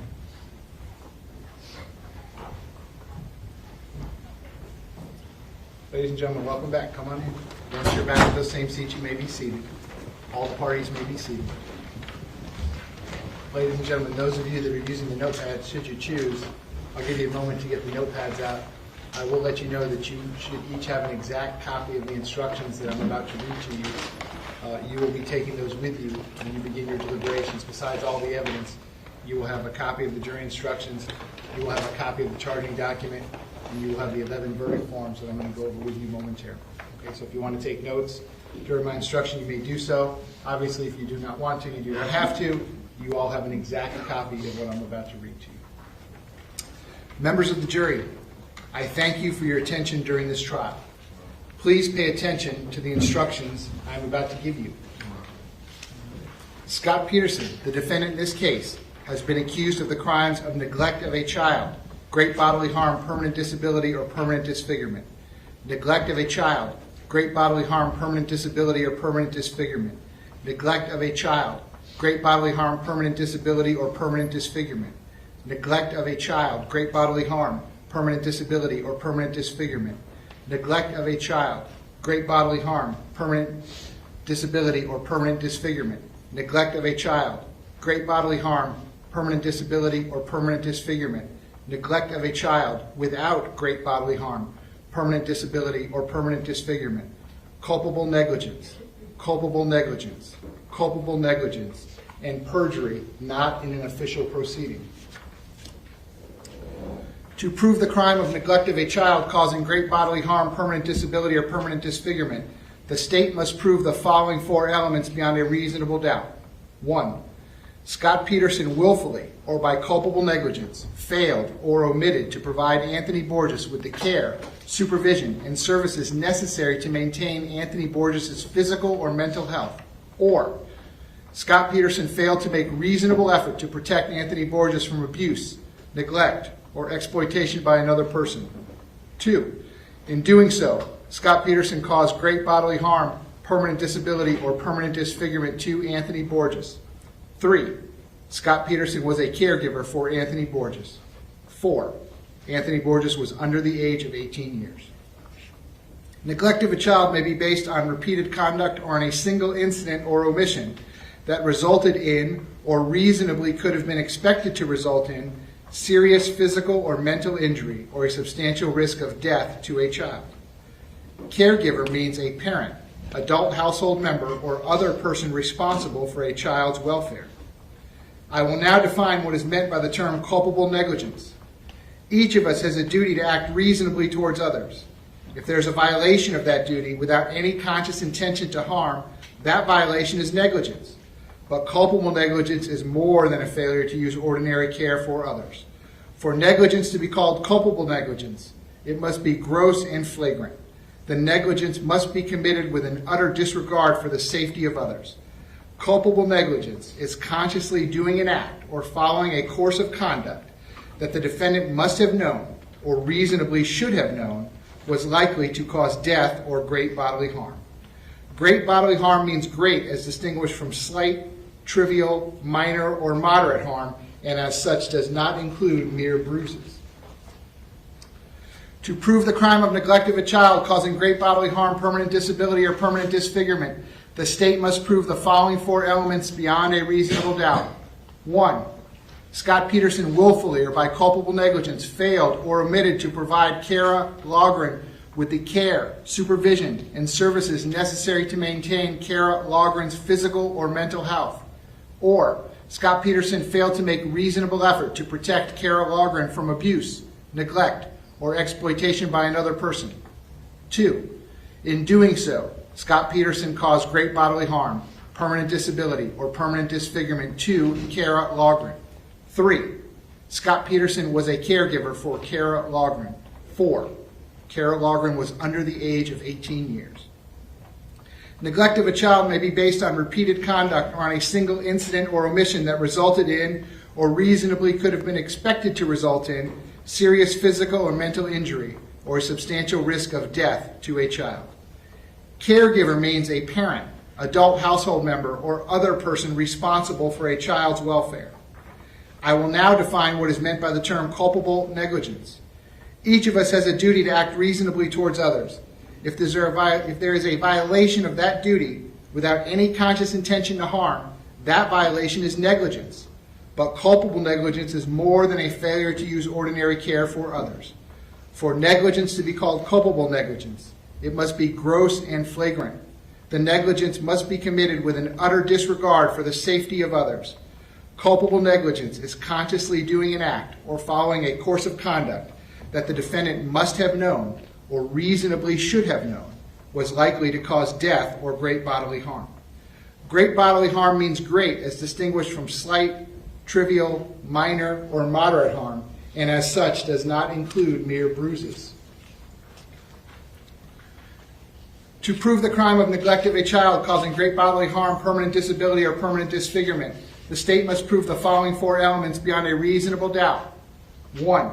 Scot Peterson willfully or by culpable negligence failed or omitted to provide Joaquin Oliver with the care, supervision, and services necessary to maintain Joaquin Oliver's physical or mental health. Or Scot Peterson failed to make reasonable effort to protect Joaquin Oliver from abuse, neglect, or exploitation by another person. In doing so, Scot Peterson caused great bodily harm, permanent disability, or permanent disfigurement to Joaquin Oliver. 3. Scot Peterson was a caregiver for Joaquin Oliver. 4. Joaquin Oliver was under the age of 18 years. Neglect of a child may be based on repeated conduct or on a single incident or omission that resulted in, or reasonably could have been expected to result in, serious physical or mental injury, or a substantial risk of death to a child. Caregiver means a parent, adult household member, or other person responsible for a child's welfare. I will now define what is meant by the term culpable negligence. Each of us has a duty to act reasonably towards others. If there is a violation of that duty without any conscious intention to harm, that violation is negligence. But culpable negligence is more than a failure to use ordinary care for others. For negligence to be called culpable negligence, it must be gross and flagrant. The negligence must be committed with an utter disregard for the safety of others. Culpable negligence is consciously doing an act or following a course of conduct that the defendant must have known or reasonably should have known was likely to cause death or great bodily harm. Great bodily harm means great as distinguished from slight, trivial, minor, or moderate harm, and as such does not include mere bruises. To prove the crime of neglect of a child causing death, causing great bodily harm, permanent disability, or permanent disfigurement, the state must prove the following 4 elements beyond a reasonable doubt. 1. Scot Peterson willfully or by culpable negligence failed or omitted to provide Kyle Lehman with the care, supervision, and services necessary to maintain Kyle Lehman's physical or mental health. Or Scot Peterson failed to make reasonable effort to protect Kyle Lehman from abuse, neglect, or exploitation by another person. 2. In doing so, Scot Peterson caused great bodily harm, permanent disability, or permanent disfigurement to Kyle Lehman. 3. Scot Peterson was a caregiver for Kyle Lehman. 4. Kyle Lehman was under the age of 18 years. Neglect of a child may be based on repeated conduct or on a single incident or omission that resulted in, or reasonably could have been expected to result in, serious physical or mental injury or substantial risk of death to a child. Caregiver means a parent, adult household member, or other person responsible for a child's welfare. I will now define what is meant by the term culpable negligence.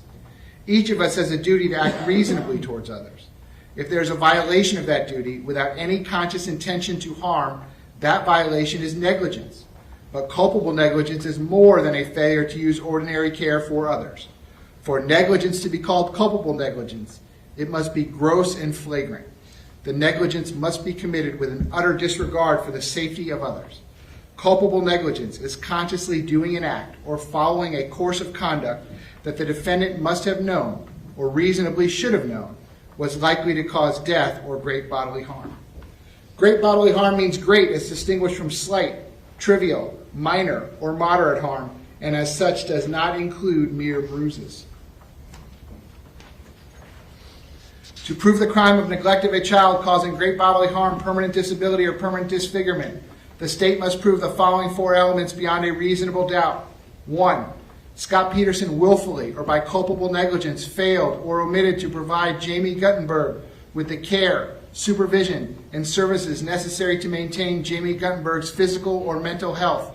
Or Scot Peterson failed to make reasonable effort to protect Jamie Guttenberg from abuse, neglect, or exploitation by another person. In doing so, Scot Peterson caused great bodily harm, permanent disability, or permanent disfigurement to Jamie Guttenberg. 3. Scot Peterson was a caregiver for Jamie Guttenberg. 4. Jamie Guttenberg was under the age of 18 years. Neglect of a child may be based on repeated conduct or on a single incident or omission that resulted in, or reasonably could have been expected to result in, serious physical or mental injury or a substantial risk of death to a child. Caregiver means a parent, adult household member, or other person responsible for a child's welfare. I will now define what is meant by the term culpable negligence. Each of us has a duty to act reasonably towards others. If there is a violation of that duty without any conscious intention to harm, that violation is negligence. But culpable negligence is more than a failure to use ordinary care for others. For negligence to be called culpable negligence, it must be gross and flagrant. The negligence must be committed with an utter disregard for the safety of others. Culpable negligence is consciously doing an act or following a course of conduct that the defendant must have known or reasonably should have known was likely to cause death or great bodily harm. Great bodily harm means great as distinguished from slight, trivial, minor, or moderate harm, and as such does not include mere bruises. To prove the crime of neglect of a child causing great bodily harm, permanent disability, or permanent disfigurement, the state must prove the following four elements beyond a reasonable doubt. 1. Scot Peterson willfully or by culpable negligence failed or omitted to provide Peter Wang with the care, supervision, and services necessary to maintain Peter Wang's physical or mental health. Or Scot Peterson failed to make reasonable effort to protect Peter Wang from abuse, neglect, or exploitation by another person. 2. In doing so, Scot Peterson caused great bodily harm, permanent disability, or permanent disfigurement to Peter Wang. 3. Scot Peterson was a caregiver for Peter Wang. 4. Peter Wang was under the age of 18 years. Neglect of a child may be based on repeated conduct or on a single incident or omission that resulted in, or reasonably could have been expected to result in, serious physical or mental injury or a substantial risk of death to a child. Caregiver means a parent, adult household member, or other person responsible for a child's welfare. I will now define what is meant by the term culpable negligence. Each of us has a duty to act reasonably towards others. If there's a violation of that duty, without any conscious intention to harm, that violation is negligence. But culpable negligence is more than a failure to use ordinary care for others. For negligence to be called culpable negligence, it must be gross and flagrant. The negligence must be committed with an utter disregard for the safety of others. Culpable negligence is consciously doing an act or following a course of conduct that the defendant must have known or reasonably should have known was likely to cause death or great bodily harm. Great bodily harm means great as distinguished from slight, trivial, minor, or moderate harm, and as such does not include mere bruises. To prove the crime of neglect of a child, the state must prove the following three elements beyond a reasonable doubt. 1. Scot Peterson willfully or by culpable negligence failed or omitted to provide Marian Kabachenko with the care, supervision, and services necessary to maintain Marian Kabachenko's physical or mental health. Or Scot Peterson failed to make reasonable effort to protect Marian Kabachenko from abuse, neglect, or exploitation by another person. 2. Scot Peterson was a caregiver for Marian Kabachenko. 3. Marian Kabachenko was under the age of 18 years. Neglect of a child may be based on repeated conduct or on a single incident or omission that resulted in, or reasonably could have been expected to result in, serious physical or mental injury or a substantial risk of death to a child. Caregiver means a parent, adult household member, or other person responsible for a child's welfare. I will now define what is meant by the term culpable negligence. Each of us has a duty to act reasonably towards others. If there is a violation of that duty without any conscious intention to harm, that violation is negligence. But culpable negligence is more than a failure to use ordinary care for others. For negligence to be called culpable negligence, it must be gross and flagrant. The negligence must be committed with an utter disregard for the safety of others. Culpable negligence is consciously doing an act or following a course of conduct that the defendant must have known or reasonably should have known was likely to cause death or great bodily harm. To prove the crime of culpable negligence, the state must prove the following two elements beyond a reasonable doubt. 1. Scot Peterson exposed Scott Beagle to personal injury. 2. He did so through culpable negligence. Actual injury is not required. I will now define culpable negligence for you. Each of us has a duty to act reasonably towards others. If there's a violation of that duty without any conscious intention to harm, that violation is negligence. But culpable negligence is more than a failure to use ordinary care for others. In order for negligence to be culpable, it must be gross and flagrant. Culpable negligence is a course of conduct showing reckless disregard for human life or for the safety of persons exposed to its dangerous effects, or such an entire want of care as to raise a presumption of a conscious indifference to consequences, or which shows wantonness or recklessness, or a grossly careless disregard for the safety and welfare of the public, or shows such an indifference to the rights of others as is equivalent to an intentional violation of such rights. To prove the crime of culpable negligence, the state must prove the following two elements beyond a reasonable doubt. 1, Scot Peterson exposed Stacy Lapel to personal injury. 2, he did so through culpable negligence. Actual injury is not required. I will now define culpable negligence for you. Each of us has a duty to act reasonably towards others. If there's a violation of that duty without any conscious intention to harm, that violation is negligence. But culpable negligence is more than a failure to use ordinary care for others.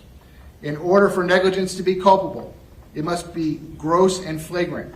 Culpable negligence is a course of conduct showing reckless disregard for human life or for the safety of persons exposed to its dangerous effects, or such an entire want of care as to raise a presumption of a conscious indifference to consequences, or which shows wantonness or recklessness, or a grossly careless disregard for the safety and welfare of the public, or shows such an indifference to the rights of others as is equivalent to an intentional violation of such rights. To prove the crime of culpable negligence, the state must prove the following two elements beyond a reasonable doubt. 1, Scot Peterson exposed Meadow Pollock to personal injury. 2, he did so through culpable negligence. Actual injury is not required. I will now define culpable negligence for you. Each of us has a duty to act reasonably towards others. If there's a violation of that duty without any conscious intention to harm, that violation is negligence. But culpable negligence is more than a failure to use ordinary care for others. In order for negligence to be culpable, it must be gross and flagrant. Culpable negligence is a course of conduct showing reckless disregard for human life or for the safety of persons exposed to its dangerous effects, or such an entire want of care as to raise a presumption of a conscious indifference to consequences, or which shows wantonness or recklessness, or a grossly careless disregard for the safety and welfare of the public, or shows such an indifference to the rights of others as is equivalent to an intentional violation of such rights. To prove the crime of perjury not in an official proceeding, the state must prove the following 5 elements beyond a reasonable doubt. 1, Scot Peterson took an oath or otherwise affirmed that he was obligated by conscience or by law to speak the truth during a sworn statement. 2, the oath or affirmation was made to Broward Sheriff's Detectives John Curcio and Jeffrey Curtis.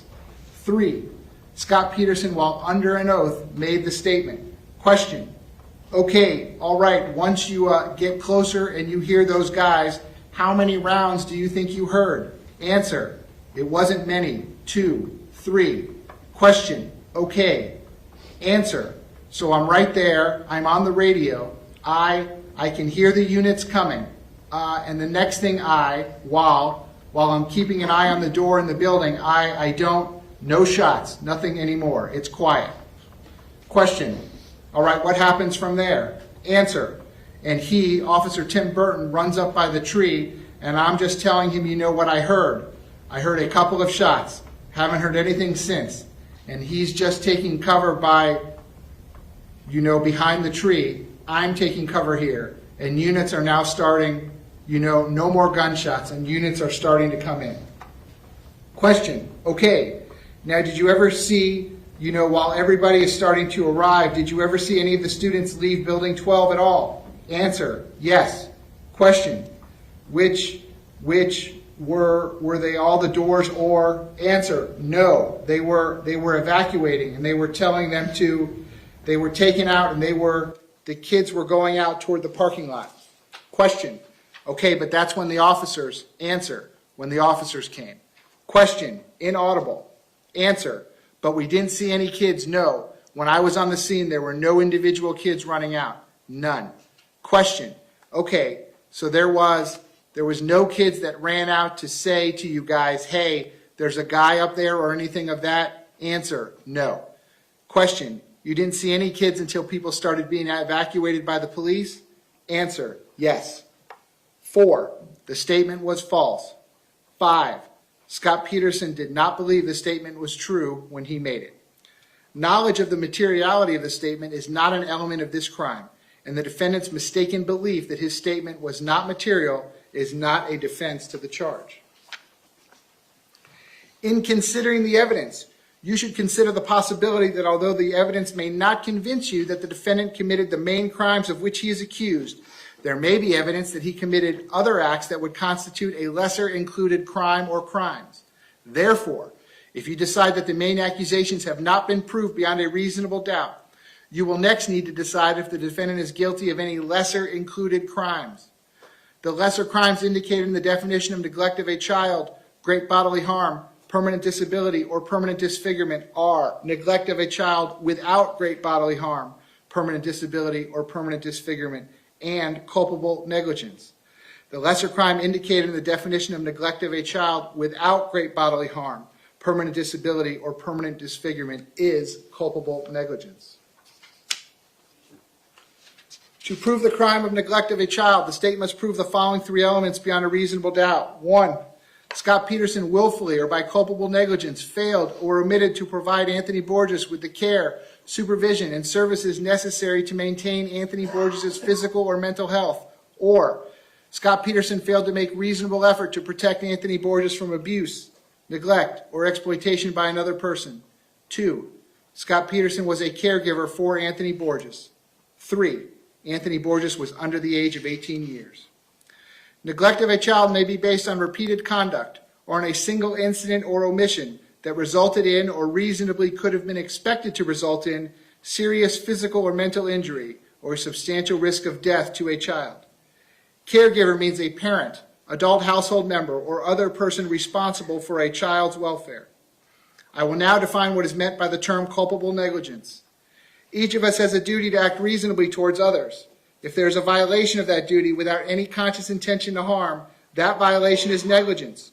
But culpable negligence is more than a failure to use ordinary care for others. For negligence to be called culpable negligence, it must be gross and flagrant. The negligence must be committed with an utter disregard for the safety of others.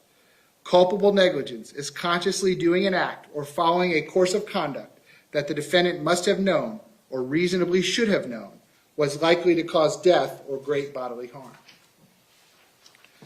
To prove the crime of neglect of a child, the state must prove the following three elements beyond a reasonable doubt. 1. Scot Peterson willfully or by culpable negligence failed or omitted to provide Kara Logren with the care, supervision, and services necessary to maintain Kara Logren's physical or mental health. Or Scot Peterson failed to make reasonable effort to protect Kara Logren from abuse, neglect, or exploitation by another person. 2. Scot Peterson was a caregiver for Kara Logren. 3. Kara Logren was under the age of 18 years. Neglect of a child may be based on repeated conduct or on a single incident or omission that resulted in or reasonably could have been expected to result in serious physical or mental injury or a substantial risk of death to a child. Caregiver means a parent, adult household member, or other person responsible for a child's welfare. I will now define what is meant by the term culpable negligence. Each of us has a duty to act reasonably towards others. If there is a violation of that duty without any conscious intention to harm, that violation is negligence. But culpable negligence is more than a failure to use ordinary care for others. For negligence to be called culpable negligence, it must be gross and flagrant. The negligence must be committed with an utter disregard for the safety of others. Culpable negligence is consciously doing an act or following a course of conduct that the defendant must have known or reasonably should have known was likely to cause death or great bodily harm. To prove the crime of neglect of a child, the state must prove the following three elements beyond a reasonable doubt. 1. Scot Peterson willfully or by culpable negligence failed or omitted to provide Joaquin Oliver with the care, supervision, and services necessary to maintain Joaquin Oliver's physical or mental health. Or Scot Peterson failed to make reasonable effort to protect Joaquin Oliver from abuse, neglect, or exploitation by another person. 2. Scot Peterson was a caregiver for Joaquin Oliver. 3. Joaquin Oliver was under the age of 18.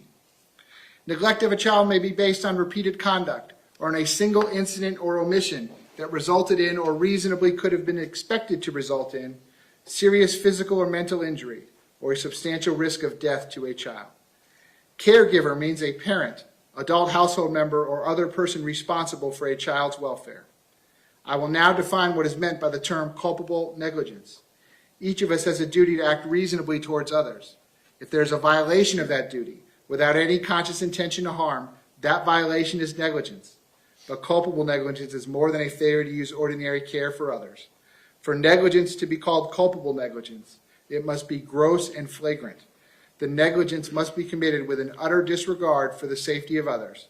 Culpable negligence is consciously doing an act or following a course of conduct that the defendant must have known or reasonably should have known was likely to cause death or great bodily harm. To prove the crime of neglect of a child, the state must prove the following three elements beyond a reasonable doubt. 1. Scot Peterson willfully or by culpable negligence failed or omitted to provide Kyle Lehman with the care, supervision, and services necessary to maintain Kyle Lehman's physical or mental health. Or Scot Peterson failed to make reasonable effort to protect Kyle Lehman from abuse, neglect, or exploitation by another person. 2. Scot Peterson was a caregiver for Kyle Lehman. 3. Kyle Lehman was under the age of 18 years.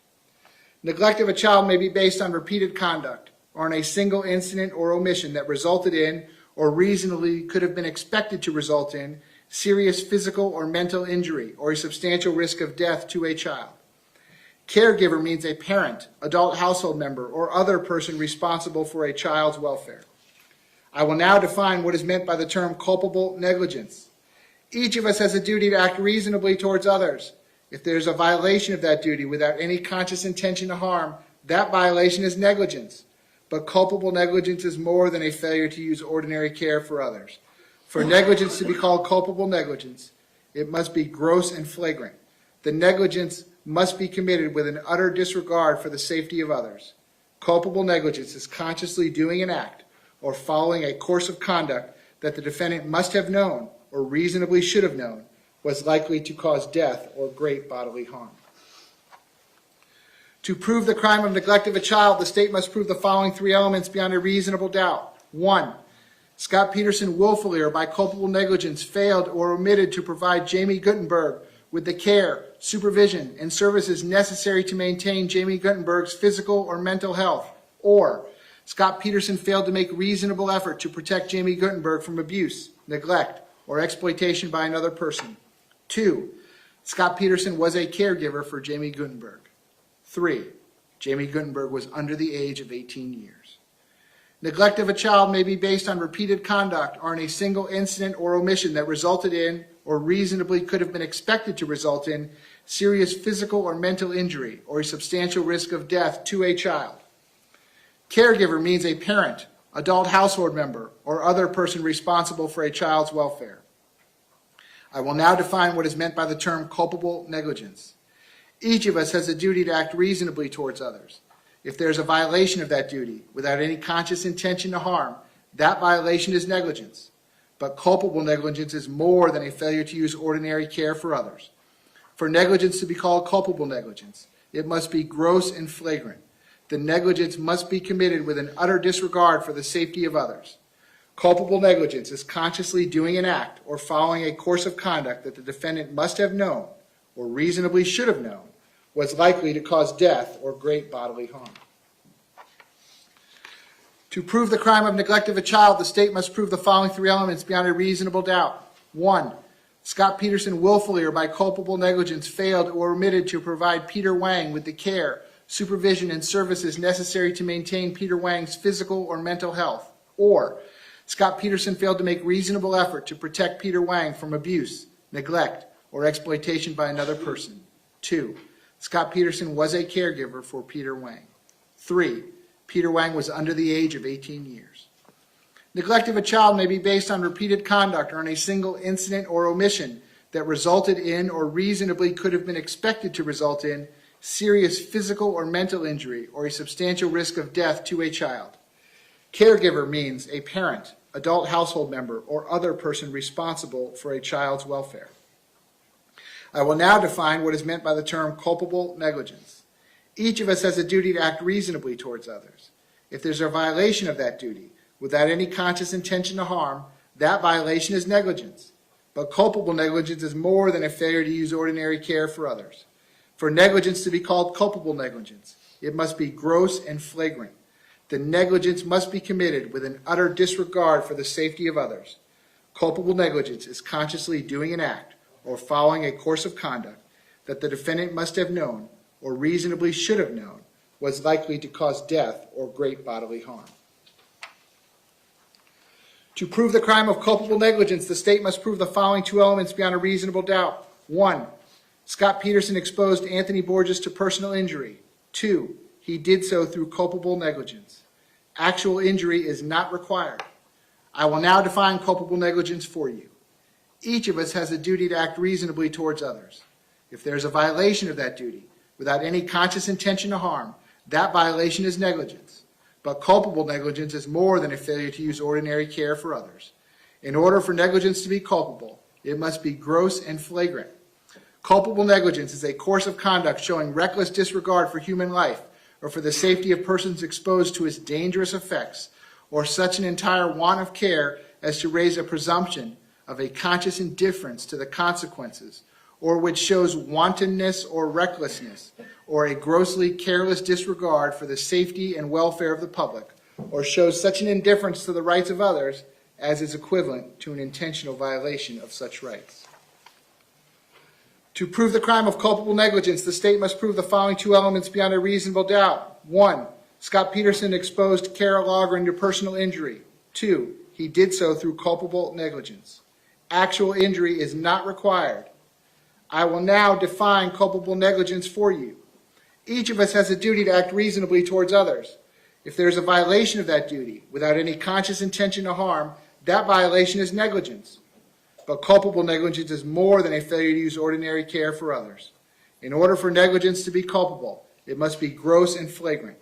Culpable negligence is a course of conduct showing reckless disregard for human life or for the safety of the persons exposed to its dangerous effects, or such an entire want of care as to raise a presumption of a conscious indifference to consequences, or which shows wantonness or recklessness, or a grossly careless disregard for the safety and welfare of the public, or shows such an indifference to the rights of others as is equivalent to an intentional violation of such rights. To prove the crime of culpable negligence, the state must prove the following two elements beyond a reasonable doubt. 1, Scot Peterson exposed Joaquin Oliver to personal injury. 2, he did so through culpable negligence. Actual injury is not required. I will now define culpable negligence for you. Each of us has a duty to act reasonably towards others. If there is a violation of that duty without any conscious intention to harm, that violation is negligence. But culpable negligence is more than a failure to use ordinary care for others.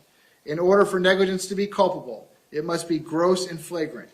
Culpable negligence is a course of conduct showing reckless disregard for human life or for the safety of persons exposed to its dangerous effects, or such an entire want of care as to raise a presumption of the conscious indifference to consequences, or which shows wantonness or recklessness, or a grossly careless disregard for the safety and welfare of the public, or shows such an indifference to the rights of others as is equivalent to an intentional violation of such rights.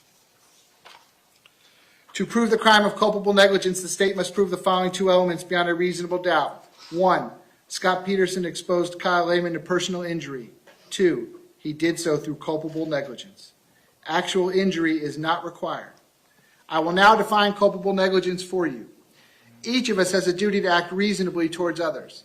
If there is a violation of that duty without any conscious intention to harm, that violation is negligence. But culpable negligence is more than a failure to use ordinary care for others. In order for negligence to be culpable, it must be gross and flagrant.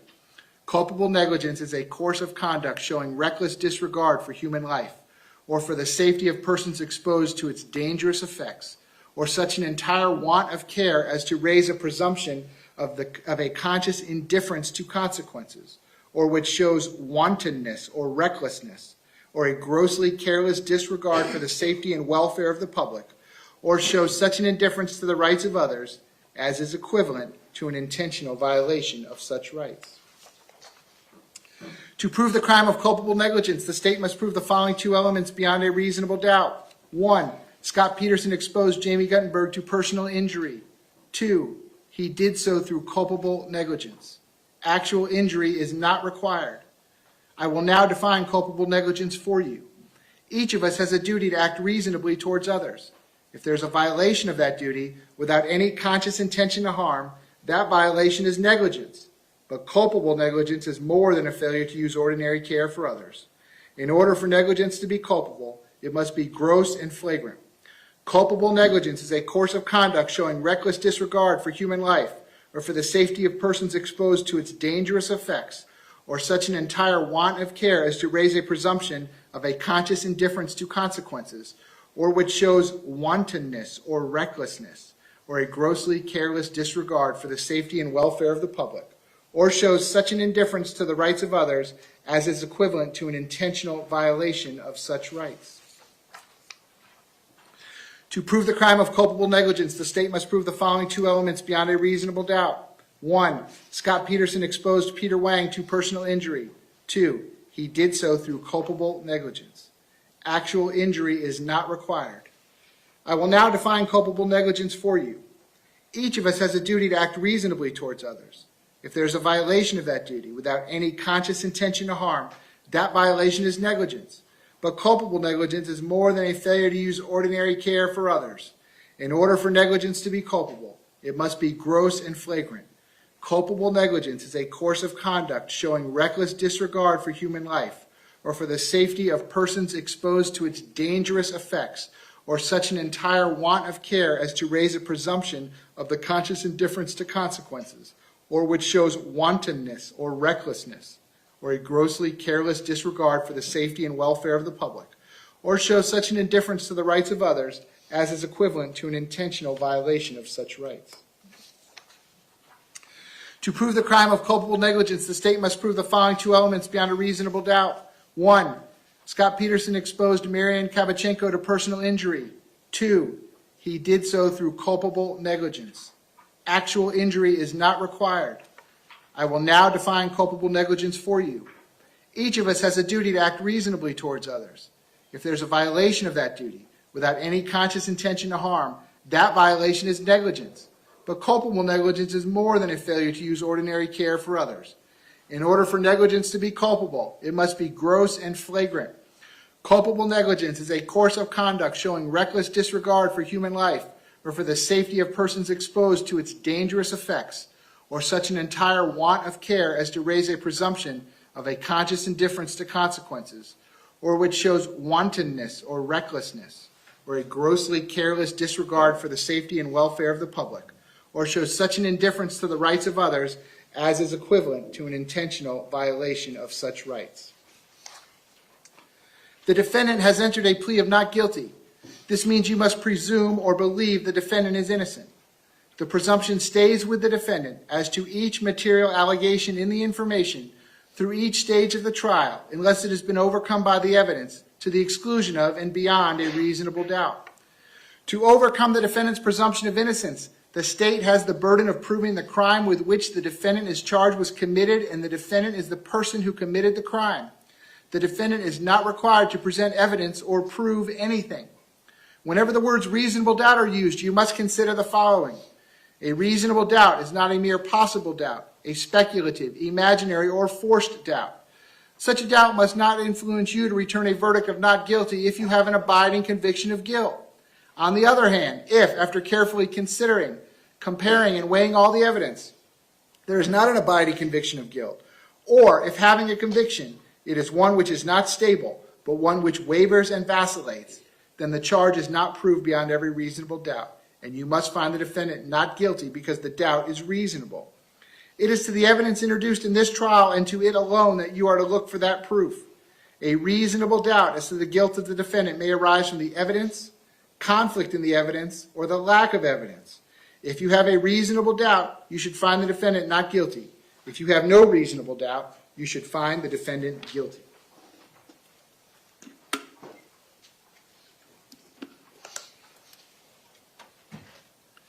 It is up to you to decide what evidence is reliable. You should use your common sense in deciding which is the best evidence and which evidence should not be relied upon in considering your verdict. You may find some of the evidence not reliable or less reliable than other evidence. You should consider how the witnesses acted as well as what they said. Some things you should consider are Did the witness seem to have an opportunity to see and know the things about which the witness testified? Did the witness seem to have an accurate memory? Was the witness honest and straightforward in answering the attorney's questions? Did the witness have some interest in how the case should be decided? Does the witness's testimony agree with the other testimony and other evidence in the case? Did the witness at some other time make a statement that is inconsistent with the testimony he or she gave in court? Whether the state has met its burden of proof does not depend on the number of witnesses it has called or upon the number of exhibits it has offered, but instead upon the nature and quality of the evidence presented. The fact that a witness is employed in law enforcement does not mean that his or her testimony deserves more or less consideration than that of any other witness. Expert witnesses are like other witnesses with one exception. The law permits an expert witness to give his or her opinion. However, an expert's opinion is reliable only when given on a subject about which you believe him or her to be an expert. Like other witnesses, you may believe or disbelieve all or any part of an expert's testimony. It is entirely proper for a lawyer to talk to a witness about what testimony the witness would give if called to the courtroom. The witness should not be discredited by talking to a lawyer about his or her testimony. You may rely upon your own conclusion about the credibility of any witness. A juror may believe or disbelieve all or any part of the evidence or the testimony of any witness. The Constitution requires the state to prove its accusations against the defendant. It is not necessary for the defendant to disprove anything, nor is the defendant required to prove his innocence. It is up to the state to prove the defendant's guilt by evidence. The defendant exercised a fundamental right by choosing not to be a witness in this case. You must not view this as an admission of guilt or be influenced in any way by his decision. No juror should ever be concerned that the defendant did or did not take the witness stand to give testimony in the case. These are some general rules that apply to your discussion. You must follow these rules in order to return a lawful verdict. You must follow the law as it is set out in these instructions. If you fail to follow the law, your verdict will be a miscarriage of justice. There is no reason for failing to follow the law in this case. All of us are depending upon you to make a wise and legal decision in this matter. This case must be decided only upon the evidence that you have heard from the testimony of the witnesses and have seen in the form of the exhibits and evidence and these instructions. This case must not be decided for or against anyone because you feel sorry for anyone or are angry at anyone. Remember, the lawyers are not on trial. Your feelings about them should not influence your decision in this case. Your duty is to determine if the defendant has been proven guilty or not in accord with the law. It is the judge's job to determine a proper sentence if the defendant is found guilty. Whatever verdict you render must be unanimous. That is, each juror must agree to the same verdict. Your verdict should not be influenced by feelings of prejudice, bias, or sympathy. Your verdict must be based on the evidence and on the law contained in these instructions. Deciding a verdict is exclusively your job. I cannot participate in that decision in any way. Please disregard anything I may have said or done that made you think I preferred one verdict over another. You may find the defendant guilty as charged, or guilty of such lesser included crimes as the evidence may justify, or not guilty. If you return a verdict of guilty, it should be for the highest offense on the verdict form for each count that has been proven beyond a reasonable doubt.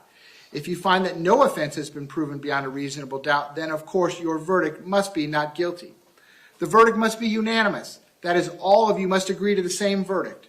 Only one verdict may be returned as to each crime charged. The verdict must be in writing, and for your convenience, the necessary verdict forms have been prepared for you. They are as follows. Ladies and gentlemen, I know it's hard to see from over there, but you have a one-page verdict form for each of the 11 counts. All of them have the State of Florida plaintiff versus Scot Peterson defendant with this case number, and then they're labeled. Count 1. We, the jury, find as follows as the defendant in this case. Check only 1. Let me read that part again. Check only 1. And then you have 4 choices.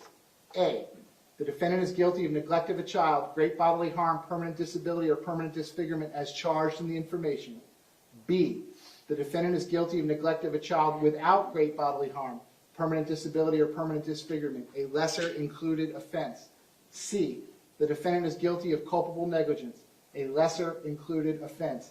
D, the defendant is not guilty. So say we all this blank day of June 2023 at Fort Lauderdale, Broward County, Florida, and there's a place for the foreperson to print their name and sign their name. So once you've come to unanimous verdict as to count one, you will check the appropriate box. The foreperson will date the verdict form, print their name, and sign their name.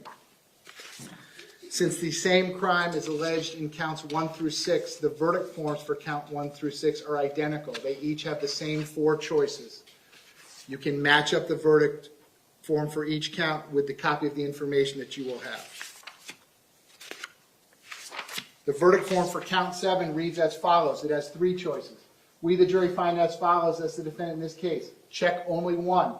A, the defendant is guilty of neglect of a child without great bodily harm, permanent disability, or permanent disfigurement as charged in the information. B, the defendant is guilty of culpable negligence, a lesser included offense. C, the defendant is not guilty. So say we all this blank day of June 2023 at Fort Lauderdale, Broward County, Florida. Again, a place for the foreperson to print their name and sign their name. So once you have come to unanimous decision as to count 7, you will check the appropriate box. The foreperson will date the verdict form and print and sign their name. The verdict forms for count 8, 9, and 10 are identical as they all charge the same crime. They all read as follows. This is the verdict form for count 8. We, the jury, find as follows the defendant in this case. Check only one. There's 2 choices. The defendant is guilty of culpable negligence as charged in the information. Or B, the defendant is not guilty. So say we all this blank day of June 2023 at Fort Lauderdale, Broward County, Florida. And again, a place for the foreperson to print their name and sign their name. So once you have come to unanimous decision as to the verdicts into count 8, 9, and 10, you will fill out, check the appropriate box. The foreperson will date it, sign their name, and print their name. The verdict form for count 11 has 2 choices. It reads as follows. We, the jury, find as follows as the defendant in this case. Check only one. A, the defendant is guilty of perjury not in an official proceeding as charged in the information. B, the defendant is not guilty. So say we all this blank day of June 2023 at Fort Lauderdale, Broward County, Florida. Again, a place for the foreperson to print their name and sign their name. So once you have reached a unanimous decision as to count 11, you will check the appropriate box. The foreperson will date the verdict form and print and sign the verdict form.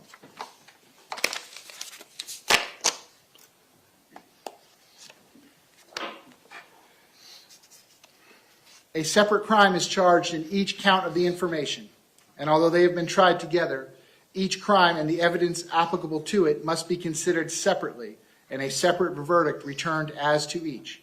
A finding of guilty or not guilty as to one crime must not affect your verdict as to the other crimes charged. In just a few moments, you will be taken to the jury room by the court deputy. The first thing you should do is choose a foreperson who will preside over your deliberations. The foreperson should see to it that your discussions are carried on in an organized way and that everyone has a fair chance to be heard. It is also the foreperson's job to sign and date the verdict forms when all of you have agreed on a verdict and to bring the verdict forms back to the courtroom when you return. During deliberations, jurors must communicate about the case only with one another and only when all jurors are present in the jury room. If a juror goes to the restroom, the deliberations should stop until that juror returns. You are not to communicate with anyone outside of the jury about this case. Until you have reached a verdict, you must not talk about this case in person or through the telephone, writing, or electronic communication, such as a blog, Twitter, email, text message, or any other means. Do not contact anyone to assist you during your deliberations. These communications rules apply until I discharge you at the end of the case. If you become aware of any violation of these instructions or any other instruction that I have given in this case, you must tell me by giving a note to the court deputy. Many of you may have cell phones, tablets, laptops, or other electronic devices here in the courtroom. The rules do not allow you to bring your phones or any of those types of electronic devices into the jury room. Kindly leave those devices on your seats where they will be guarded by the court deputy while you deliberate. Excuse me. If you need to communicate with me, send a note through the court deputy. If you have voted, do not disclose the actual vote in the note. If you have a question, I will talk with the attorneys before I answer, so it may take some time. You may continue your deliberations while you wait for my answer. I will answer any questions, if I can, in writing or orally here in open court. During the trial, items were received into evidence as exhibits. You may examine whatever exhibits you think will help you in your deliberations. These exhibits will be sent into the jury room with you when you begin to deliberate. In closing, let me remind you that it is important that you follow the law spelled out in these instructions in deciding your verdict. There are no other laws that apply to this case. Even if you do not like the laws that must be applied, you must use them. For more than 2 centuries, we have lived by the Constitution and the law. No juror has the right to violate the rules we all share. Quick sidebar with the attorneys, please.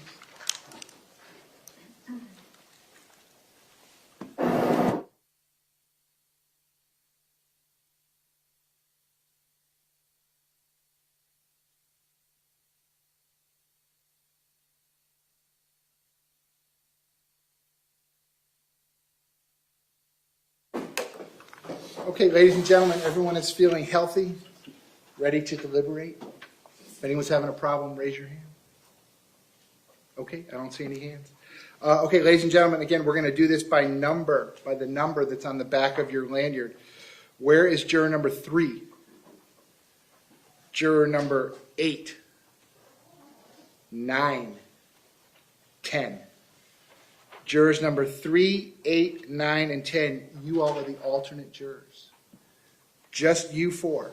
Do you have any of your personal items in the jury room right now? Okay. The court deputy is going to escort you back. The other 6 of you, please remain in your seats. And I'm going to have you 4 get those personal items and come right back here, and I will wait for you.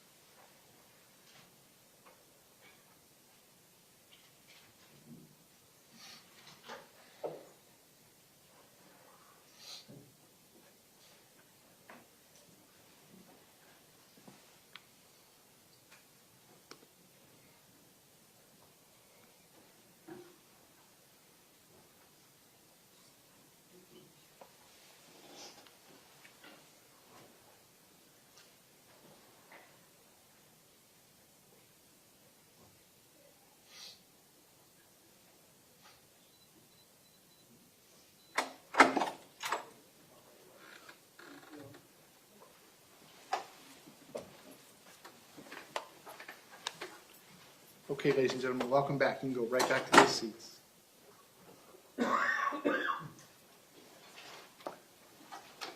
Okay, I've got everyone back. You have all your personal belongings from the jury room. Okay, so the 4 of you, 3, 8, 9, and 10, if you will remain in your seats, I have separate instructions for you. The rest of you, ladies and gentlemen, which is 1, 2, 4, 5, 6, and 7, you may now retire to begin your deliberations. You can take the notepads with you. Momentarily, we will send back to you the verdict forms, a copy of the charging document, as well as all of the evidence. So at this point, you may retire to begin your deliberations. Take your notebooks.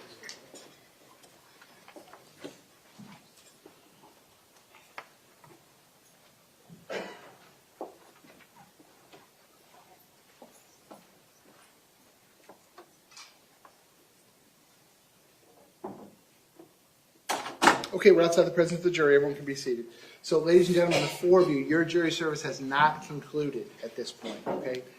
You are going to be under the same communication rules, all the rules the same as I've instructed you throughout the entire trial for the following reasons, okay? Again, I place no time limit on the deliberations. The jury may take as short or as long a period of time, but, and it has happened in the past, sometimes things come up and we have an emergency with a deliberating juror. If that were to occur, and I had to replace one of the deliberating jurors, I would do that with one of you since you have heard all the evidence in the case. So I still don't want you to talk to anyone about the facts of the case. I don't want you to do any research, nothing on the internet, no newspaper, no television news, no social media. Momentarily, we're going to get you, and BSO is going to escort you out of the building. I will keep your notes in the notepads. We're going to lock them up. I want you to keep the lanyards. Okay, I have your phone numbers. If the jury reaches a verdict, I will call you and let you know that you're discharged at that point, and then at that point you're free to talk to anyone you want about this case, or you're free to talk to no one about this case. That will be up to each of you. But until I call you, please operate under the same rules as I've been instructing you since all the way back on June the 5th. Again, I may need you, one of you, or more than one of you, and again, it has happened in the past. Does anyone have any questions about that at this point? So I'm not going to give you a specific day or time to come back. Resume your normal lives. Keep the lanyard. I will keep your notes. If and when your jury service is concluded, I will call you and let you know. And then, believe it or not, I usually just ask the people to mail the lanyards back, and we always get them back. So I trust that you guys will mail them back to us. And unless you have any other questions, again, with the same admonition, please don't discuss the facts of the case, evidence, witnesses, or testimony. That would be included amongst yourselves as well as you're walking out. Again, with my great thanks for your time, effort, and energy throughout the entire process. And there's also a certificate and a thank you letter that my office will deliver to you, but that will be after your jury service is concluded, which isn't just yet, but hopefully will be soon. So with that being said, I hope you all have a good night. I wish you a good return to your lives tomorrow, and then I will be in touch with you when you're going to be discharged. So at this point, have a good night. Talk to you soon.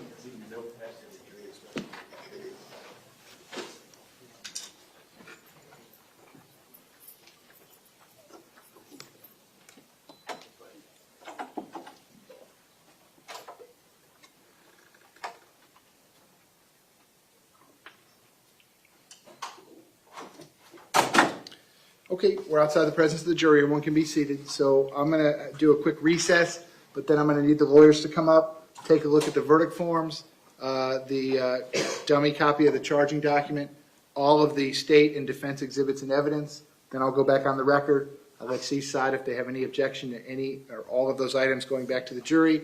Once you tell me that you don't, or I address any issue that comes up in that regard, I'll send everything back to the jury. Like I said before, I think I'll let them go probably to about 6 tonight. So then we would otherwise be in recess till we hear from the jury or until we resume deliberations tomorrow. So a quick recess so you all can come up here, go through all the evidence, the verdict forms, and the charging document. Quick recess for 5 minutes. And then I'll go back on the record when you all are done reviewing that.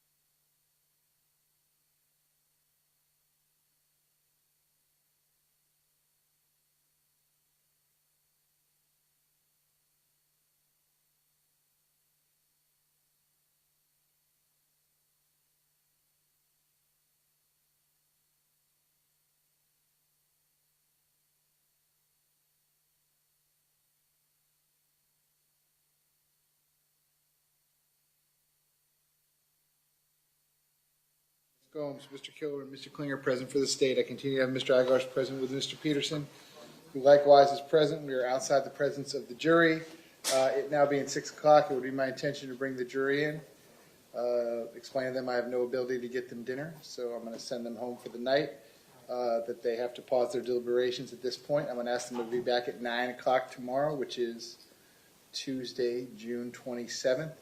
As soon as I have all 6 of them back, they will go right back into the jury room and resume their deliberations. I will further instruct them that all the deliberations have to stop as soon as they exit that room, and will remain stopped until such time as the 6 of them are back in that room tomorrow at 9 o'clock. State, any objection to proceeding in that manner or anything else you need me to address? No, Your Honor. Defense, anything else? Just one question. Would the court entertain asking the jurors if they wanted to continue to deliberate? If they're close, they might have a verdict fairly soon, and at least giving them that option. That request will respectfully be denied. Anything else? No. Okay, please bring the jury back in.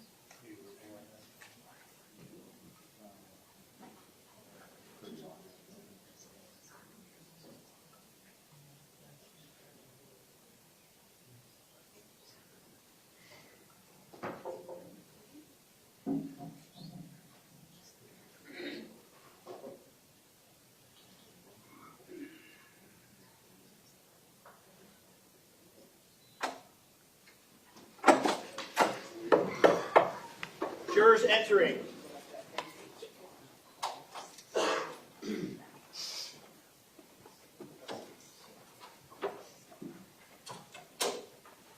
Welcome back, ladies and gentlemen. Come on in. Once you're back at your seats, you may be seated. All the parties may be seated. So, ladies and gentlemen, here's the situation going forward. I don't have any ability to get you dinner, so we're going to pause on the deliberations at this point. I'm going to send you home. I'm going to ask you to be back here tomorrow at 9 o'clock in the jury room, which is Tuesday, June 27th at 9 o'clock. Let me give you a couple specific instructions in addition to the normal instructions that I always give. Even though your deliberations have started, now we're going to press pause on the deliberations. So we're going to go back to the old rules. In other words, even though you're going to be together walking out of the building tonight, even though you're probably going to be together when you return tomorrow, when you're walking back up here, all the deliberations have to stop. There's going to be no discussion about the facts, the testimony, the evidence, the witnesses, nothing that has to do with the case until you're back in the jury room tomorrow morning, okay? All of the evidence, all of your notes, everything will remain in that jury room, and it will be sealed up tonight. No one's going to go in there. And it'll be waiting for you when you come back tomorrow. So we're going to pause on the deliberations at this point. So you're not going to discuss the facts of the case, evidence, witnesses, or testimony amongst yourselves or anyone else. You're not going to do any research, nothing on the news. You're not going to read the newspaper. You're not going to look at social media, nothing on the internet. No research directly or indirectly from any source whatsoever. I wish you all a good night. I'm going to see you back at the jury room tomorrow, which is Tuesday, June 27th at 9 o'clock. And as soon as the 6 of you have returned, you're going to go right back into the jury room. As soon as you all are back together in the jury room, you may resume your deliberations. So with that being said, I hope you have a good night. I'll see you tomorrow morning.